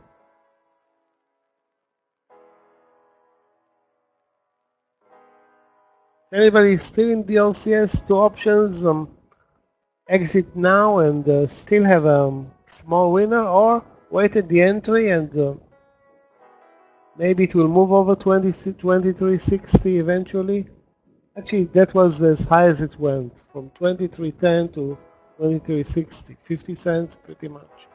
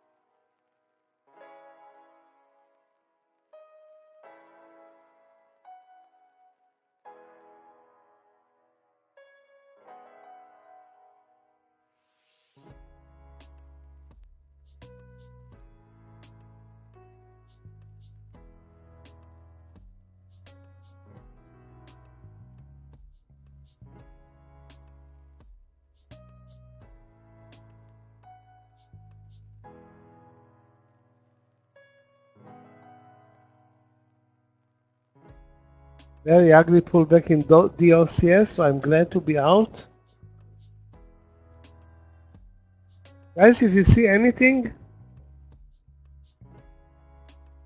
it still should not be a short play.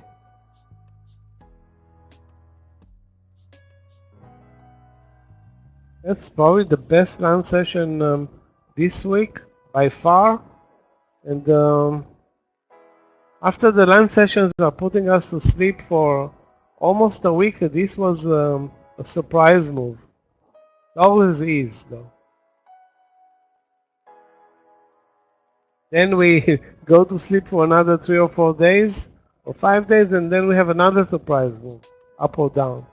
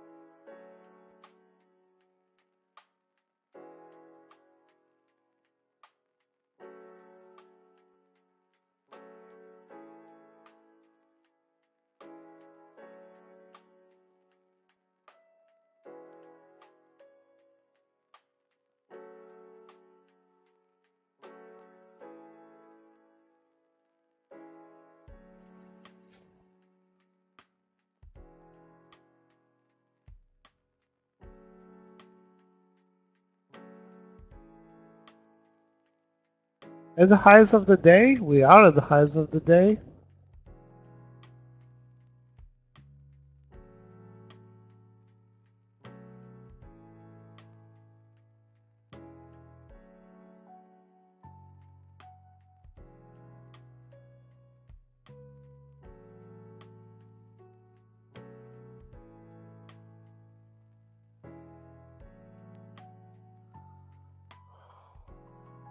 Wow, what an ugly move in DOCS. Oh my god. Back to under the entry now.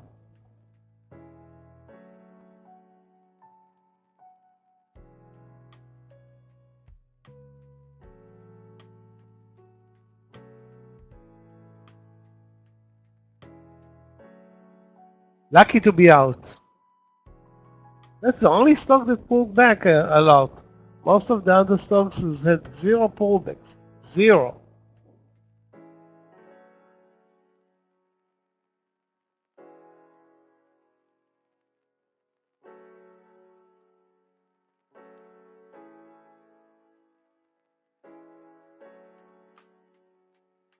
Not to mention you moving nicely. TSM moving nicely.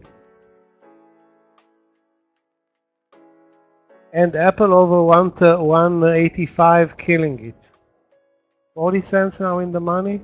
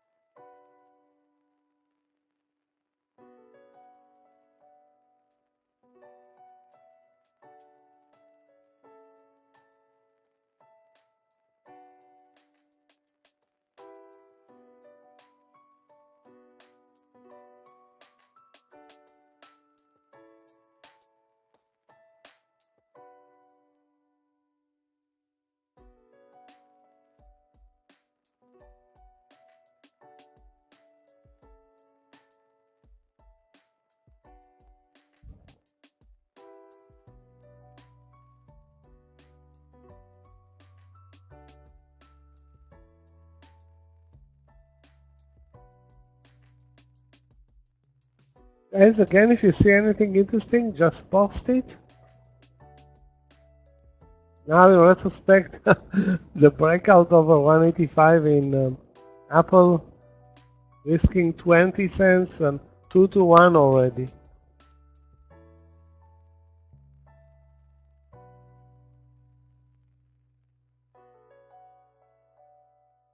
$0.50 up in EU. Basically, I think all the trades other than the one that I took worked without any pullbacks.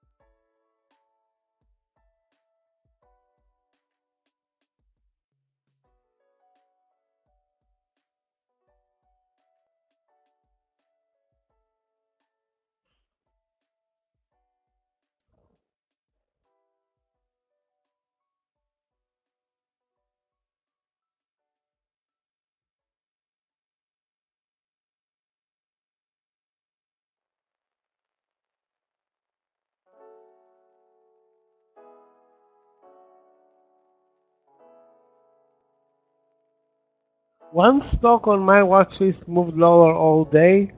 That was HE. The rest,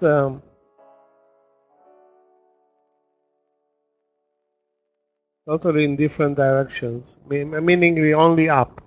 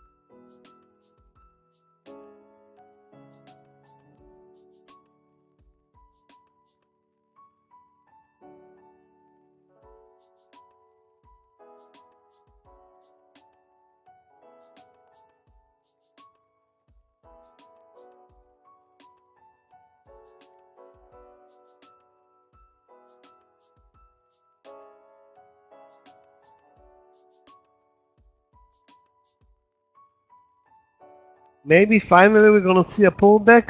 SPY is up big, more than 1%. Any move over 1% is nice, but the story is the Qs 1.7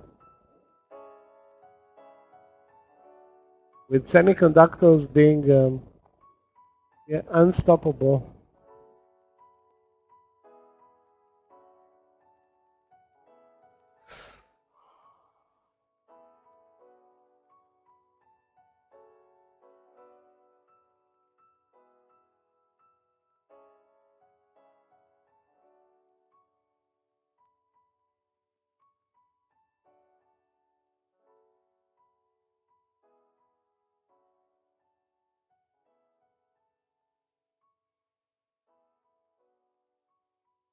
I'm looking at all the stocks that I don't see any reason to look for a short. I don't see anything that's moving lower. Even Disney is moving up. ILMN is moving up. Even the losers are moving up. And TTD, which is the biggest losers today, the biggest loser today is that just not doing anything. Possible to figure out a trade there. It's so choppy and ugly.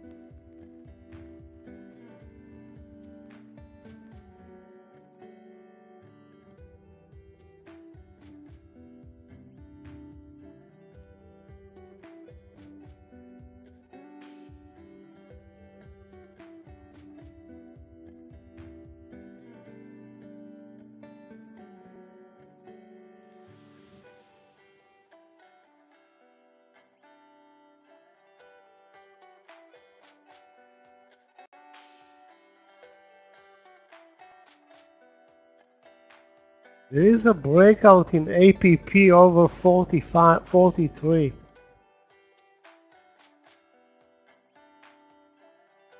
Yeah, not great.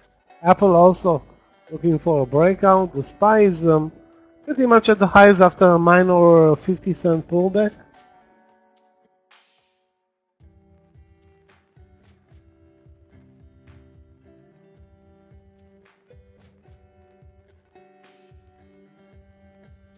I think the best trade was ILMN long from 93, now almost at 95 with a,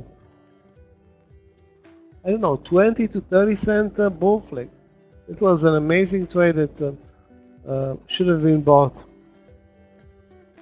I just saw it after it moved up, and I was actually prepared to sell it all day. Obviously, not even close.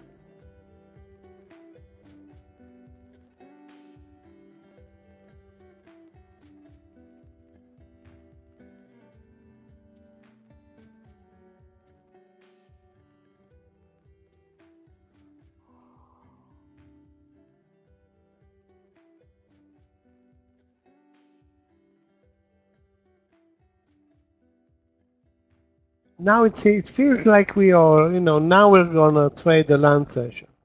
Had good volumes, now we are losing volumes, and I think this is gonna be slow into the late session. Maybe we'll get another leg either up or down in the late session. Yesterday it was a big leg down. Who knows what's gonna happen today?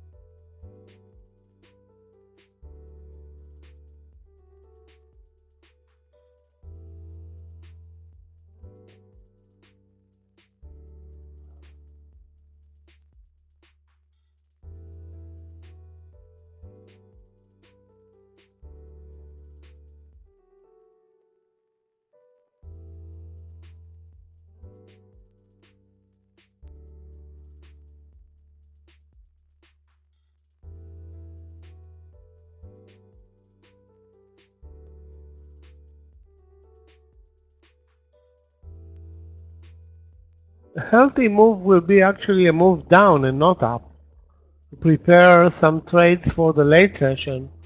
But as you can see, any minor pullback today after we broke 436, which was 2 hours ago, ended up being bought immediately.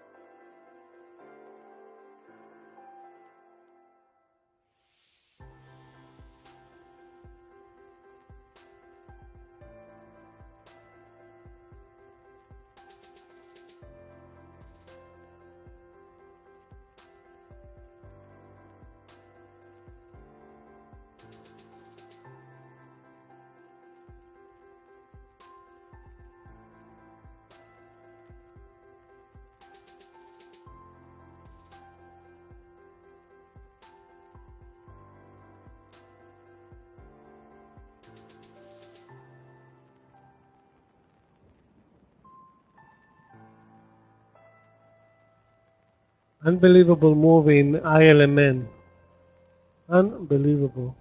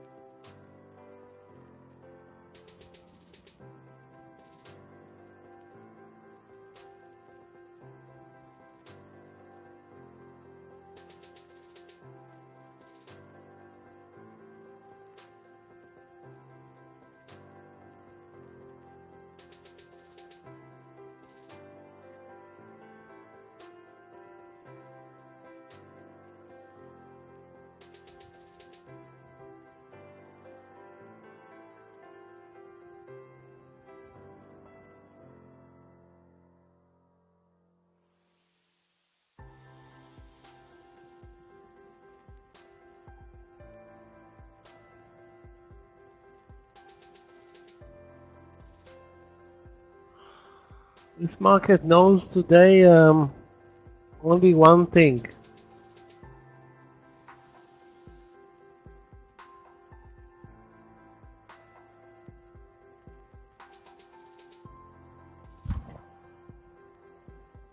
Cool.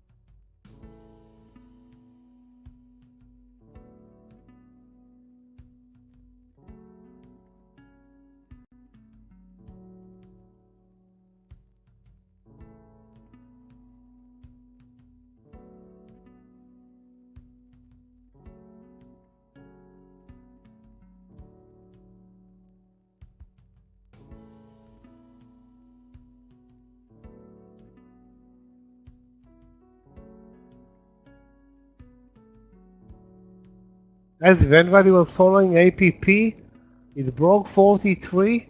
I'm not in the trade. Trying to figure out what happened with the OCS. I'm out of the trade. It's moving up again. But why did it pull back? Guess what? I don't know, but at least took some partials there. That was my only trade that worked nicely during lunch and missed a couple of others. Anyway, APP broke 43, a bit spready. Risk is 20 cents. Target, I would say 30 to 50 cents. Looks very nice. Actually broke very clean over 43.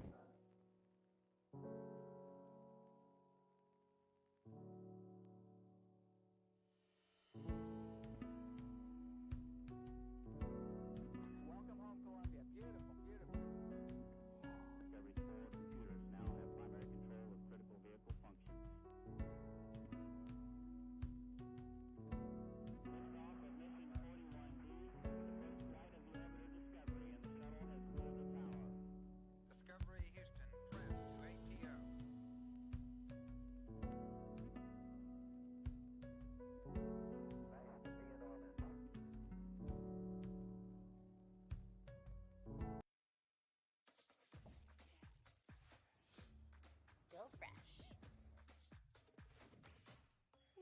so fresh.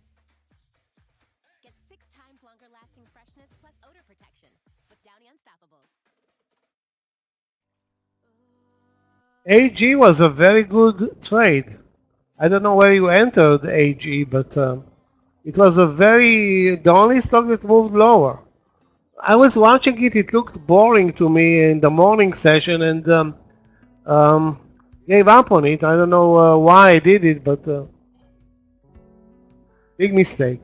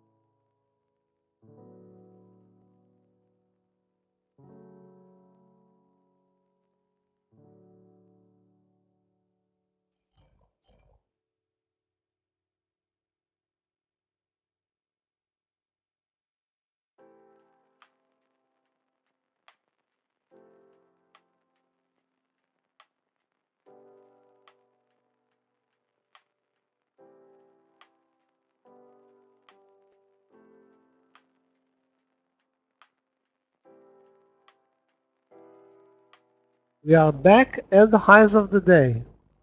So the market is relentless.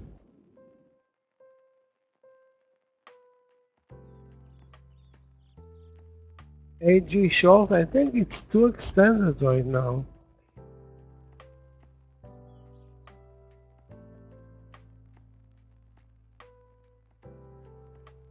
I would wait for move higher and maybe try to short it again.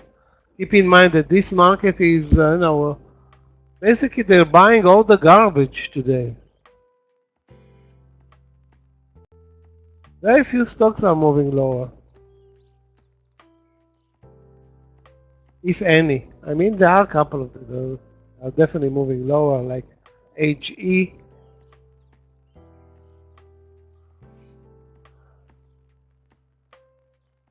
ILMN now up $3 during lunch.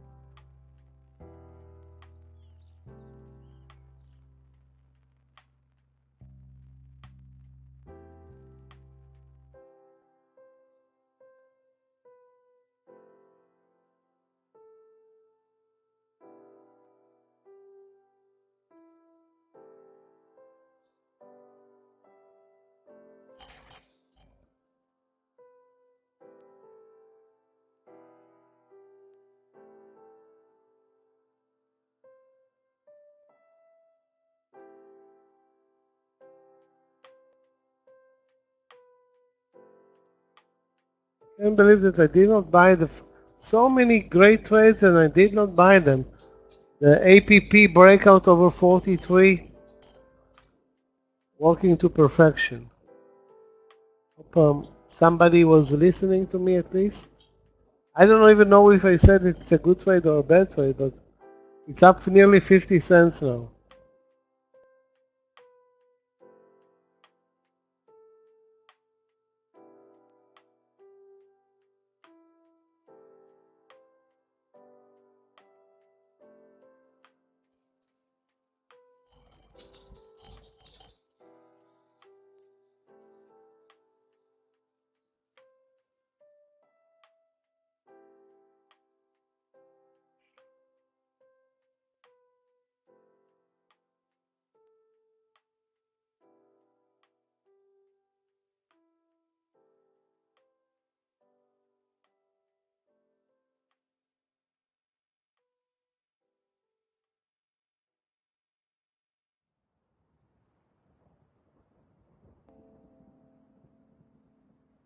Yeah, again, that entry was a very late one. The stock was already down big.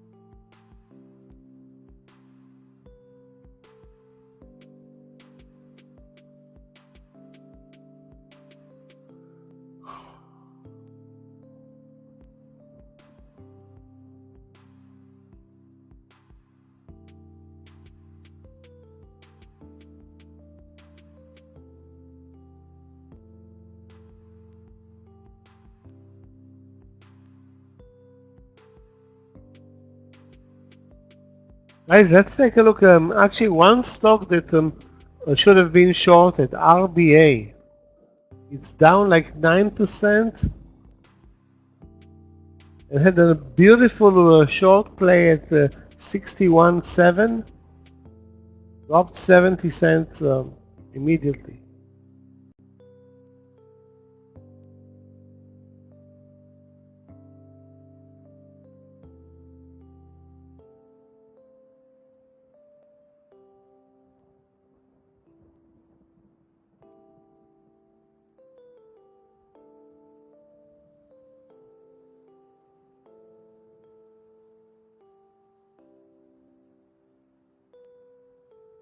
I keep watching ILMN, it's still moving up, broke the highs of the day.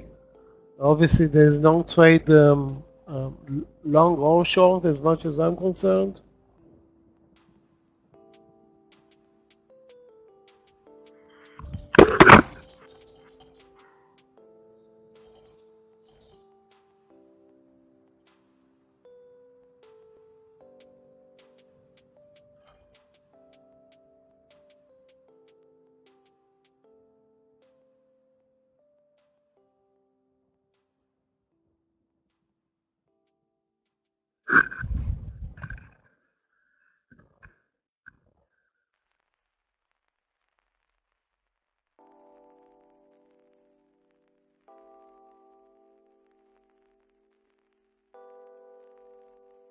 Now it's almost at 98 after moving from the view up through 95, sorry, through 93 and a $3 move, risking 30 cents. Unbelievable.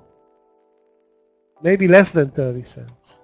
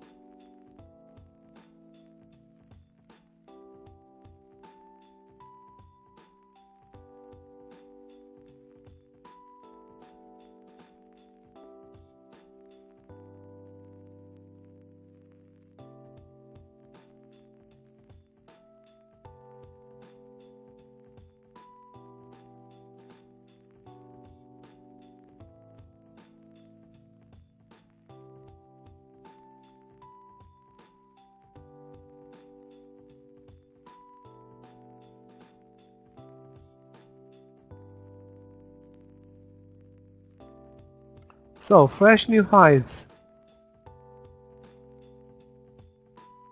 And we'll be moving through lunch from 436 to 439, so $3.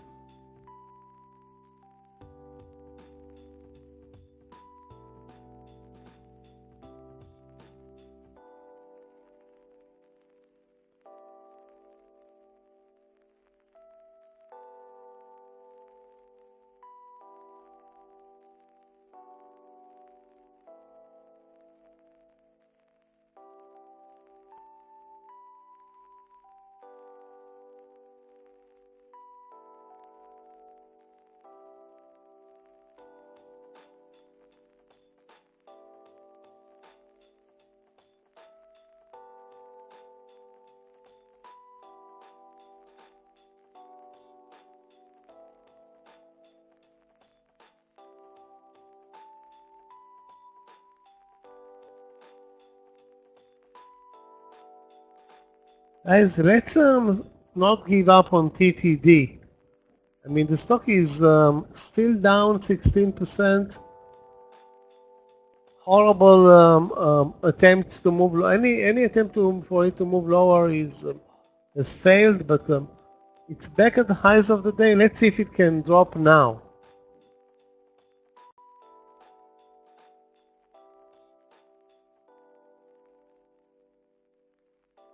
I'm looking for a trader, definitely.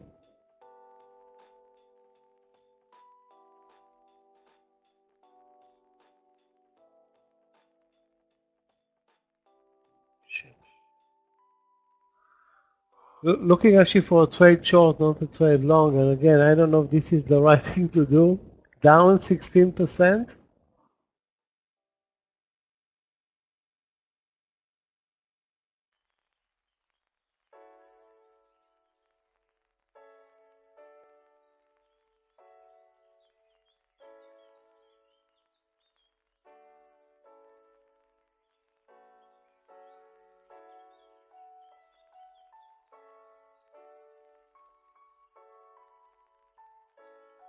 Now, for a stock to reverse up after such a disaster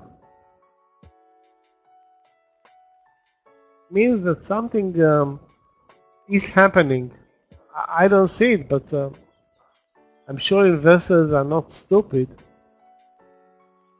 Obviously, whoever is buying it is putting a lot of money to work here.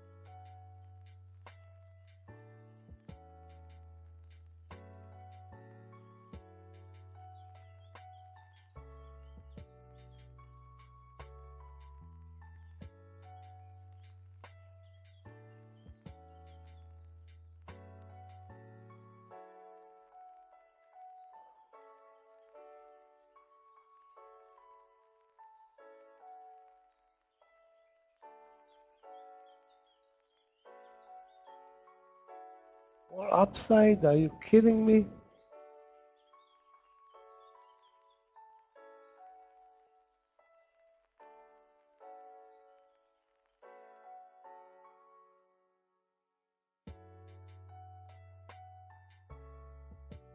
Well, this is a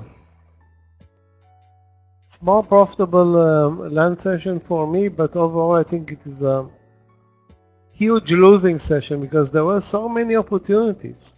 A lot. Too many, actually. On the long side and on the short side. Mainly on the long side, of course.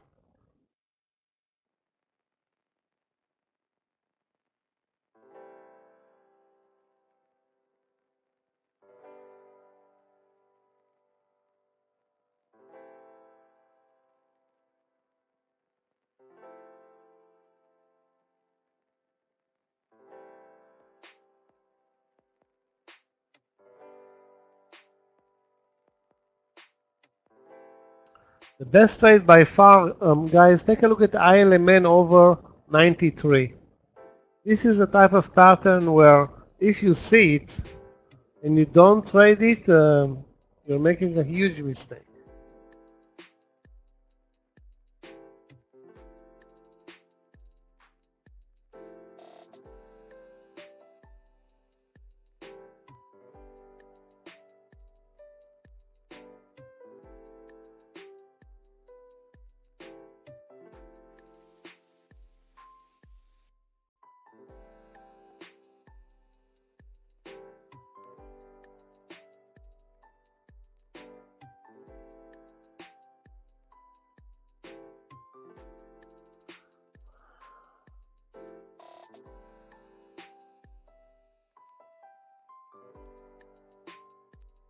I saw it at 61.75 and again did not trade it. Why? I was focusing on so many other trades. Take a look at the reversal from that level also.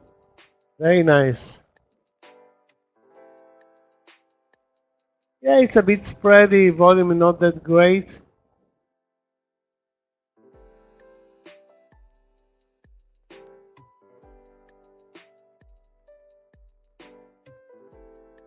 You know, this one can also move up easily.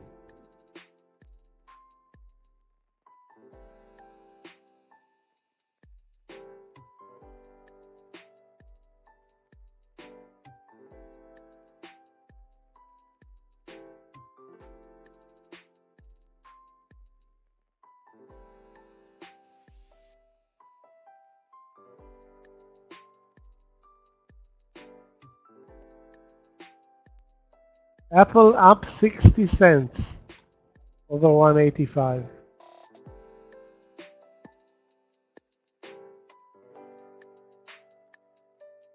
Risk was 13 cents, maybe 20 cents.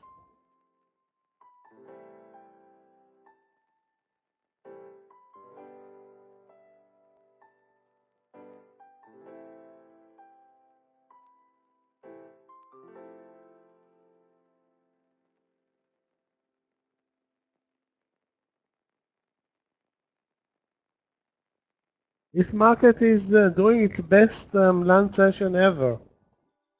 Up $4, more than $4.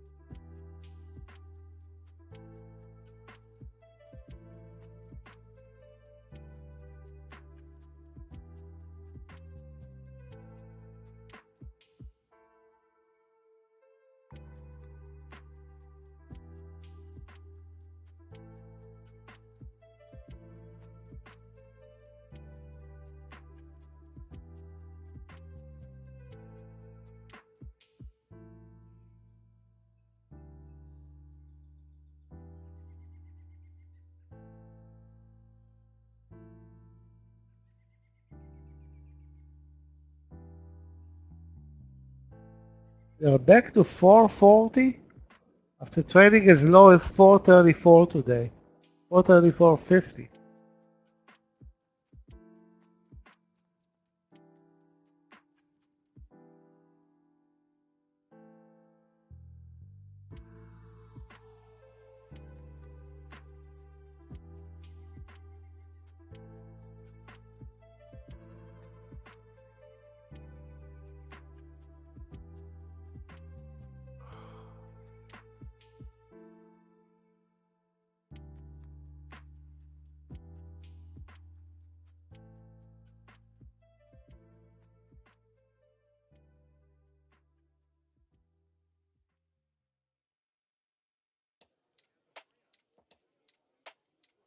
Don't even look, guys, at APP, up 90 cents on a breakout over 43 during lunch.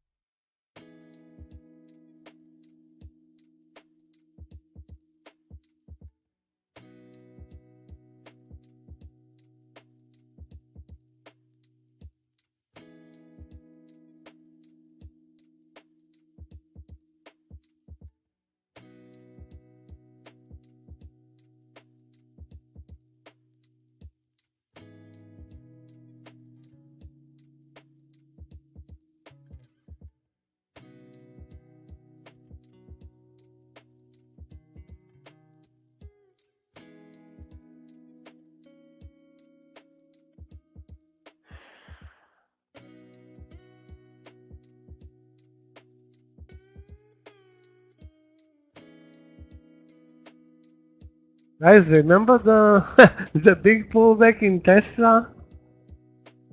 Look where it is right now.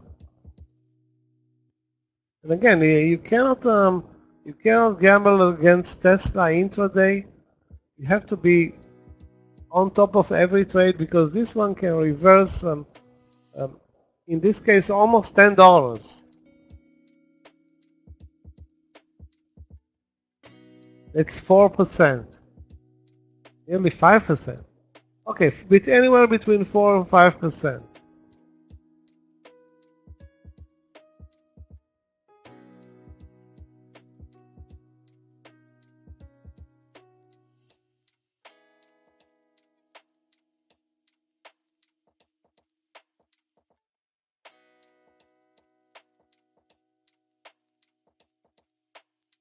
There is another trade in DOCS, guys.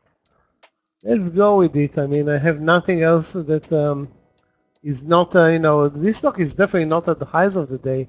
Now not trending lower anymore, but not trending higher. Anyway, over 2160, the VWAP is 2360, VWAP 45. Let's go again with the OCS. Maybe this time it won't pull back.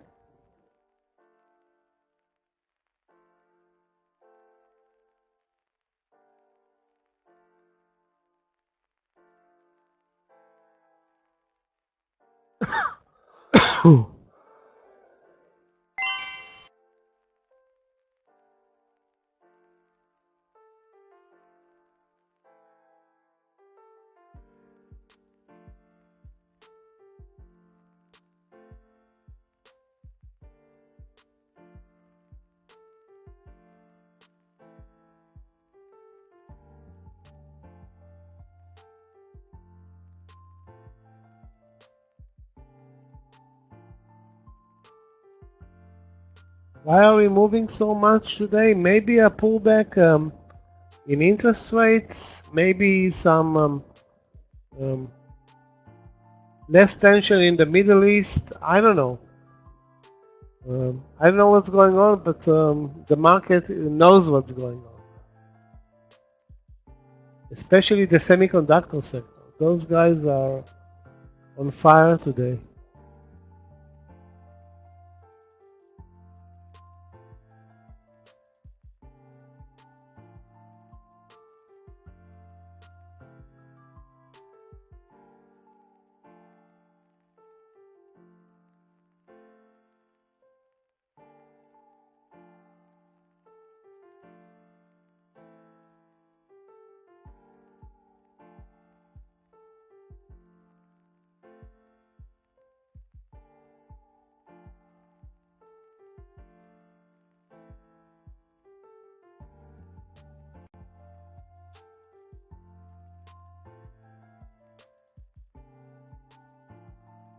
This is by far the best land session in months.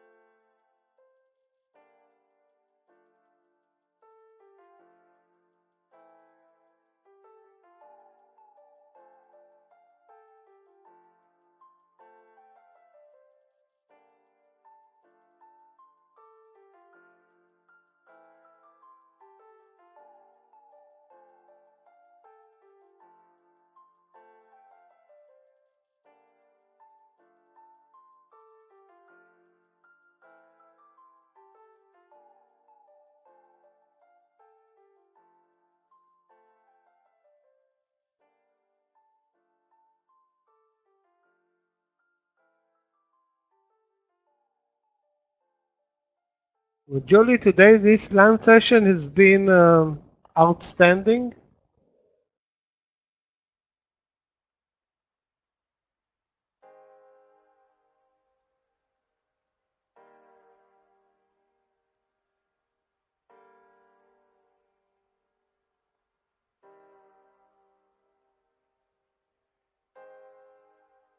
The only stock that's not up big in the Nasdaq on my watch list is Coinbase,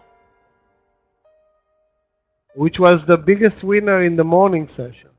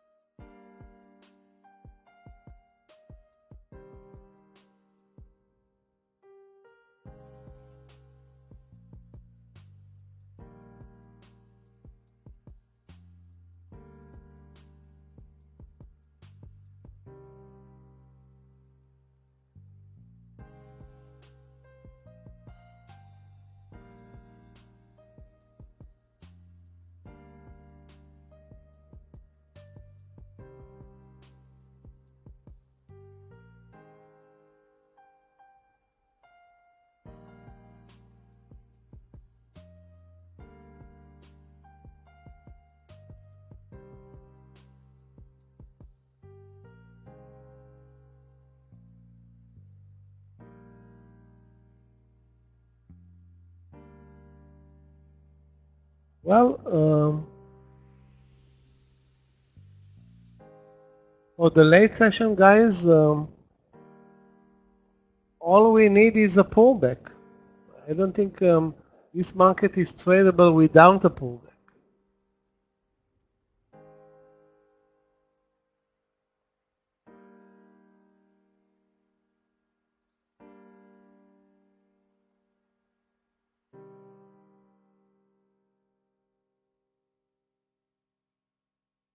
And it doesn't seem like it is pulling back.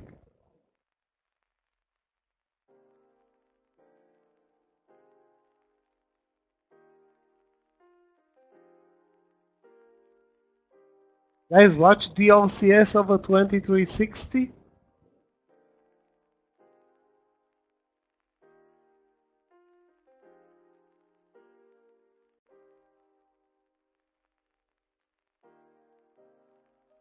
It's finally above the VWAP.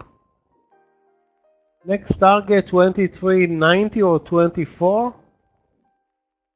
If we can get there. I mean, the intraday chart is, not downtrending anymore.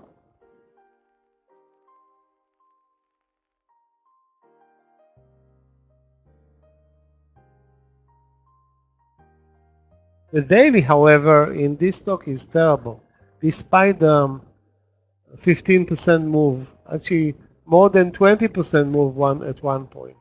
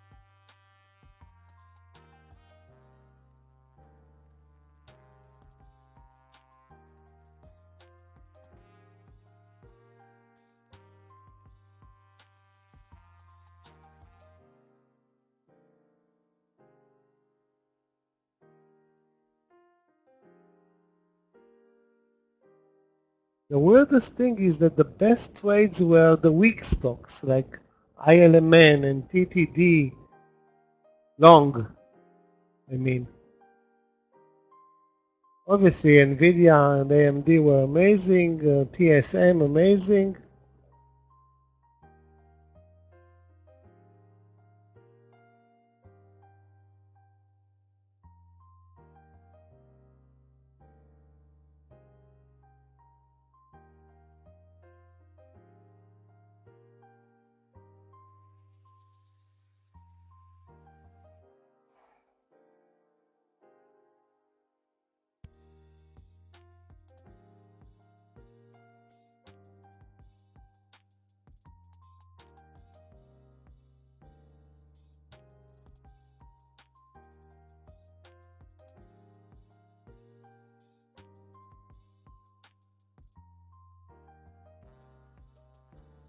Yeah, see you Monday, Marino. Have a great weekend.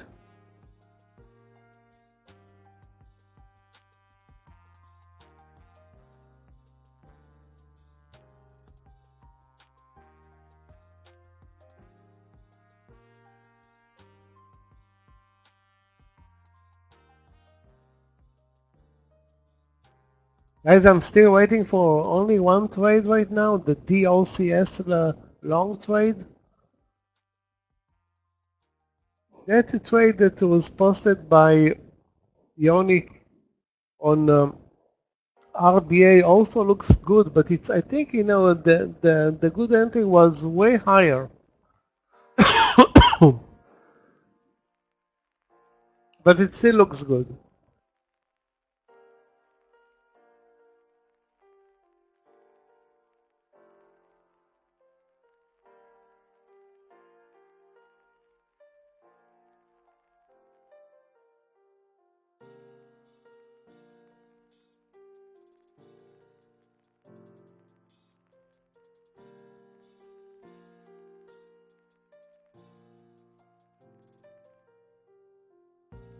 the market is at the highs of the day, not pulling back, not doing anything.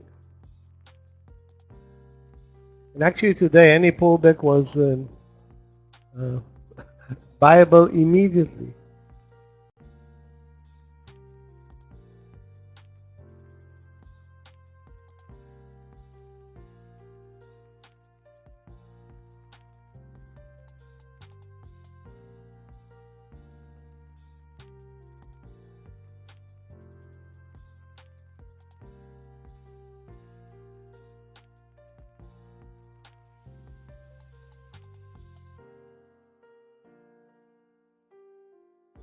Guys, for the after lunch session or the late session, I have to say that it's gonna be tough because we're not pulling back. I mean, can the market continue?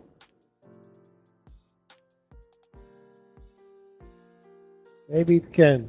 I would still watch TTD. It's definitely a potential mover.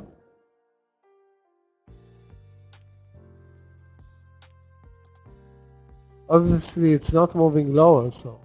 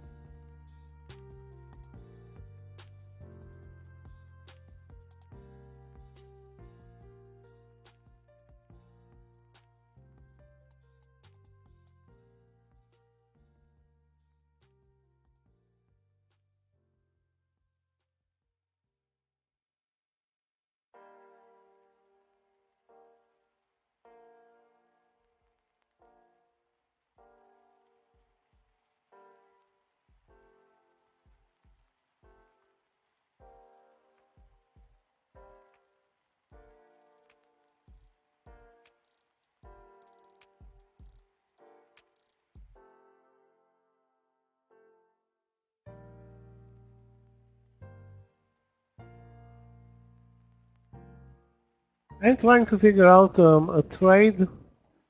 I don't care if it is weak stock, it should be moving higher. I mean, this is what's happening today all day.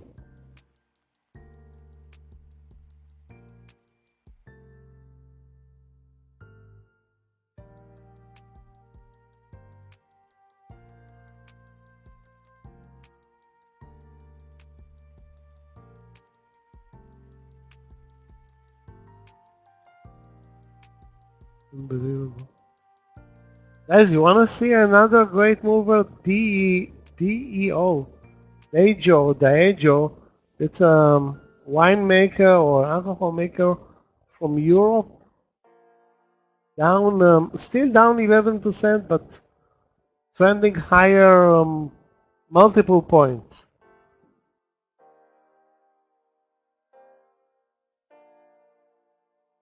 Again, that was a signal. One of them, I mean, that buyers are coming in, and those gap downs are either, I don't know, I don't want to say manipulated, but something's wrong when you know, so many gap downers are being bought immediately. It means that somebody's making a mistake in the pre-market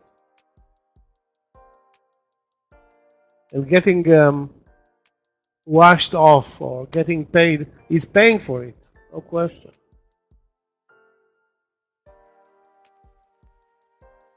Or maybe not. I don't know who's pushing Diageo so big in the pre-market and buying it immediately after.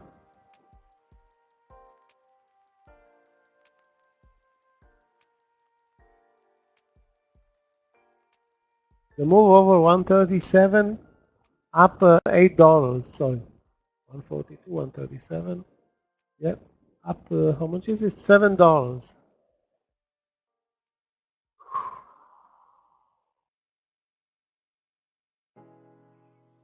Guys, in a couple of minutes, Egg is going to come in for the late session. It's going to be a tough one, I think, because of this impossible market where we are not pulling back and we're coming in very, very extended.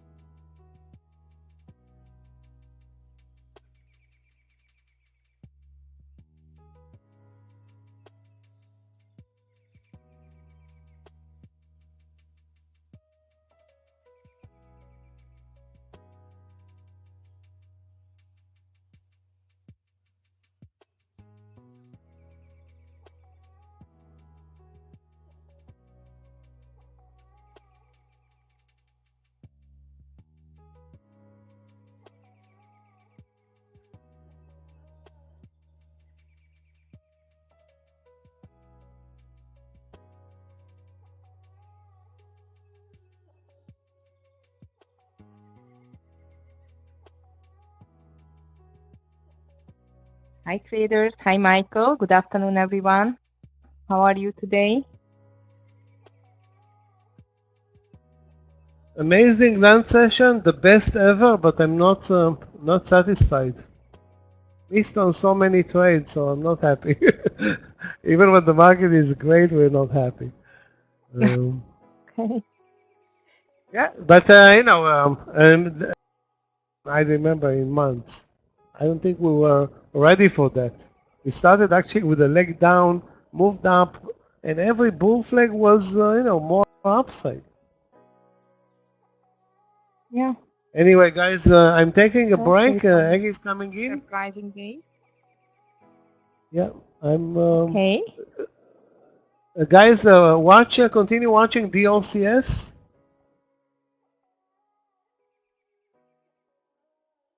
RBA broke down, so let's hope that RBA trade will work for you. I didn't take the trade in RBA. So Aggie, I will come back and maybe post a trade or two. If not, I will sit out. Have one order in the platform that was DLCS over 2360. Yeah, I see. I like it as well, by the way. All right, Michael, thank you very much. Well, let's see if anything is going to move at all for the afternoon, hopefully. To see you later then.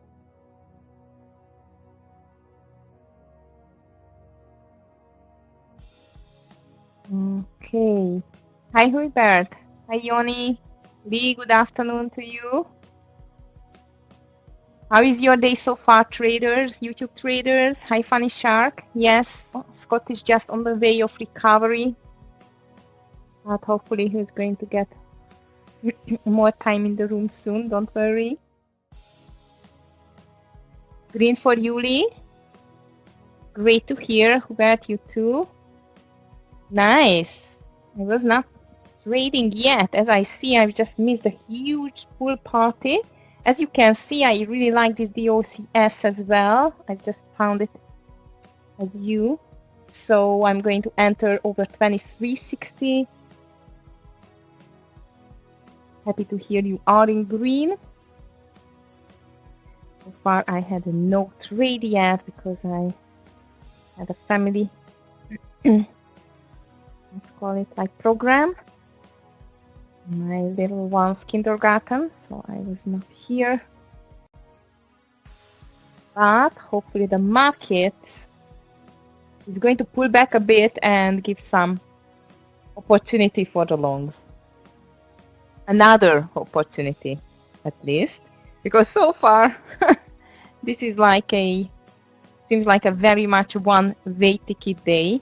Actually, I'm surprised. I was not expecting this huge green day on the market.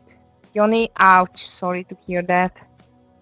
Now, I don't know. I would have been in red as well because I definitely I was not expecting this. Also, you know what? I don't know how was the news. I mean the economic news today. Let me just check it. There was the inflation expectation and the consumer sentiment. Not that good. So I don't know what is driving the market to the upside actually. But so far, seems like the bulls are extremely strong. So I would like to go rather for the longs. But for that, I need to see a little pullback at least.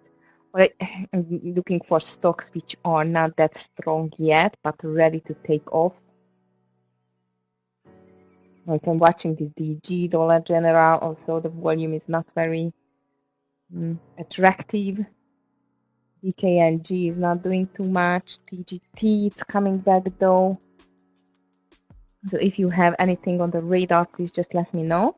So I am watching at the moment this DOCS, and I am waiting for some pullback at least on the big names like NVIDIA, Tesla, AMD, Google, Amazon, Microsoft, and after a nice pullback, we can join the bull party here.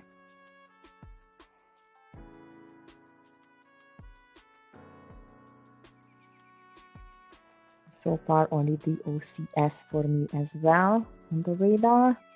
NVIDIA is amazing. NVIDIA is up now over 480. Only 2.6%, so might still can go even higher. Amazingly strong.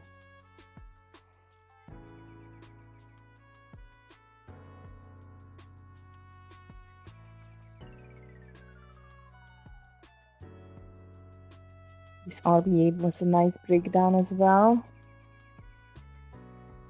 I see. Watching TTD as well. Unity, huge pullback. Wow, that's crazy. A big deep buy on the Unity. I was expecting that rather from the TTD, by the way. That looks like Unity was the one which made the move.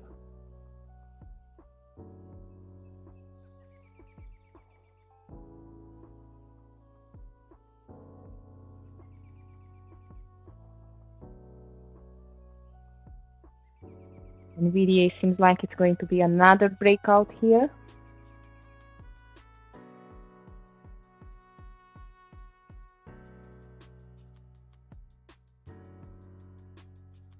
Apple is up big time as well.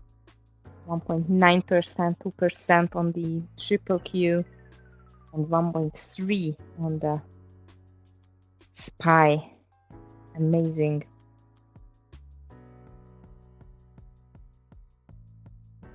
Was on just not stopping at all.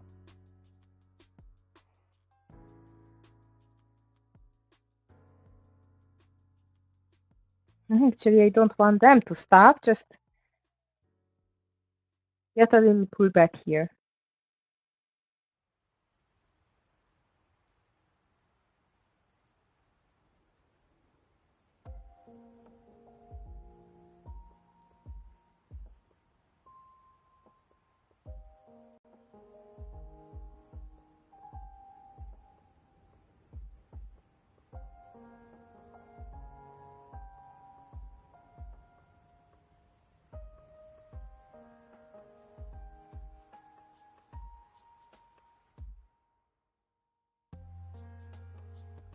I was waiting on the Tesla to the upside today, and it has happened. Okay, traders, DOCS is in for me. Stop loss is going to be under 23.40. So I would like to go at least for 20 cents for the first partial. Michael has a 15-cent stop loss on that, as I see. Come on, DOCS, make the move, please.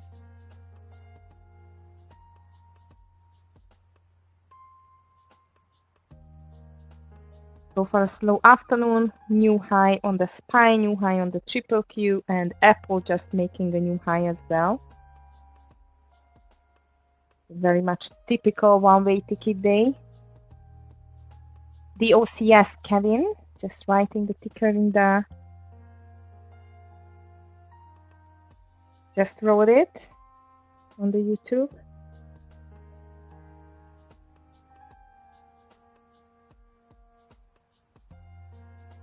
I'm on the OCS.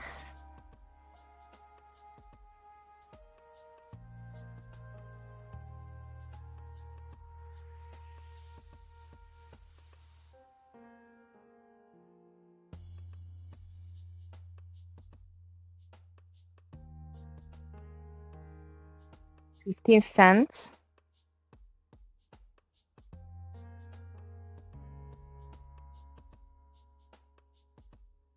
I mean 15 cents to go with the partial. Okay, now let's see if this last try to make a new high on the market can trigger a small pullback finally. It will be so great. Just don't forget, you know, it's just Friday. Last trading day. So of the week, there will be a small sell-off towards the end of the day.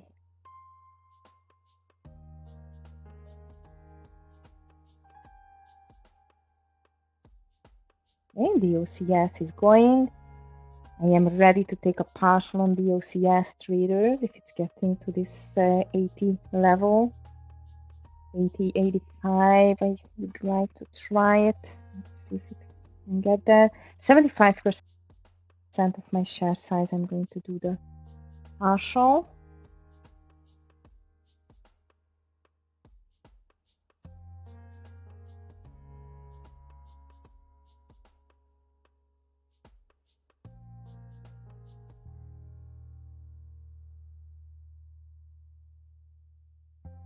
Unity, amazing. Such a huge comeback. Unbelievable.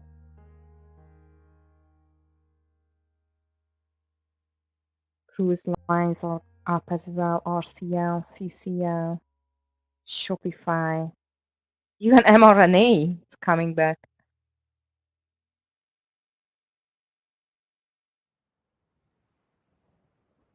Are you, Kevin? Good luck with that.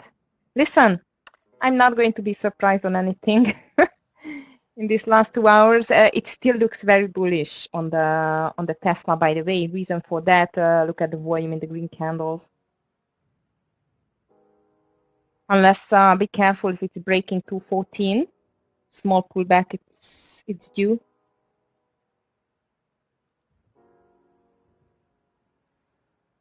What's your entry price on the Tesla?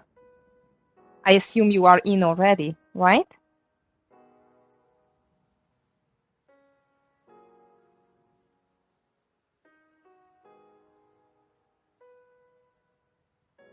Okay, traders, here comes the OCS. As I've told you, it's a 20-cent stop loss, so that means there is the partialing point. Just reached 80. See a bunch of sellers.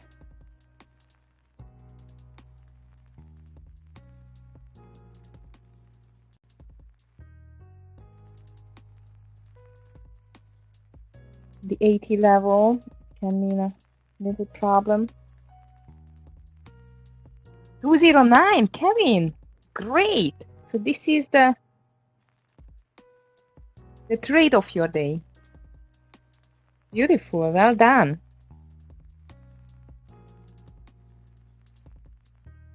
Market is still trying to get higher, as I see.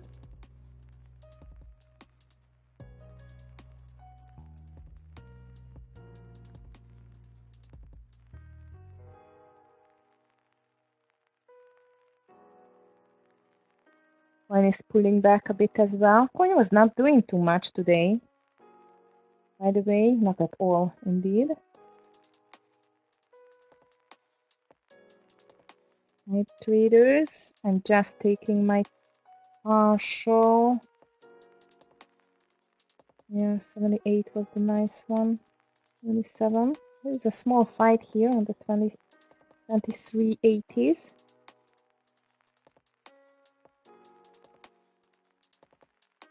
Not enough buyers so far to break the 80.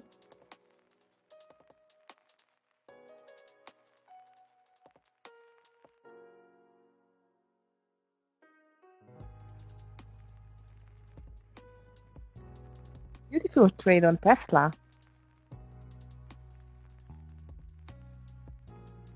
You too, Steve. Have a great afternoon and a beautiful weekend. Stay safe and see you on Monday. Thank you to be here with us today in the guidance in the in the trade room. Mara is breaking as well. Just checked it. All right, traders. You know what? I feel like this 80 seems like a bigger resistance for the DOCS. I don't want to lose this as a possible false breakout. However, I don't think so it's false because the volume is really nice, but you know, it's Friday, anything can happen. So I'm rather taking the partial just under, slightly under this 80, and I put my stop loss under 60. Okay, 2360.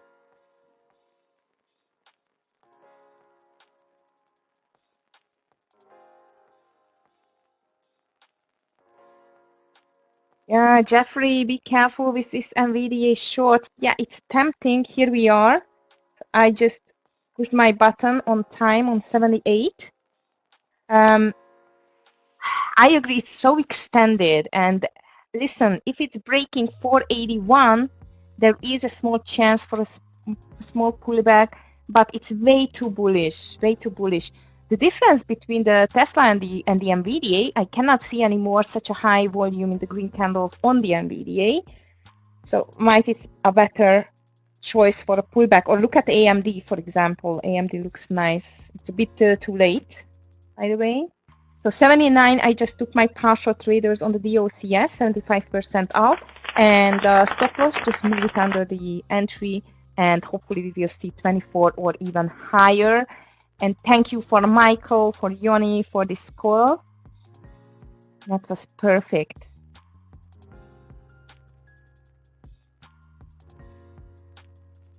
Let's see if we still can get a nice mover here. But for that, we need this market not just to go sideways on the highs. Come on, market.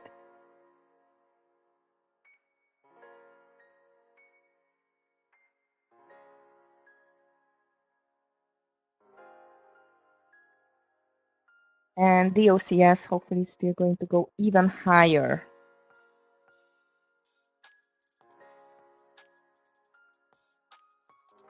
SPY is going to, we still have 1.5 hours to go, a bit more, but seems like it's going to be a huge green week for the market. Green 2 weeks. I would say this week was not that much green because of this consolidation.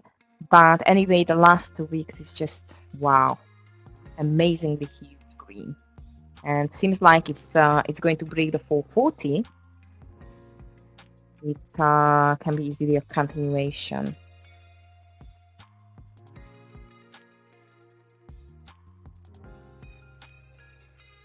Yes, Kevin, the OCS, you already took the partial, Kevin, on the DOCS, so don't enter, please. And actually, NVDA top reversal looks tempting, but I have to tell you, there won't be a top reversal. I'm not going to touch it for a reversal. AMD looks better, indeed. You want something like that?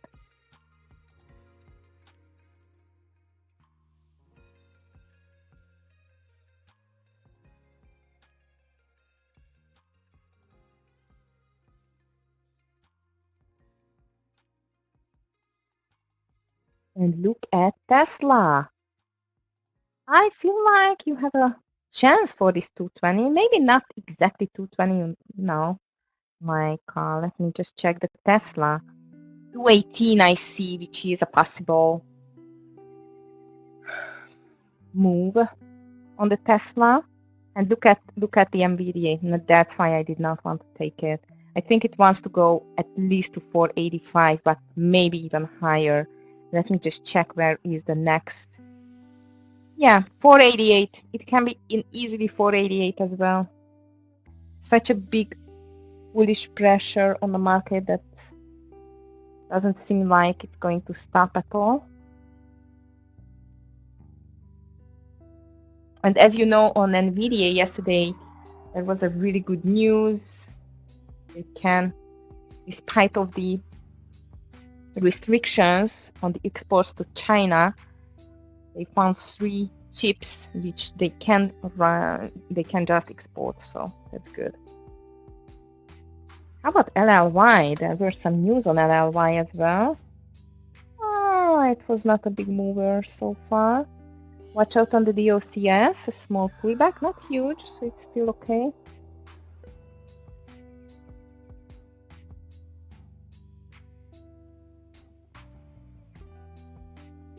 Amazon new high, even Microsoft ready to break 370 here, or go to 370. Amazing. How about Apple? Yeah, Apple is touching slowly the 186. I have a strong feeling, traders, this is going to be a very slow afternoon with steady green move to the upside, nothing else.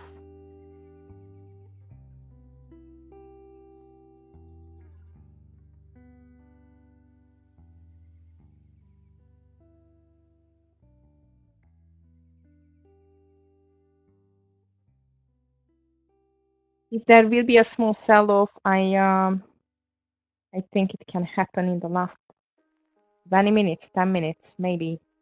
And here is the Tesla. Wow, just broke 215. Crazy. HCSIC, HSC, checking mark. Sorry, HSCI. Okay, no, HSIC. Sorry, never treated this stock. I assume. Henry Schein, INC. Okay.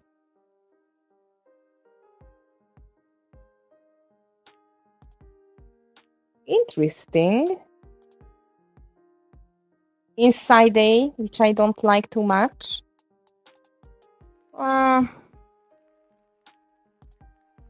I see what you mean, that it can be a reversal back to the VWAP, but the whole character of the stock somehow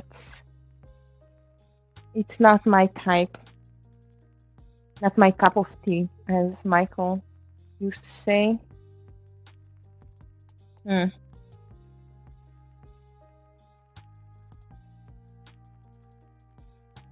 No, it's not for me. You know what? This little double bottom without these hectic big range candles, I would say it was okay. But here with these big range candles, I don't know. And the volume looks hectic here as well. No, sorry, it's not convinced me to take it. If you want to take it, just be careful, please. Now let's see Tesla. It's making another attempt for a breakout, but seems like it's failing on 215. I really feel we need a little pullback at least in this market in order to get even higher or for a new high, who knows. The plan here.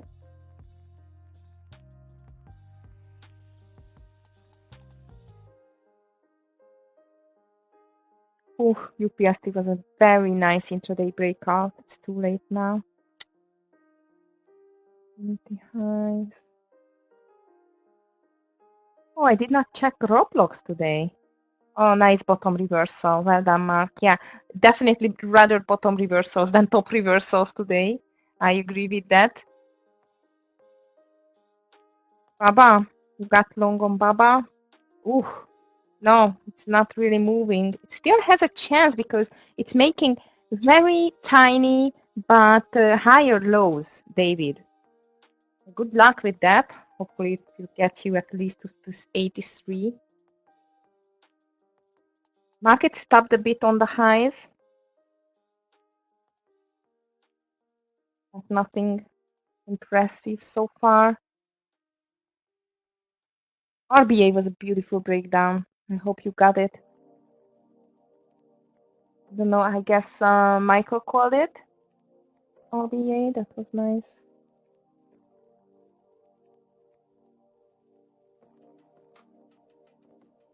How about Rivian? IVN. I'm surprised. Usually it's going with the Tesla, but today not too much. So I'm going to watch it here. Nice, Yoni, you took it. Great. Yeah, it's not bad at all in this market where nothing is moving too much. It was a great pick.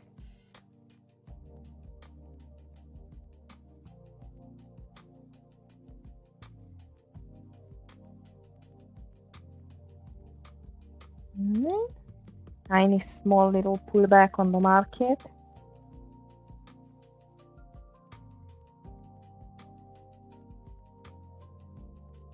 SPY has not reached 440. I thought it did, but no. 439.92 is the high on the S&P 500. ETF.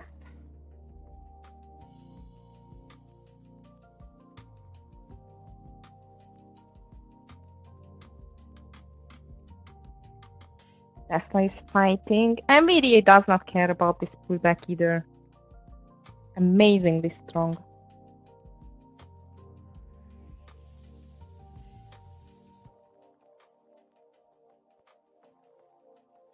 I don't think so. Tesla will be impacted, even if the market is pulling back a bit there.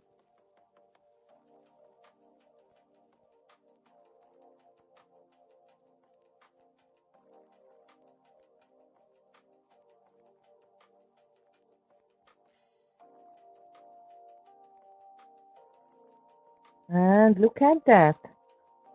Another green candle, maybe. On the move.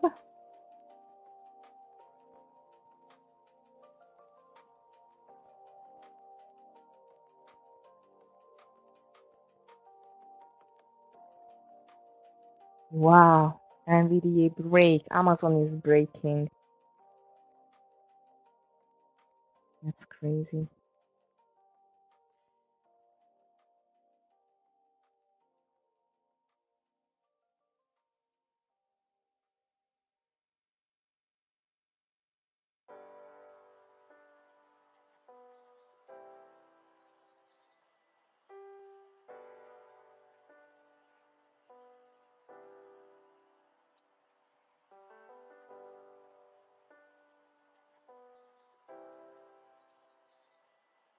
Let's see if Tesla will follow NVDA with a big breakout.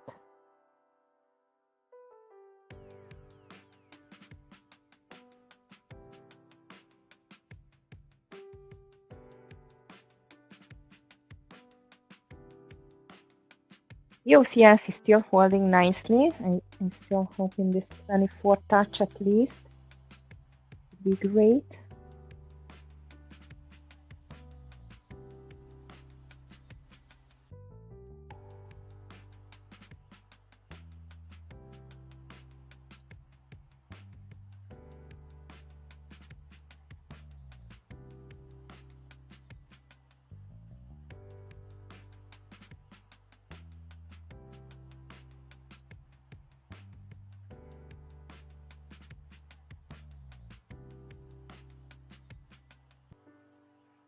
Tesla second doji.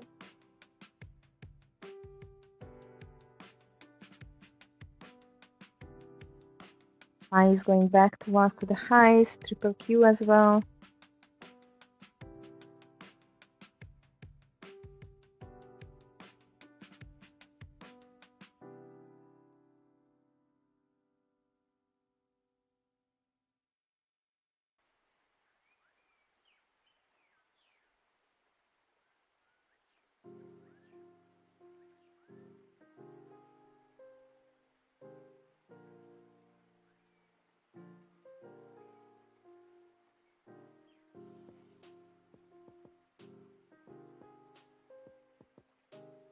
Wow, traders, this market is slow.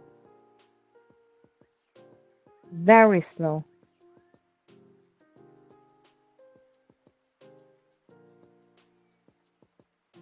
But at least we had a winner already.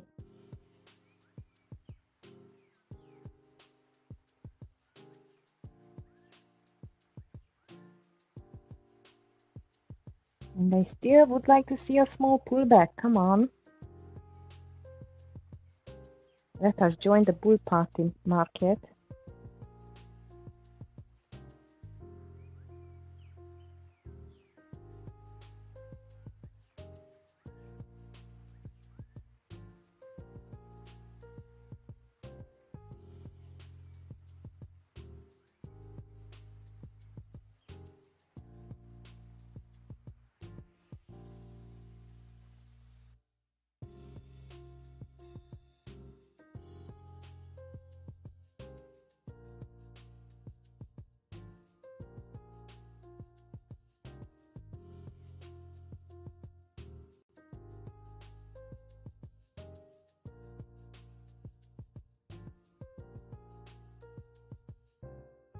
Mark, beautiful Roblox trade. Sorry, I was not watching it today. Oh, bigger pullback on the Apple. Maybe this is the one which we are waiting for, traders.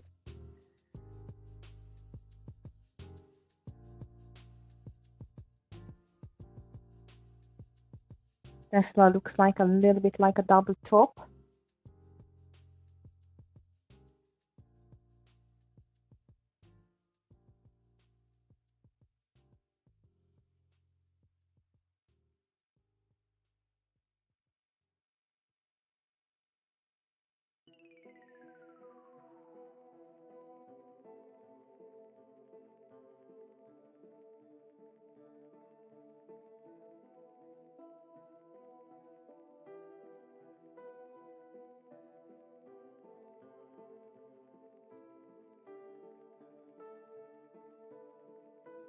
Come on, the OCS. The OCS still looks nice. It's just building another bull flag. Actually, it's not doing too much.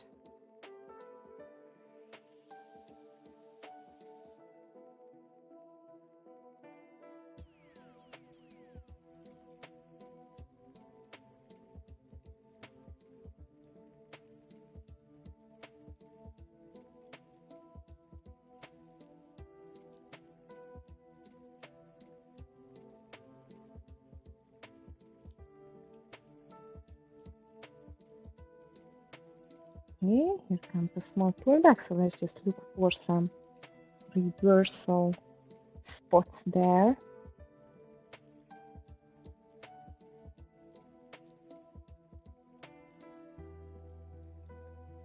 Everything is declining a little bit. Even NVDA, surprisingly, I thought it's not going to stop under 485.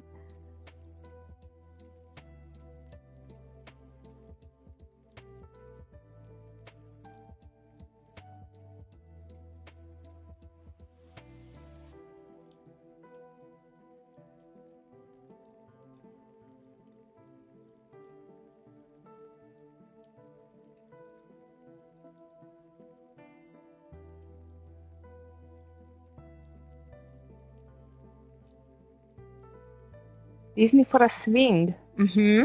Yeah, Scott, I was wondering why Disney is so weak today.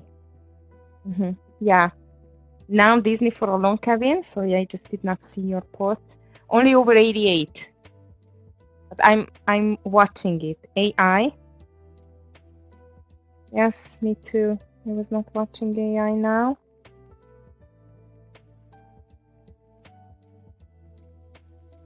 I'm going to put Disney here. Rivian doesn't want to do anything, but Disney, yeah, maybe over this 88 level, a bit earlier, 80, 87, 92, and be along. And this is, I think, a kind of a decision-making time for the market to get from this consolidation lower or higher. I hope it's not going to stay here.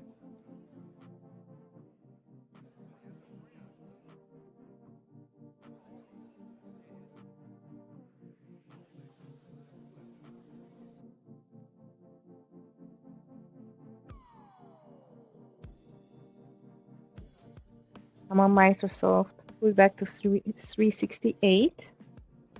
Please, this seems like a great reversal point. Wow. And NVIDIA does not care, as I've told you. Amazing.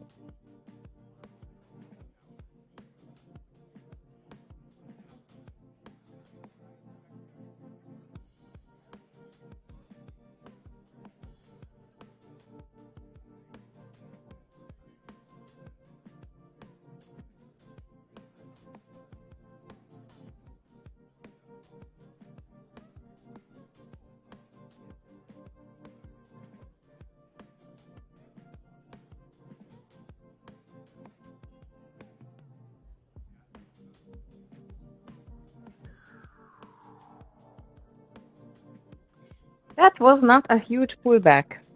Again. Not enough to join.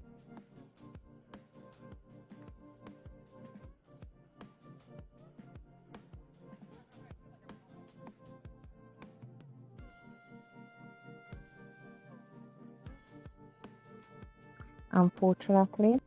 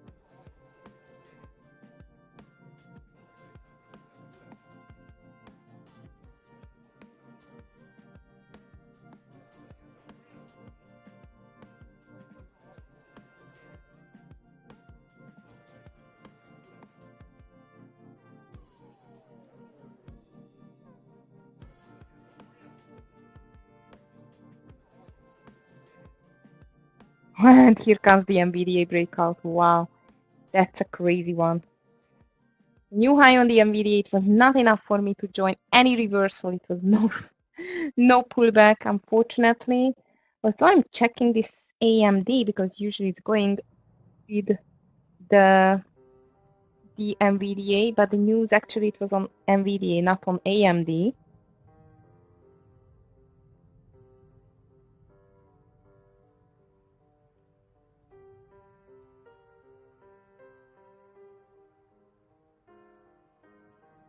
I still consolidating, no clear move.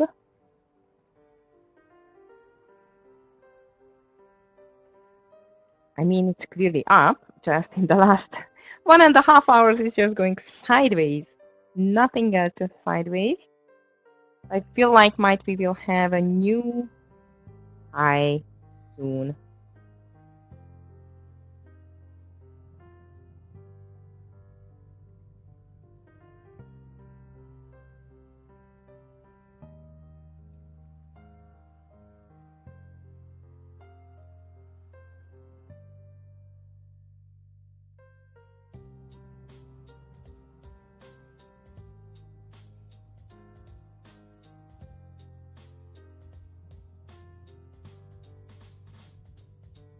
Really, it's a beast. Wow. And look at the volume again, how high it is.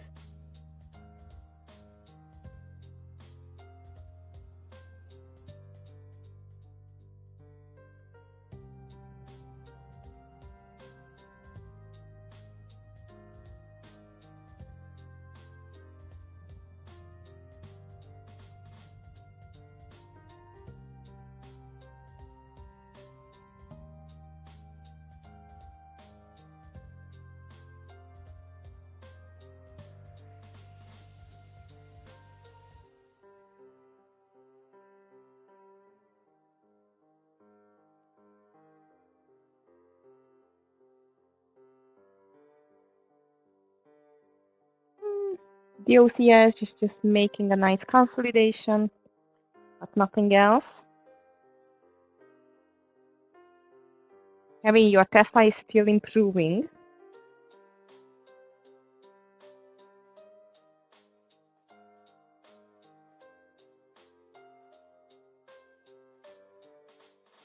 NVIDIA just reached 3% to the upside.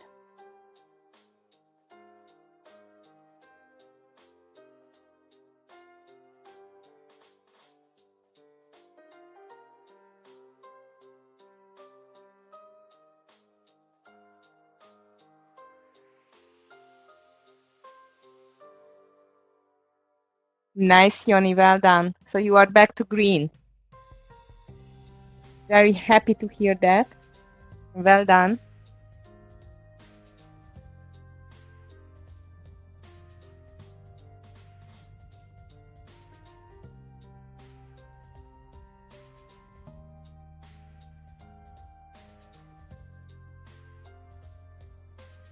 Flat, okay. I'm still holding the OCS, and unfortunately I could not see anything else which I really like. Market could not give a nice pullback enough to join the party here.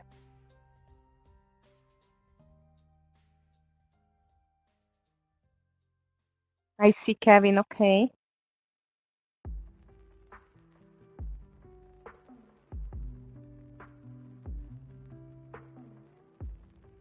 Microsoft amazing, yeah, just trying to reach, I think, 370 soon.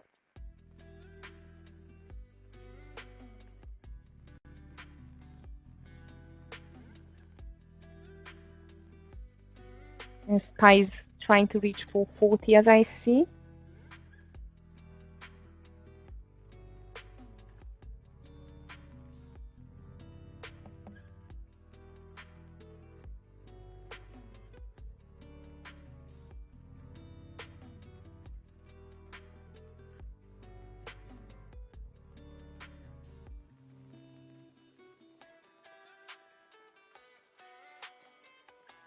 NVIDIA sure wants to touch this 485, I think, first, and then let's see if it can even go higher. Doesn't seem like there is a stop for that stock.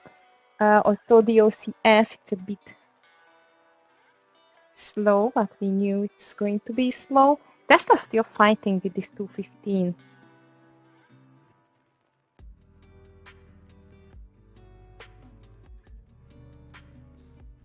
Nice.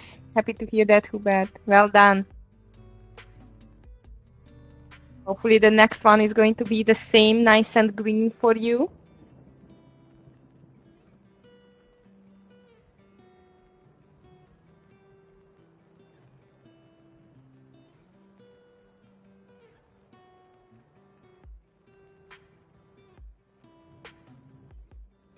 The traders market still seems very strong. Stable, slow move to the upside with higher highs, higher lows all the time, even with this very low range move. Plus, don't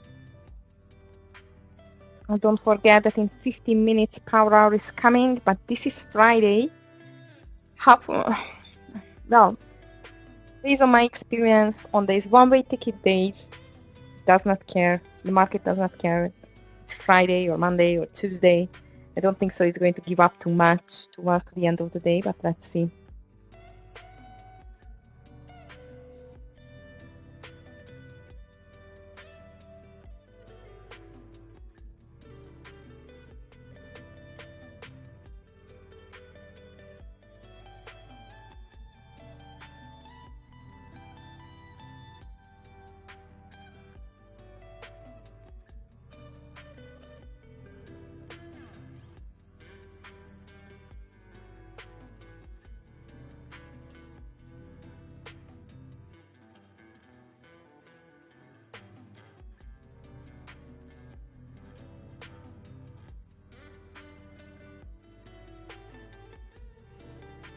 Amazon on the highs, Microsoft on the highs, Tesla. How about Meta? It's not on my watching MU.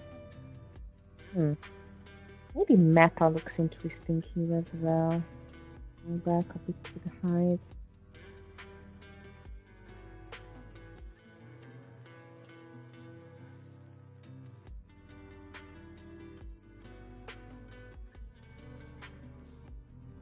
Great. Sounds good, Hubert.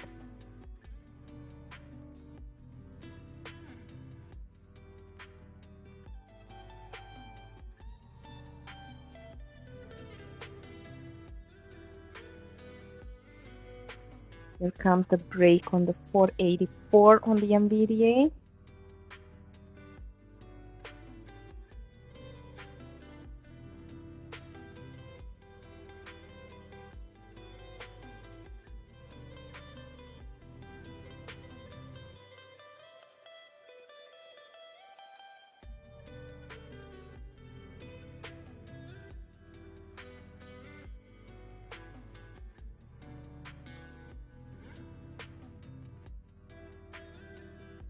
Exactly, the most important thing that the red days should be small.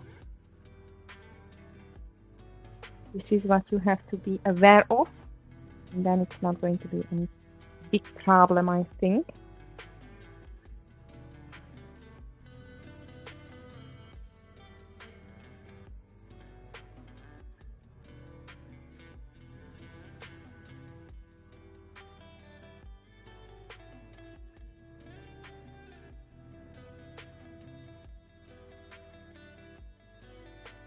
Exactly. I totally agree.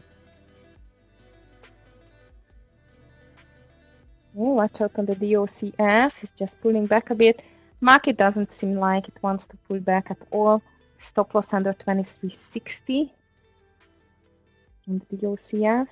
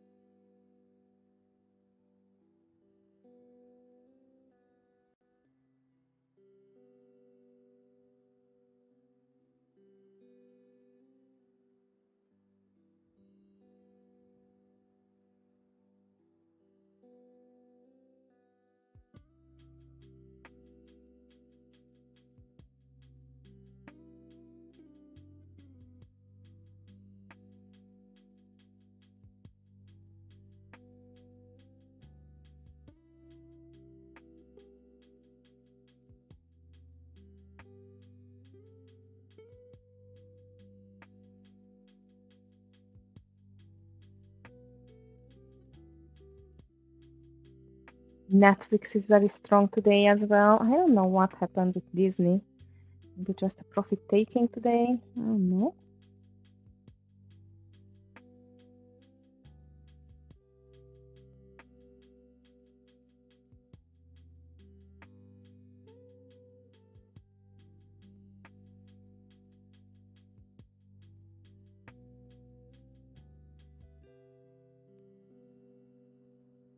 I very much want to touch this 440 as I see. You too, take care. See you on Monday. Have a beautiful weekend. You deserve it for sure.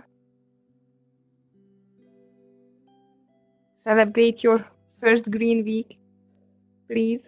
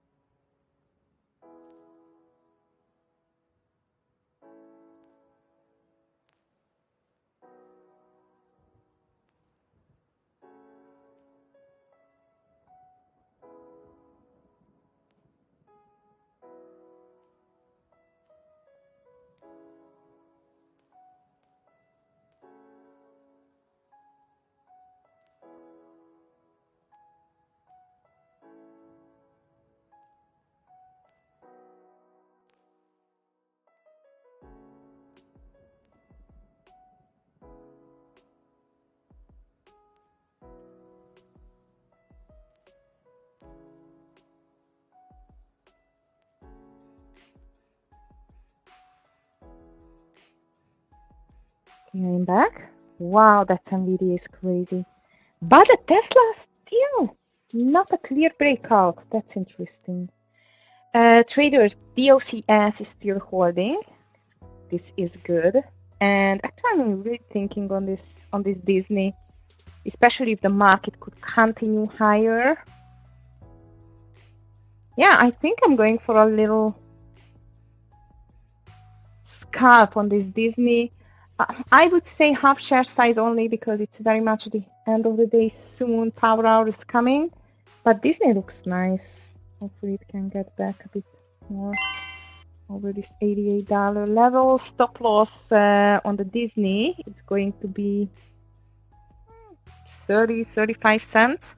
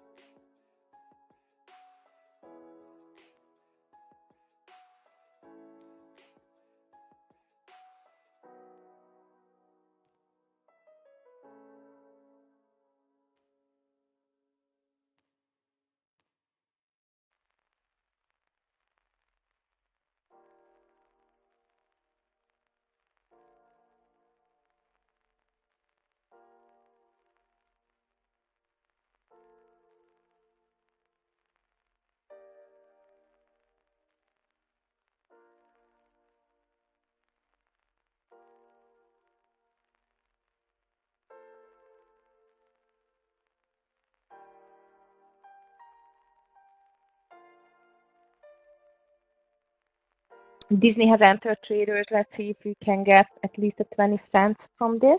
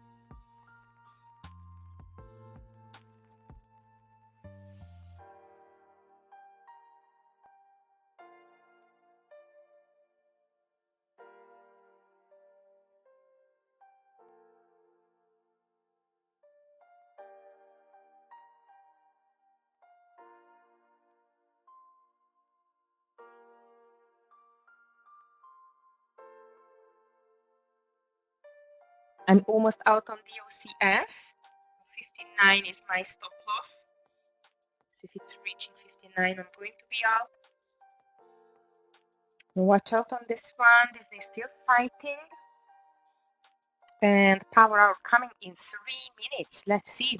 There will be hope. There will be just a little.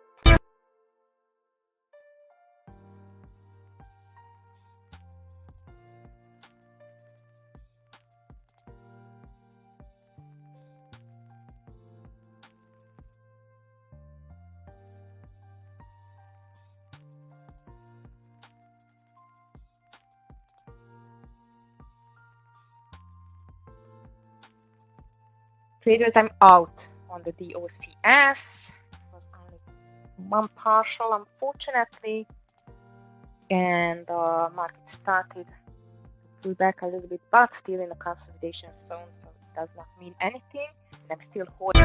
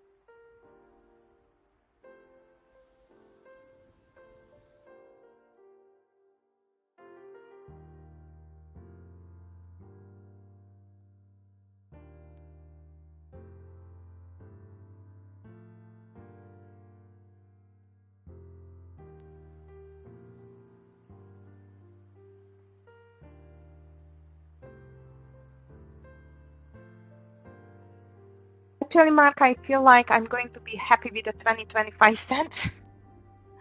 Just for a scalp. We need to break this 88.07 for sure.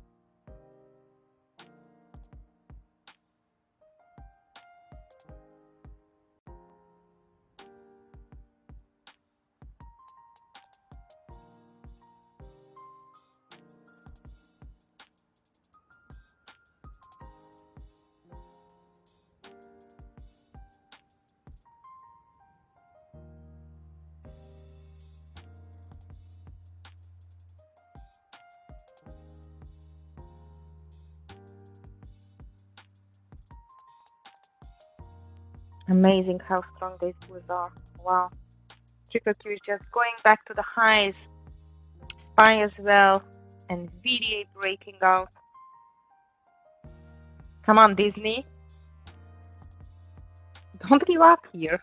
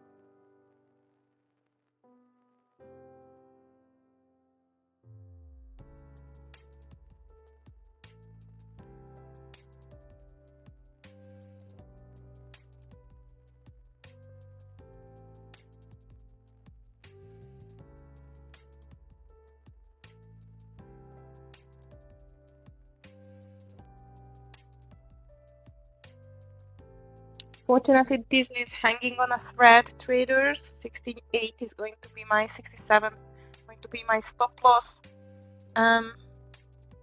Market overall, still very strong. No power hour. It's postponed, I guess.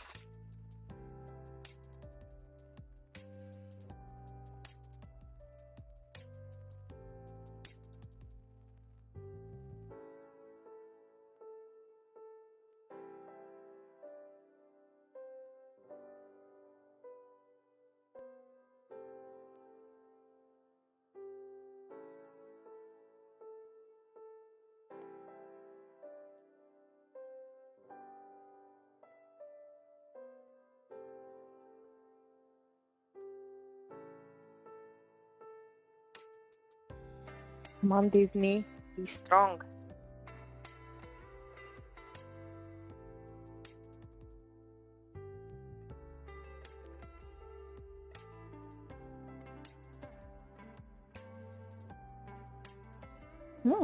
Tesla a little sell-off, not that big though. Disney still holding.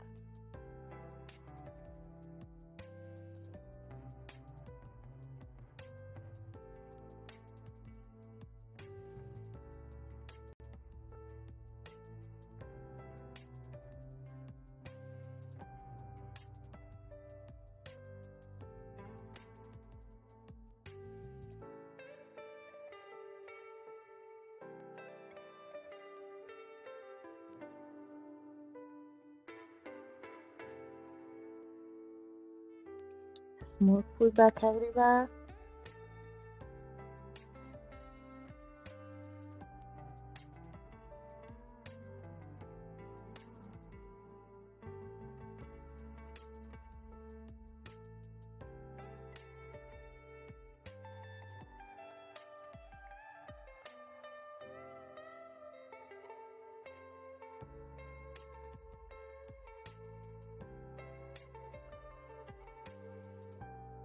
Tesla it seems like a little bigger pullback.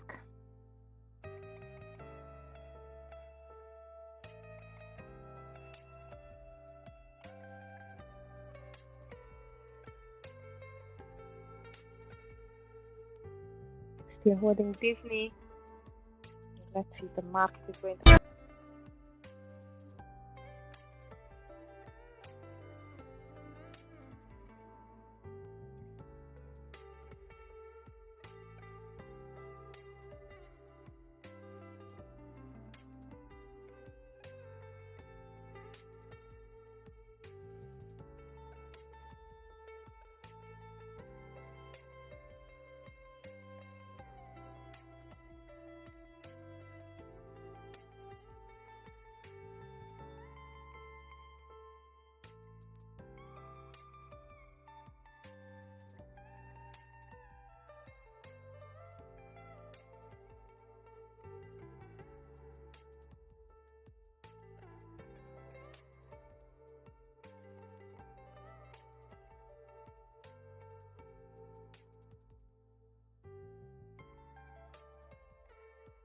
It's already over 38.50 mark.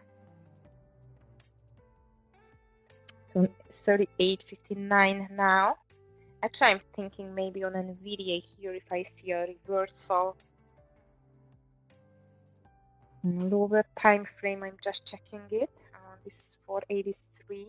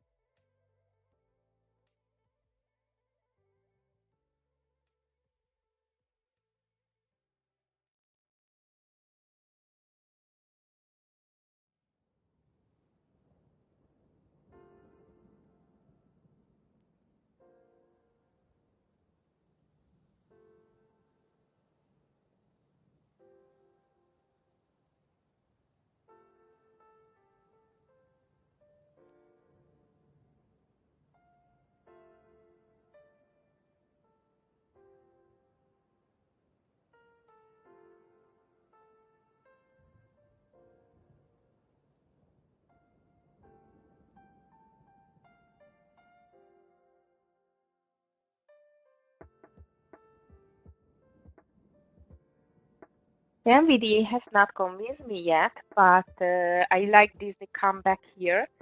Really hope for another break over 88. Market is just lingering around the highs. I feel like a new high can just happen soon. Apple is going to the highs as well, so everything still looks extremely strong traders. Nothing new here. Yes, Mark, I agree. That's why I thought that especially this last day, it's amazingly strong. I was not expecting that. I still keep my opinion. But if we just take, and look at the last 2 weeks, it's just wow.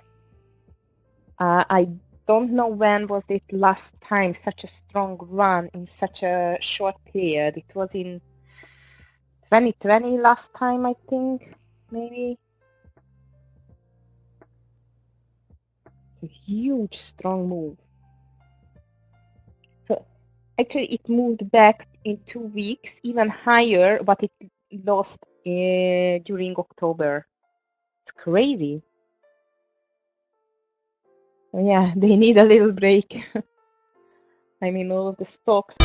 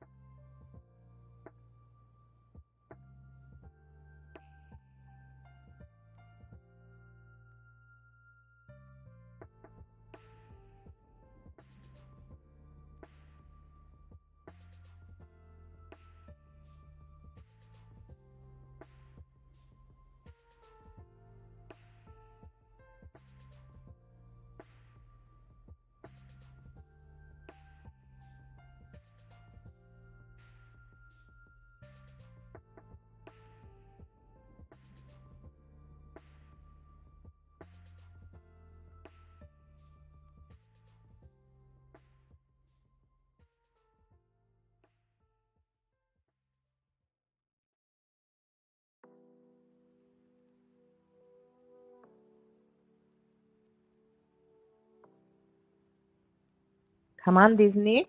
Disney looks better and better. Let's go for an extra 20 cents. Hopefully we can take our partial soon. Nvidia is still struggling around this 483. I don't think so. I'm going to take a trade here anymore. I feel like it's just forcing you now because I missed the party on the Nvidia. Hey, come on, Disney. Go, go, go. Need a little bit more buy.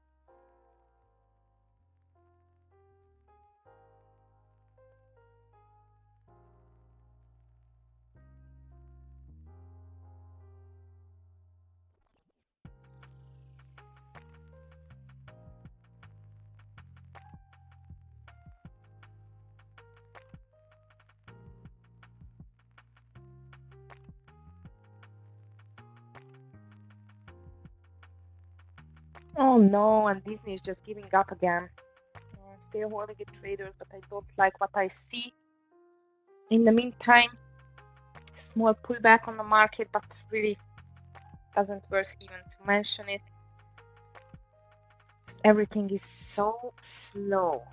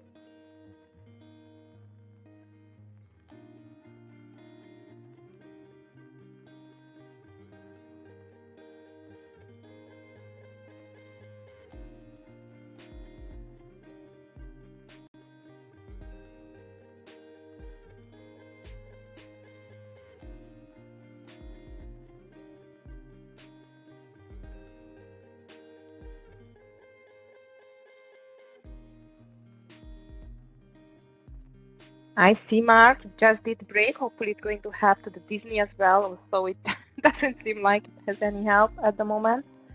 But I think on this 440 there are a bunch of, automated orders, and this is just like the last 40 minutes. And let's see if it can stay above 440. I mean the SPY. Bulls are strong. And look at even the Apple. On the Apple I thought it just gave up, and it's just back on a new high. Amazing. So I'm still holding the Disney. I hope for a little push. Dear Mice. Oh really? Thank you for the news.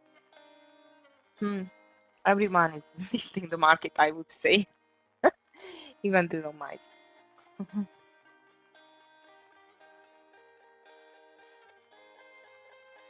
But I'm surprised because, yesterday Powell was not that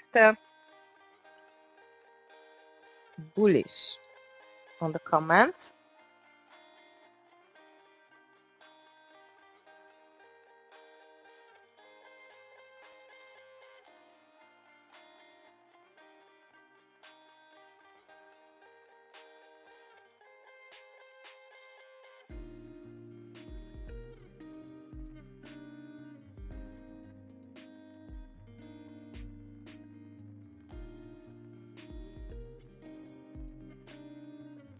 Hey traders, so far I feel like the SPY is going to stay over this 440 level, seems like at least.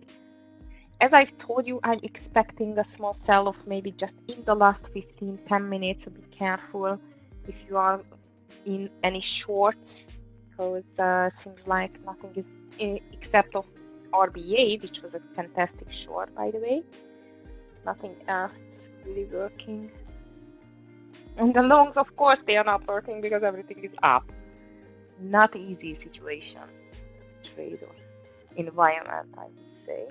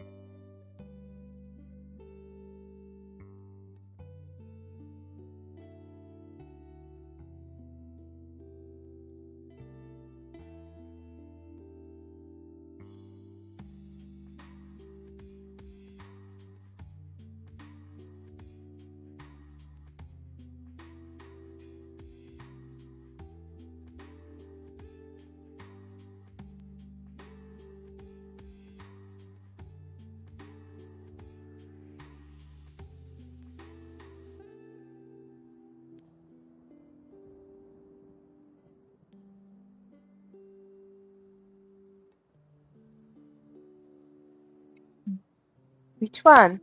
The RCT? Check. And look at the SPY, it's still holding above 440. Told you. Wow, yeah. Huge move. What kind of stock is that? Kind of digital holdings? No idea. You know what, Yoni? I would like to see the same on the Disney. Boom, 88.50. Unfortunately, I don't think so. I will. Yes, it's a low price stock. I see. Volume though, it's very high. I guess it had some news today. Acting like that, by the way. Come on, market. Last half an hour soon.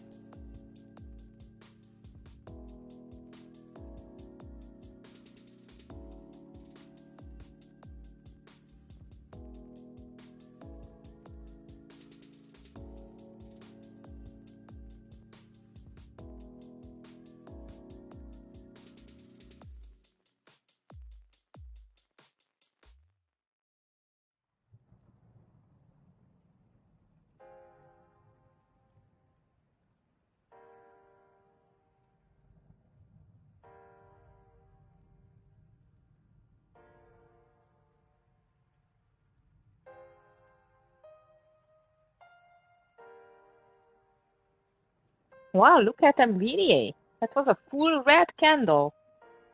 Unbelievable. Disney is still holding, traders. Disney is still holding. Microsoft strong. The market overall very strong. Apple amazing. Over 186. Does not stop. Triple Q new high. SPY new high. I told you it's going to keep over 440.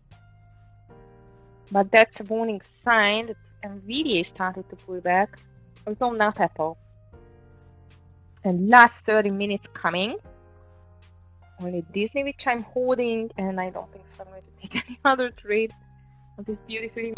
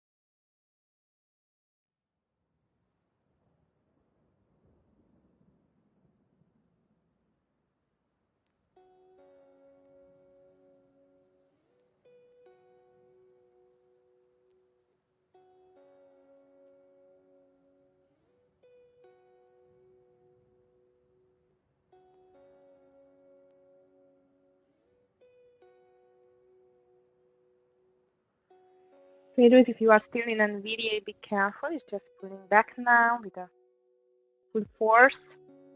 SPY does not either the triple Q. And Disney, unfortunately, is not doing anything at all, but I still...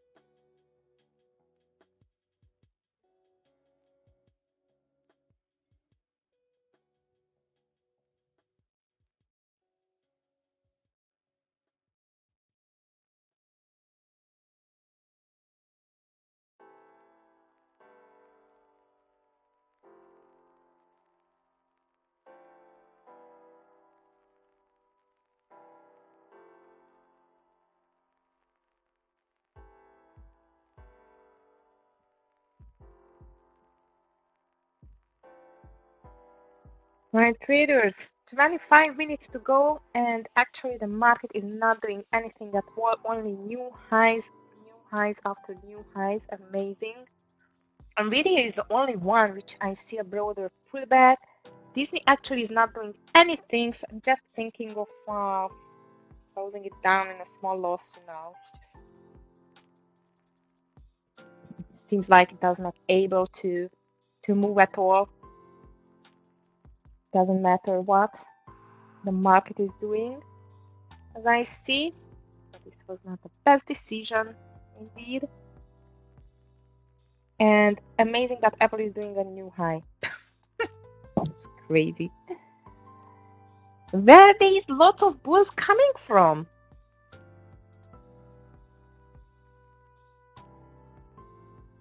For 82.30? Yeah, it's possible, Roger. I agree. You too, Rudy. Thank you for being here with us today, especially that you are here in this slow afternoon. Also, I hope you ended up in green for today and for the week as well. Have a beautiful weekend, and we are going to see you next week.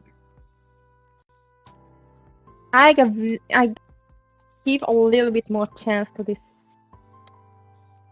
Disney trade, guys, but I think in the last 10 minutes, definitely going to close it before the last 10 minutes. Was coming from the short covering week, yeah. Maybe. It's just really a long time now, what they are doing, like 2 weeks, and market is just going up. So it seems like it was a lot of shorts, right?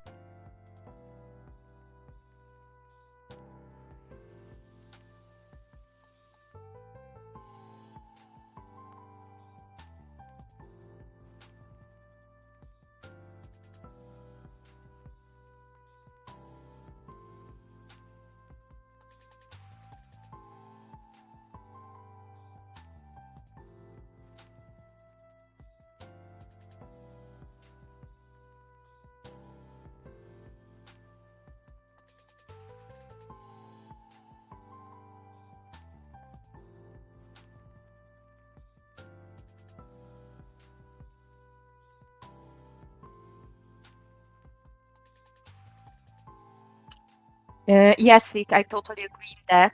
Yesterday, because of this little hawkish, not too much, statement from Powell, or words from Powell, yes, you are right, Mike. It's definitely in the cards. Lots of traders just started to short, especially towards the end of the day. And now, as the bull run just started again, everyone is capitulating from the shorts. This can be an explanation, very much right.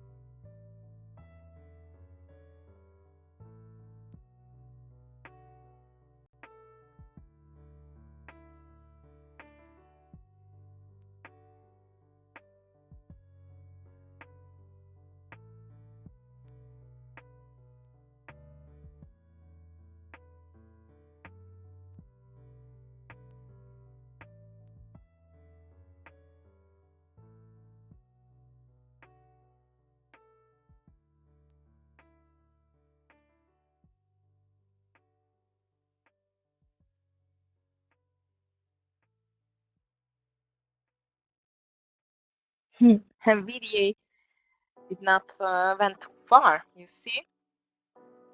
Just coming back towards to the highs again. What is totally surprising for me is this Apple. Look at that. Actually, it had 1, 2, 3, 4, 5, 6, 7, 8, 9, 10, 11 days only with one tiny little red day.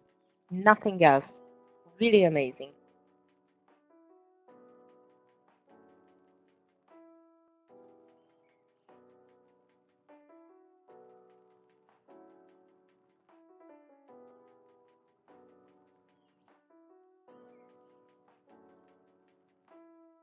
I think NVIDIA at this time, it really wants to reach this $500. This sentiment, this momentum, I can imagine.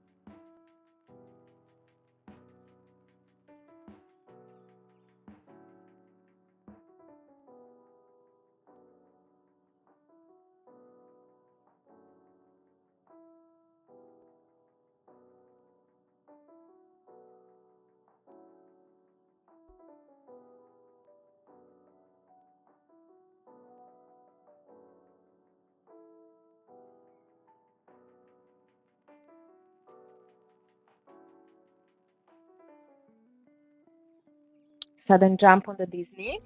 I am in green. So this is the push which I was waiting for. Maybe some short covering here as well, Vic, on the Disney. Market still keeps going higher. I think I don't have to mention it. Triple Q new high, Apple new high. Not a SPY though. Yet. No, it's on the new high as well. Wow. Okay. Push Disney, please. 15 minutes left. NVIDIA is going to the highs again. Wow.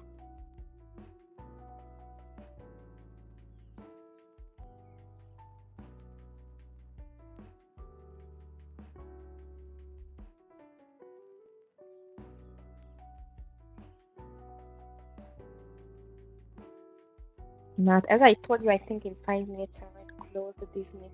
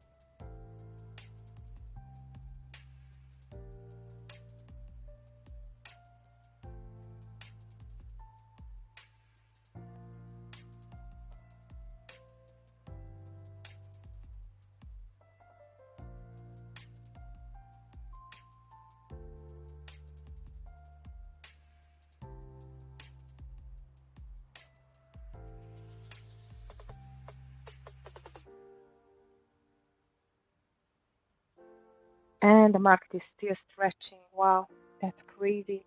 Okay, but this is good for the NVIDIA, or the NVIDIA, no, for the Disney, as I see. 10 cents, yeah.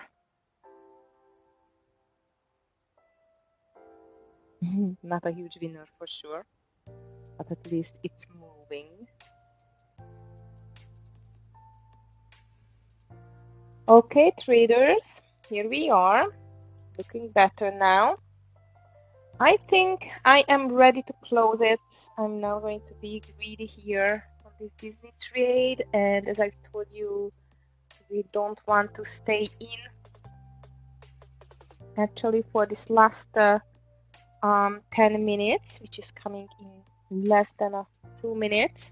So I had like 15 cents, not bad. At least it's a winner, small winner. I'm just closing it, and well, let's see if it still can push it higher. Thank you, David. You too. Have a great weekend for you. Stay safe, and we are going to see you on Monday. Okay, traders, here comes the last 10 minutes. Officially closed on Disney. almost 20 cents, not bad. I feel like might it's going to push even higher, but I really don't like these last 10 minutes. Market is just going higher and higher. It's amazing. So at the end, I had like 2 winners for the afternoon. No huge winners, and unfortunately the OCS, it was just a scalp at the end. But at least in this environment we could get something. And don't forget, even RBA short from Michael, he just called it, and actually this was working beautiful. You are still holding Baba? Wow, nice patient as well, David.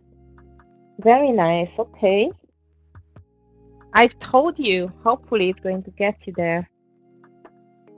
Last 10 minutes, it's happening now, traders. I am flat.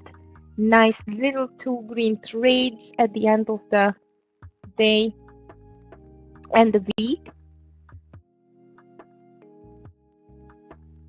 Unfortunately, I just missed the big bull party at the end of in the beginning of the day.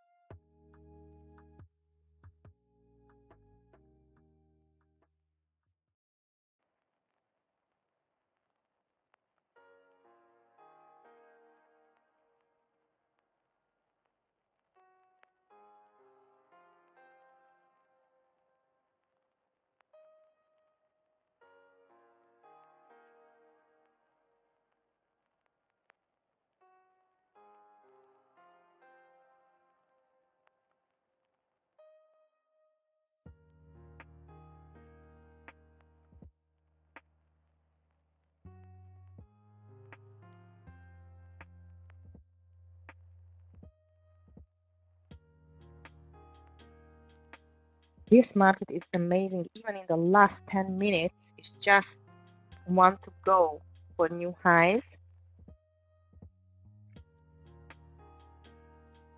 No pullback at all. Only Nvidia is pulling back a bit. Tesla, unfortunately, sorry, Kevin, could not get you to 220, but it's still a huge winner for you. You are still holding from 209. Microsoft new high. Google just turning back from new high. Meta, Amazon, extremely strong tech sector growth again today. Did you, Roger? Okay. Good luck with that. Did you take it or just watching it? It's for 82.30. Did not touch it yet. I mean the NVIDIA. Seems like on the Disney I made a good decision. Take it off a bit sooner.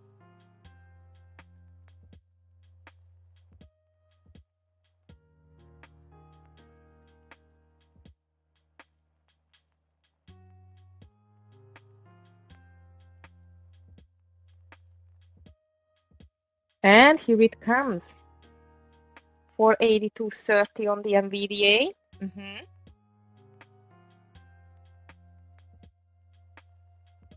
Yeah, Jeffrey, I agree with you. It's just ripping like crazy. But in the meantime, NVDA is moving rather lower.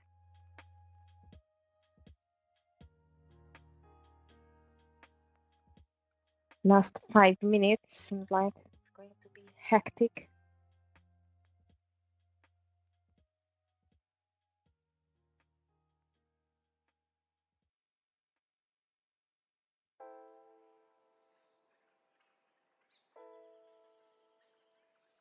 SPY almost reached 441.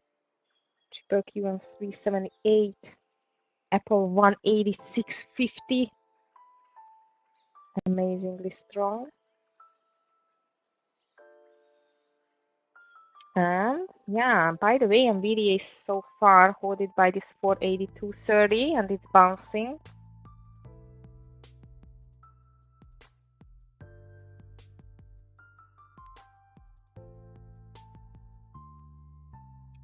Right, traders, I am flat for today. 2 small winners for the afternoon. Not bad. This environment, but not the best. I hope you had a green day, a green week actually. Please don't forget that on Monday we are going to start at 8:30 a.m. EST market time with the guidance room. If you have any questions left, you want to look at your trades, take a look at your trades, anything like that, please just join to the guidance room. It's free for everyone, YouTube traders, you too as well. Amazingly strong week for the market again. Not that strong as last week, but it's just ended in a huge green day. Let's see the continuation is going to be the same next week or not. I wish everyone a beautiful, safe weekend. Take care. Good night, Michael. You too. Clifton, thank you for your help as always. Yoni, you too. Thanks a lot. And see you on Monday. Bye.